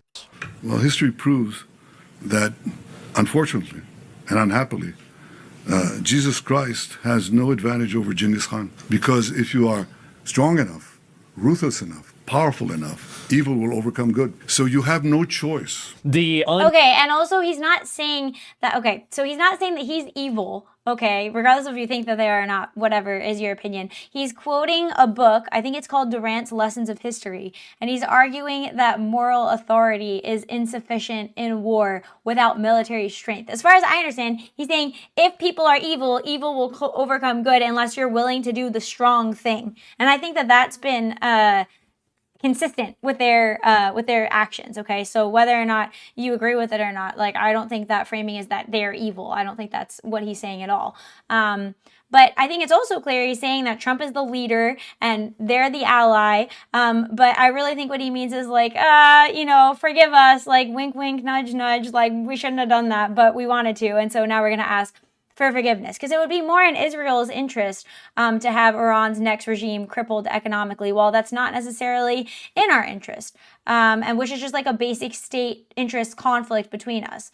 And so that state interest doesn't mean that Israel owns us because they bombed the oil field and told them not to. You get what I'm saying? So I think there's also the point that we have people think that Israel's ruling the world, but think about that for a second. They have so much power, they're ruling the world, that they need to signal subservience to us. That doesn't make any sense. And so I'm just not buying that if they ruled the world, that Trump would be so pissed that they'd feel the need to signal that to us. Just saying. So I don't know what you guys think of that clip, but sure, they could be slimy or sneaky, but I think that's way different than what's actually being claimed. And I think that the idea that he's being he's saying he's touting themselves as evil is not the way the quote is being presented. So anyways, I also hold on a second. I took some more notes on what I wanted to say about this because it was kind of a more complicated clip. So I just want to see if there's anything else I missed that I wanted to share with you guys. I was doing my research.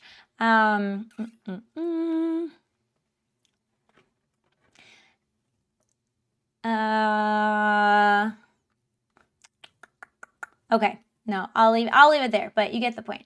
And then what did I want to go to next? I showed you the Charlie Kirk thing. Oh, this is interesting.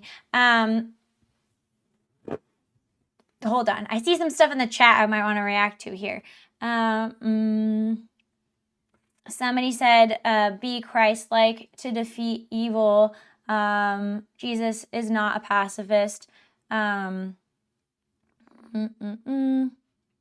Jesus said, sell your cloak to buy a sword. Yeah, exactly. I feel like I actually want to get into more of this on the channel at some point soon. I would like to talk more about Christianity and like about the evidence and arguments for it and kind of like do more react content on that. But I do think that that's a common misconception that Jesus was a pacifist. I don't think whipping the money changers aligns with that, among other things. But so this was a video of Jordan Peterson quite a few years ago, like reposted by somebody else. And I think it's relevant to our age with what's going on right now, like I said, with the infighting on the right and kind of the extremes that we're seeing on both the right and the left. And so it's Jordan Peterson on Nazi Germany. And I was listening to this last night. I think that it was insightful. I liked how he explained things like this. So let's take a little lesson. Psychopathology that's resentful and revenge. Psychopathology that's resentful and revenge seeking to the proclivity for broad scale warfare. And this really hit me because I was interested particularly in what was happening in the Nazi camps with the guards. Because the guards were gratuitously cruel. And I was very curious about that. And so here's an interesting story. This was in a book called Ordinary Germans, Hitler's Willing Executioners. And it was a book that was written about 30 years ago that challenged the idea that the Nazi phenomena was top-down order following, which I don't believe, by the way. I think that that's a very weak hypothesis.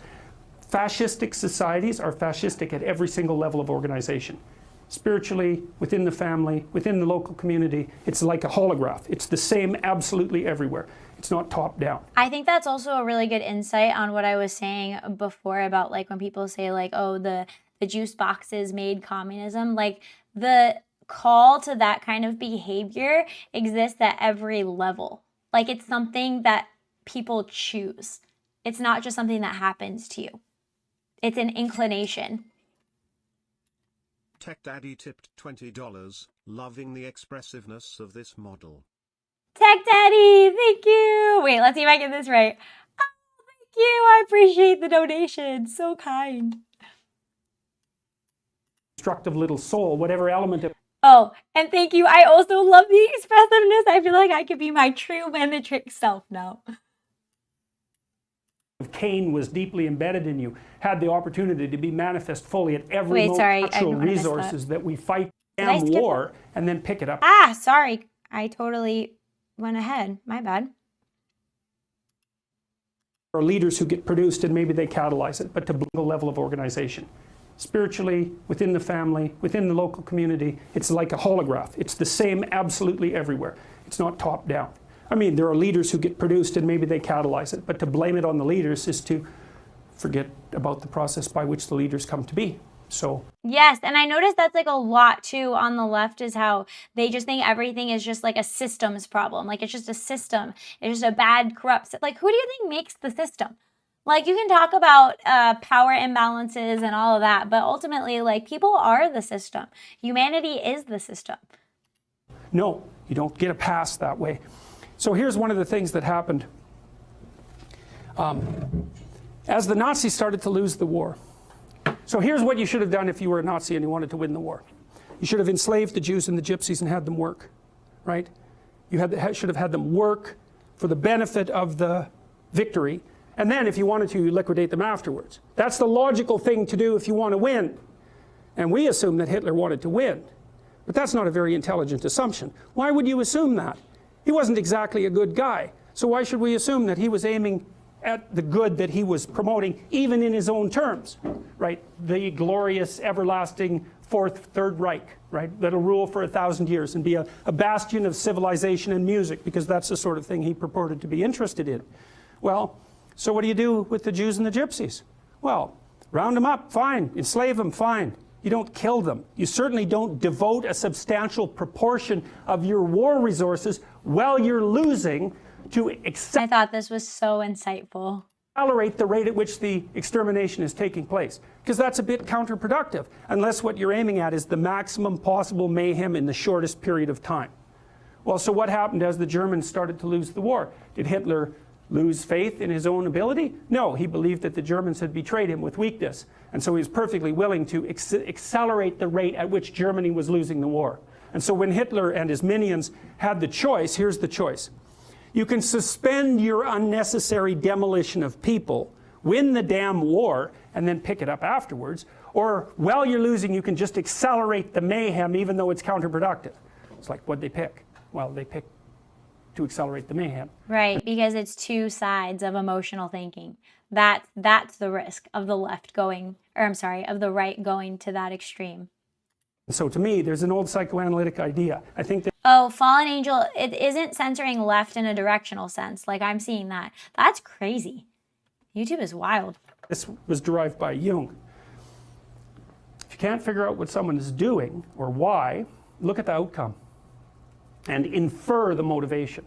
I think that is like also just general life advice has like changed my view of how I like move through the world, you know, because I feel like there's this weird thing about people that come at the world from like a weaker position where they try to like justify weakness or evil in other people as weakness, and this idea that you can't look at the outcome of what somebody is doing and infer the motivation, I feel like is very convenient for people to be able to commit evil, if you get what I'm saying, as a cover, that like we can't know what's going on in their head or we can't infer the motivation. So just want to note that as well as very helpful. If it produces mayhem, perhaps it was aiming at mayhem. Now, you know, you have to use that dictum carefully. If someone's irritating you, you know, maybe it's because you're irritable and you should sort yourself out, but maybe it's because they're actually aiming at irritating you. And that's the actual motivation. So perhaps not, but it's another tool in your analytical armament. So, and so you see, well, this is the thing about warfare that's so interesting about because you can attribute it to territoriality. You can attribute it to a war for resources. That's what the, I would say, wretchedly simple-minded economists presume. People fight over scarce resources. It's like, hey, we're a little bit more sophisticated than that. Yeah. And first of all, what resources are you talking about? The bloody Inuit had nothing. They lived perfectly well. What did they have? Snow and seal blubber. You know, people can live in unbelievably deprived conditions. And so the idea that there are natural resources that we fight over because there's a shortage of them is a pretty oversimplified view of human beings. It's like, well, I mean, that's true, but that's kind of what I was saying about Tucker Carlson before. Like, I feel like for a while there was a lot of corruption going on, or like companies seemingly trying to like pander to, you know, woke ideology and like, oh, they just want to get money from it. It's like, that does not explain the whole picture. Like, certainly resources are a part of explaining human behavior, but we're definitely way deeper than that in our motivations to action. well, why do people fight? Well, maybe they fight sometimes for good reasons, but very, very frequently they fight for bad reasons. And those bad reasons are personal as well as sociocultural and economic. You know, if you were a Nazi prison guard, for example, whatever pathologies you were carrying around in your destructive little soul, whatever element of Cain was deeply embedded in you, had the opportunity to be manifest fully at every moment of your waking existence, right? You had these people who were completely beholden to you, with no rights whatsoever, to whom you could do whatever your evil little heart determined. You think, well, maybe that was a motivation for putting them there to begin with. And all the cover story about, well, we're trying to build the Third Reich and we're trying to stabilize the state and we're trying to do all these good things. Maybe that's just a cover story for the real motivation, which is nothing but what? The construction of death camps that killed 6 million people. How about that? And the obliteration of 120 million people on the planet, and the leaving of Europe in ruins. Maybe that was the motivation. Or are we going to attribute to Hitler the highest possible motives? Say, no, it's an archetypal manifestation of Cain. Now, he's going to put up a front that says, well, I'm your savior. It's like, well, destructive people think that Cain is their savior.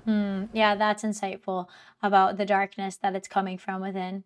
Venatrix, you don't want to stream on Twitch? No, I will stream on Twitch. To be completely transparent, my to-do list has been like so long, it's not even funny. And so I've only been like back like streaming and uploading videos for like a month. And so I just started uploading to Rumble. Twitch is on my list of, I actually need to like make my Twitch account and start multi-streaming to Twitch and X and Kick, but I've just been trying to like focus on the model and get video uploads and get some momentum. But no, I will eventually, hopefully soon.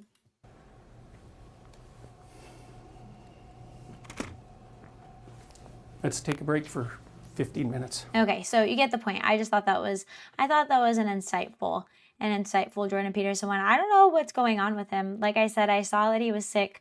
Well, I hope he's okay.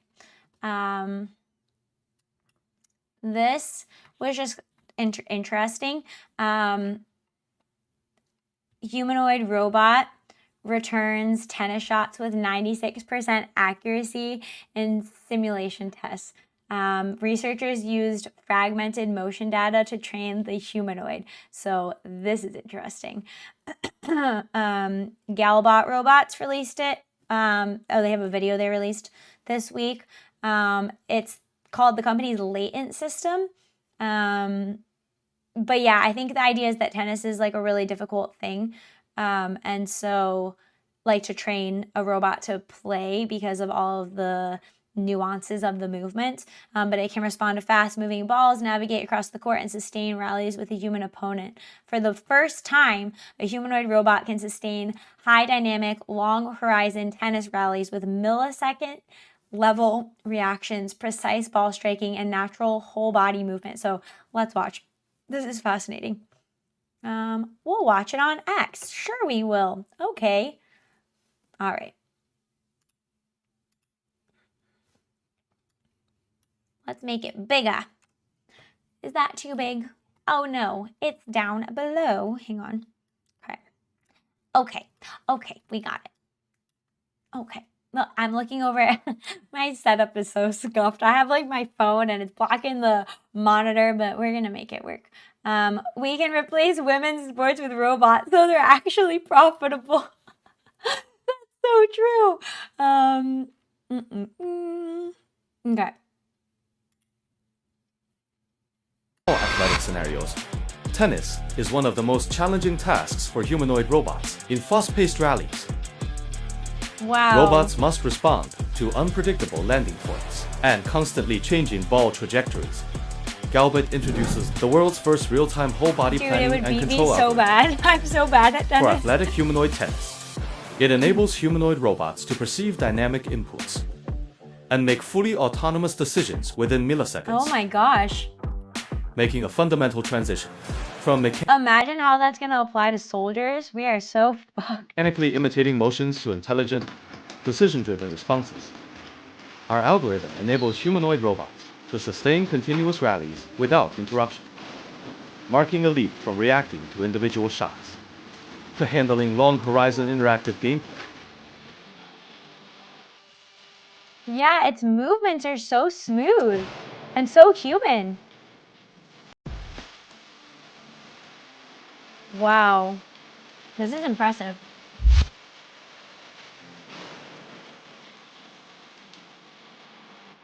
The learned policy also demonstrates strong robustness, performing reliably against opponents of different ages and playing styles, while maintaining high stability in real-world gameplay.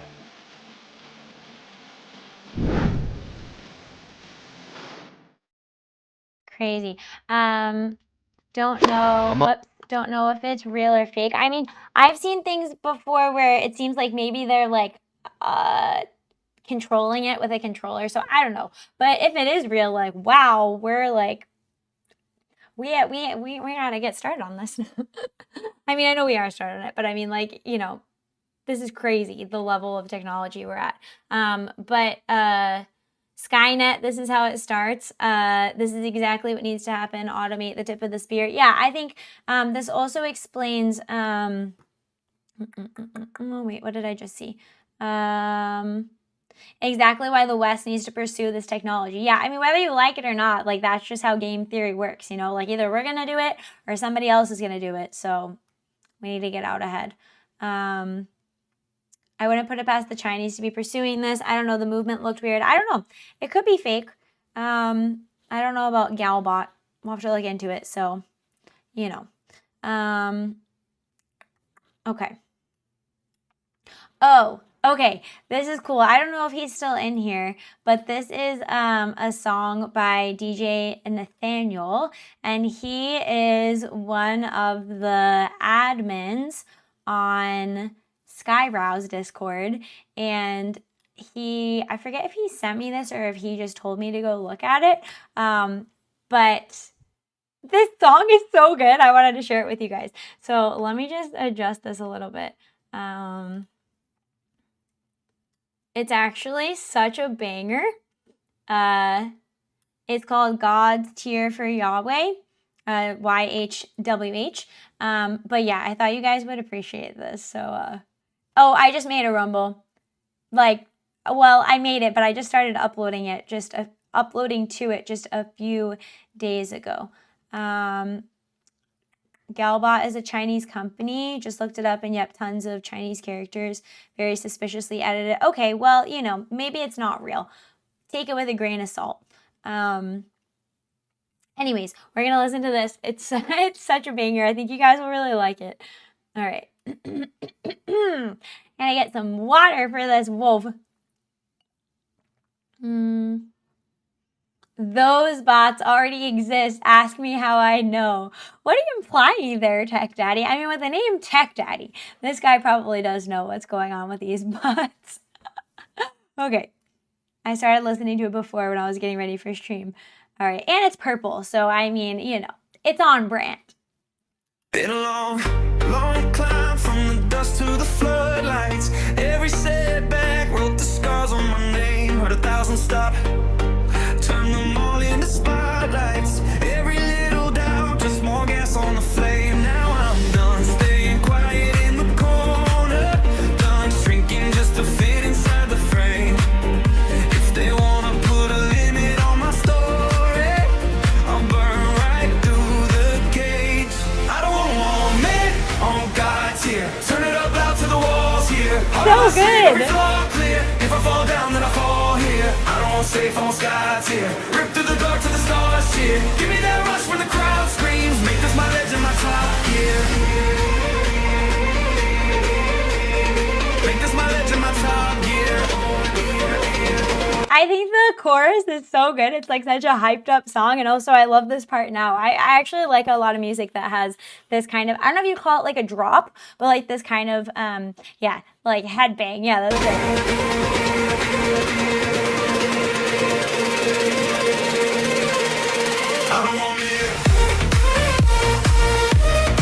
It's so catchy. I don't know if it's Christian rock. I guess so, kind of. I don't know. I love it though.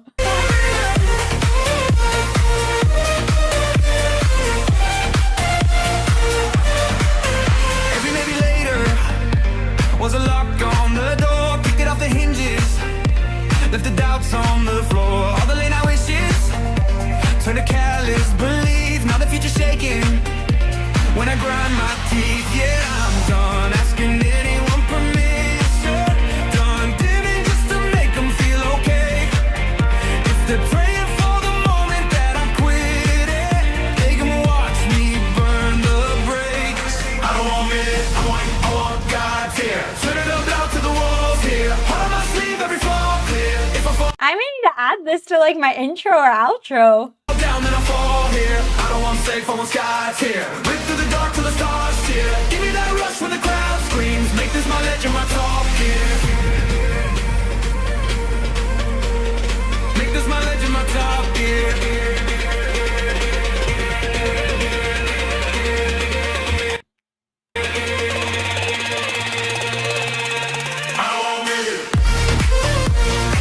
And I can dance to it now. It's perfect.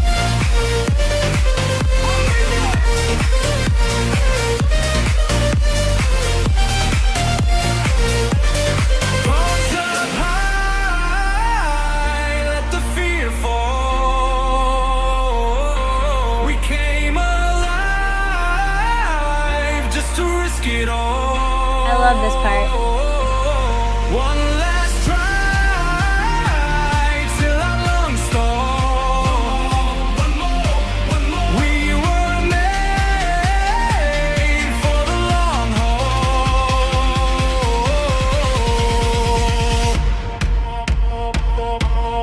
I don't want mid, I want God tier. Turn it up now to the walls here. All of my sleep, every flaw clear. If I fall down, then I fall here. I don't want safe on sky tier. Rip through the dark to the stars cheer. Give me that rush when the crowd screams. Make this my legend, my top tier.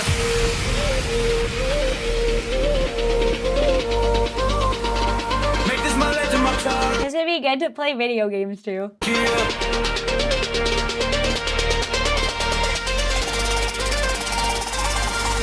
I don't want mid.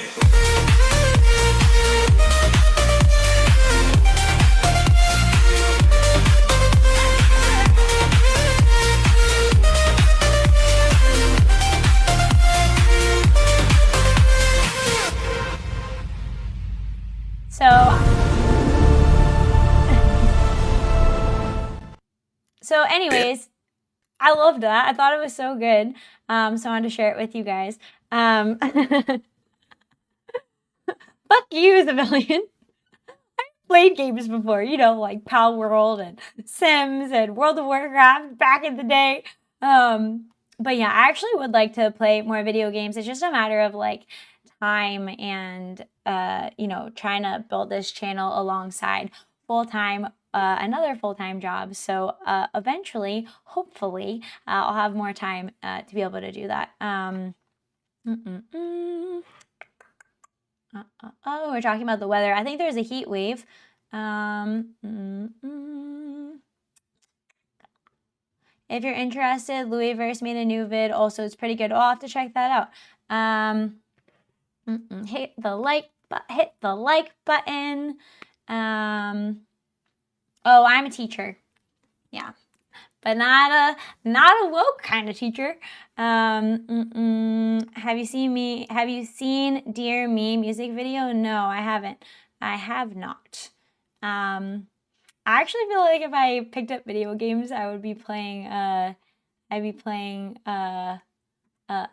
of Warcraft. But I don't know. I would be into looking at other games, maybe like a story game or something. I don't know. I would probably be playing like World of Warcraft BGs. Okay, I'm very much so like I like being able to just like jump in and like get out some frustration, some violence. Okay. Yeah. Teachers can be amazing, but yeah, teachers in the US need a major overhaul. I like to feel like I'm doing my part by not indoctrinating the youth. Okay. Yeah. I'm not very good at video games, but I will play them when I have time. Final Fantasy. Oh, I played that a little bit, I think. A little bit. Horror games would be good. That's on my list. I would do that. Heresy Dizzy So was great through Wrath of the Lich King. Oh, WoW was great. Is that what you're saying? Oh, for sure. You're a wholesome, good wolfoo. Wolfoo. Wait, I love that. I have to coin that term. Wolfoo. Okay. And then, okay. What is this? Oh, this is the Chuppy Send All the Puppies. I have the tab open, but I promise, I don't know if Rala is still here. I did not look at it after you guys hid it from me. I opened the tab really quick and averted my eyes so that I wouldn't see it, even though I wanted to look at the Chuppies, so the Chuppy puppies, so you're welcome. Okay. If Kirsha, Mizuki, and Alana are foxus, then by extension, you should be a wolfoo. I agree. Like, we need more wolf representation up in here. Okay. So, obviously, I love pets. Have some of my own. I'll look at these cutie butts. Okay, let me switch tabs. Okay. Send puppies and yeah, and pets in general. Oh, Tech Daddy, these are your puppies or your chuppies or your little animals. Sorry. It could be cats too. Pretty blue eyes. Oh, cute. Is this a? Oh, I can't think of the name of it. Is it? I don't want to say Akita. I don't think that's right. Is there husky in that dog? Very cute. Like a snow puppy. Oh, look at the grumpy little face. Cute guy. What's the kind of dog? Shiba Inu. That's what I was thinking. A Shiba Inu. So cute. Are they both Shiba Inu? This one looks like it is too. I love them. I would have so many dogs if there weren't so much work. Husky Corgi. Oh, cute. Yeah, because I can see like the short little arms and legs. Cutie. So cute. I like the color. Oh, this is Rolla's. This is Mocha Latte. Wow, so fancy. Mocha Latte. She looks all white, but she has some spots of light brown down her back and ears. I know Mocha seems like a name for a chocolate brown dog, but we wanted to be contrarian rather than calling her something like Snowball. Oh, cute. Is she in the snow there? Oh, what a cutie. I don't usually prefer little dogs, like, for myself, but I feel like it's super convenient that you can just, like, pick them up and stick them in a bag and take them with you. Cute. Okay. Oh, Technarkin. Little lady. Oh, is she fast? Is that why she was running from you?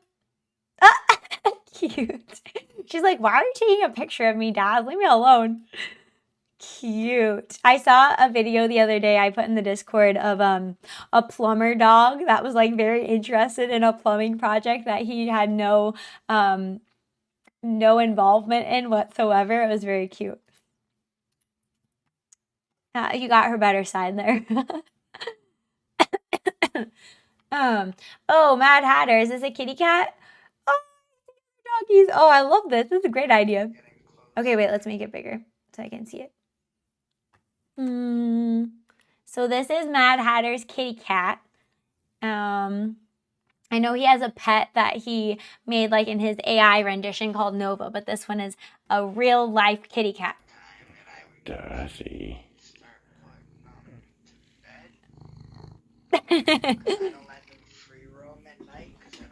Let me have my little ring. Oh, that's cute. It brought it back. Like a dog bringing a toy back. Cute. Horgy. Horgy for a husky corgi. Oh my gosh, that must be crazy. With the husky part, with the howling and then the energy and the corgi. Oh my gosh. Cute. I like dogs and lizards. I wish to have an Asian water monitor one day. The Goldsmith. This is my doggo. Her name is Lena. She injured her ear. That's why it's bent in one of the pics. Oh, poor baby girl. What a cutie. Is she fully German Shepherd? She kind of looks fully German Shepherd to me. Oh, cute. I love German Shepherds. I hope her ear's okay. Hey, her ears are like my ears. I love it. Pets are so cute. This was such a good idea. Okay, Technarkin. Oh, Technarkin with a kitty cat. Hello, kitty cat. Cats have such a unique personality. They're a little sassy. And then N8 sent a little dog. This looks like a puppy, but I wonder if it's older. Is there like Jack Russell Terrier in it? I'm not sure. Could be. Looks like it. Oh, there's two pictures. Hello. Wait, does it have a bow tie? That's so cute. On the cats, their personality is a-hole. Yeah, that's true. That's so funny. Aw, it looks like he has like his little fluffy eyebrows. Or maybe she. Oh, sorry. Our half Chihuahua Ruby girl, it was a she. Pictures 8 months ago versus now. Oh, so puppy versus now. Oh, cute. And then this is a mocha butt. Oh, fluffy mocha butt from Rolla. Adorable. My late German Shepherd had ear infections on both ears that both her ears to look like puppy ears in her late years. Aw, poor thing. Midgety Death sent Grayson the dog and Kiki the cat. Oh, Kiki's a good name for a cat. Kiki the cat. Aw, cute. Oh, I have known dogs that look like this before. The other people that I know have had. Cute. Is it a beagle? Maybe partially a beagle. Oh, I love that they sleep together next to each other. I feel like, you know, dog-cat relationships can be tumultuous. And then Cher, am I pronouncing your name right? I hope I am, Cher. With 2 kitty cats looking like they're sunbathing. Gotta go full mod duty, so I'm off. Great stream. Have a good evening. Thanks, Tech Daddy. Have a great evening, and thank you for your donation. I appreciate you. Making me want to get a doggo so much. They're so cute. They're so much work, but they're so cute. And they love you all the time, mostly. That's adorable that they're sunbathing, or I guess sitting in the shade, but still cute. Still cute. And then, oh, Monsoon. Is it Monsoon or Monsun? You tell me if I'm saying it the right way. Oh, it looks shy. It's like, why are you taking this picture of me in my private life? Cute. I've had dogs who just like shred the threads on these, and they do not last long. But I wish I had a dog that didn't destroy all their toys. That's an adorable looking with the little ears. Adorable. Yeah, they always destroy it. I guess you just poop out a few strings and you'll be okay. Just having a good time by himself over there. Oh, the grooming table.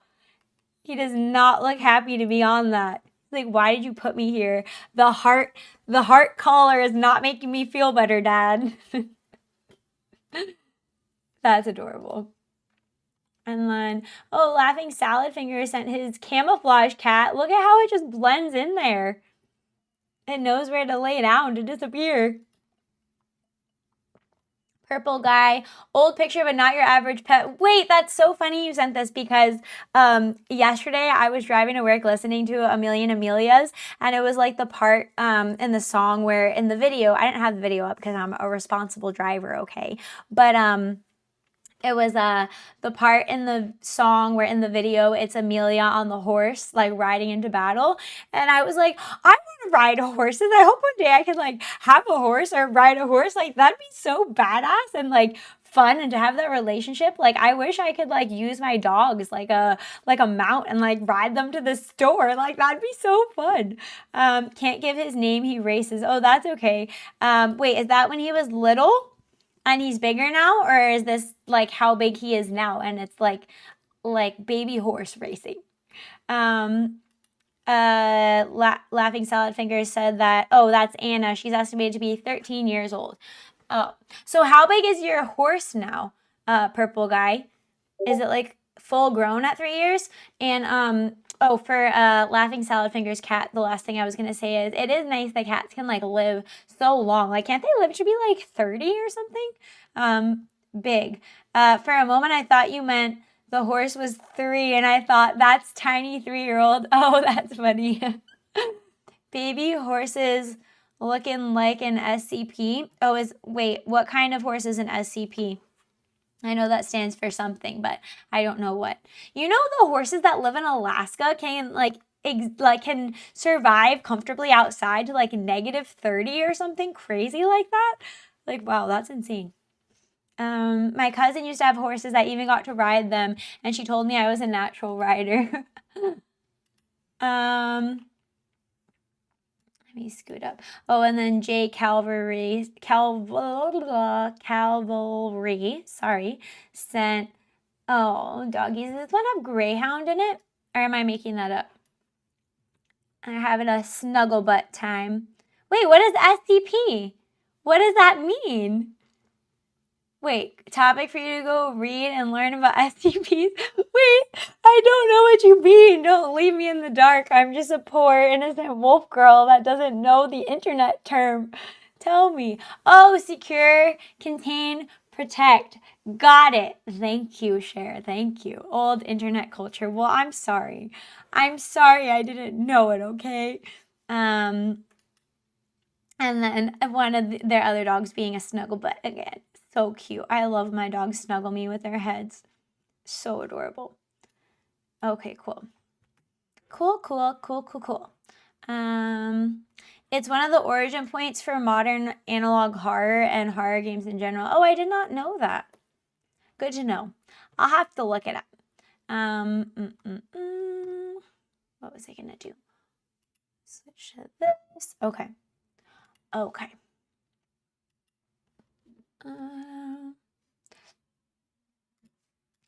And I move myself up. Oh, look, my body is cut off. How did that happen? I need to switch this. Okay, there we go. It's a whole lore based on a semi-open wiki that anyone can submit ideas of monsters to. Oh, weird. I've never heard of that before. I do need to look into it. Okay. Well, I feel like it's been a great stream back with the new model. I'm so excited to keep streaming with this one. I think it will be a lot more fun, and I think we'll just have better streams now that we have all this emoting. But I am gonna end the stream here. Thank you guys so much for watching today and participating in chat and the tips from everyone. I appreciate you. By the way, if you ever do an ASMR, it'd be killer for you to read us some SCP logs. That sounds naughty, Andy. That sounds like a naughty suggestion. What are you talking about? 3D Ven when? I don't know. I feel like I like the 2D models, but we'll have to see. I'm open to it. Okay, have a wonderful evening. Thank you, everyone. Thanks for watching. See you all soon. Bye-bye.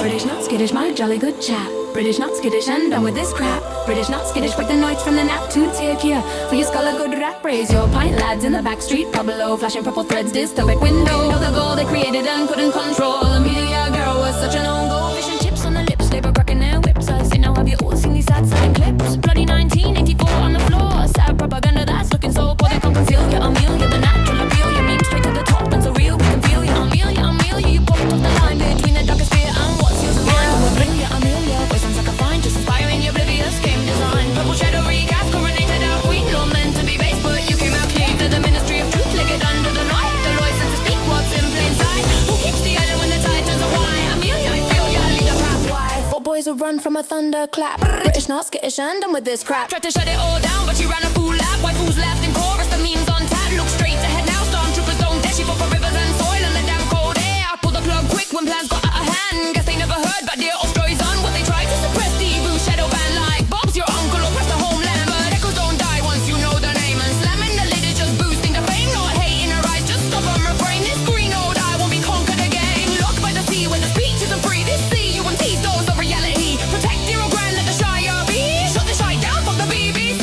Oh, Amelia, a pearl in the wire. The red flag who fanned the flames of the fire.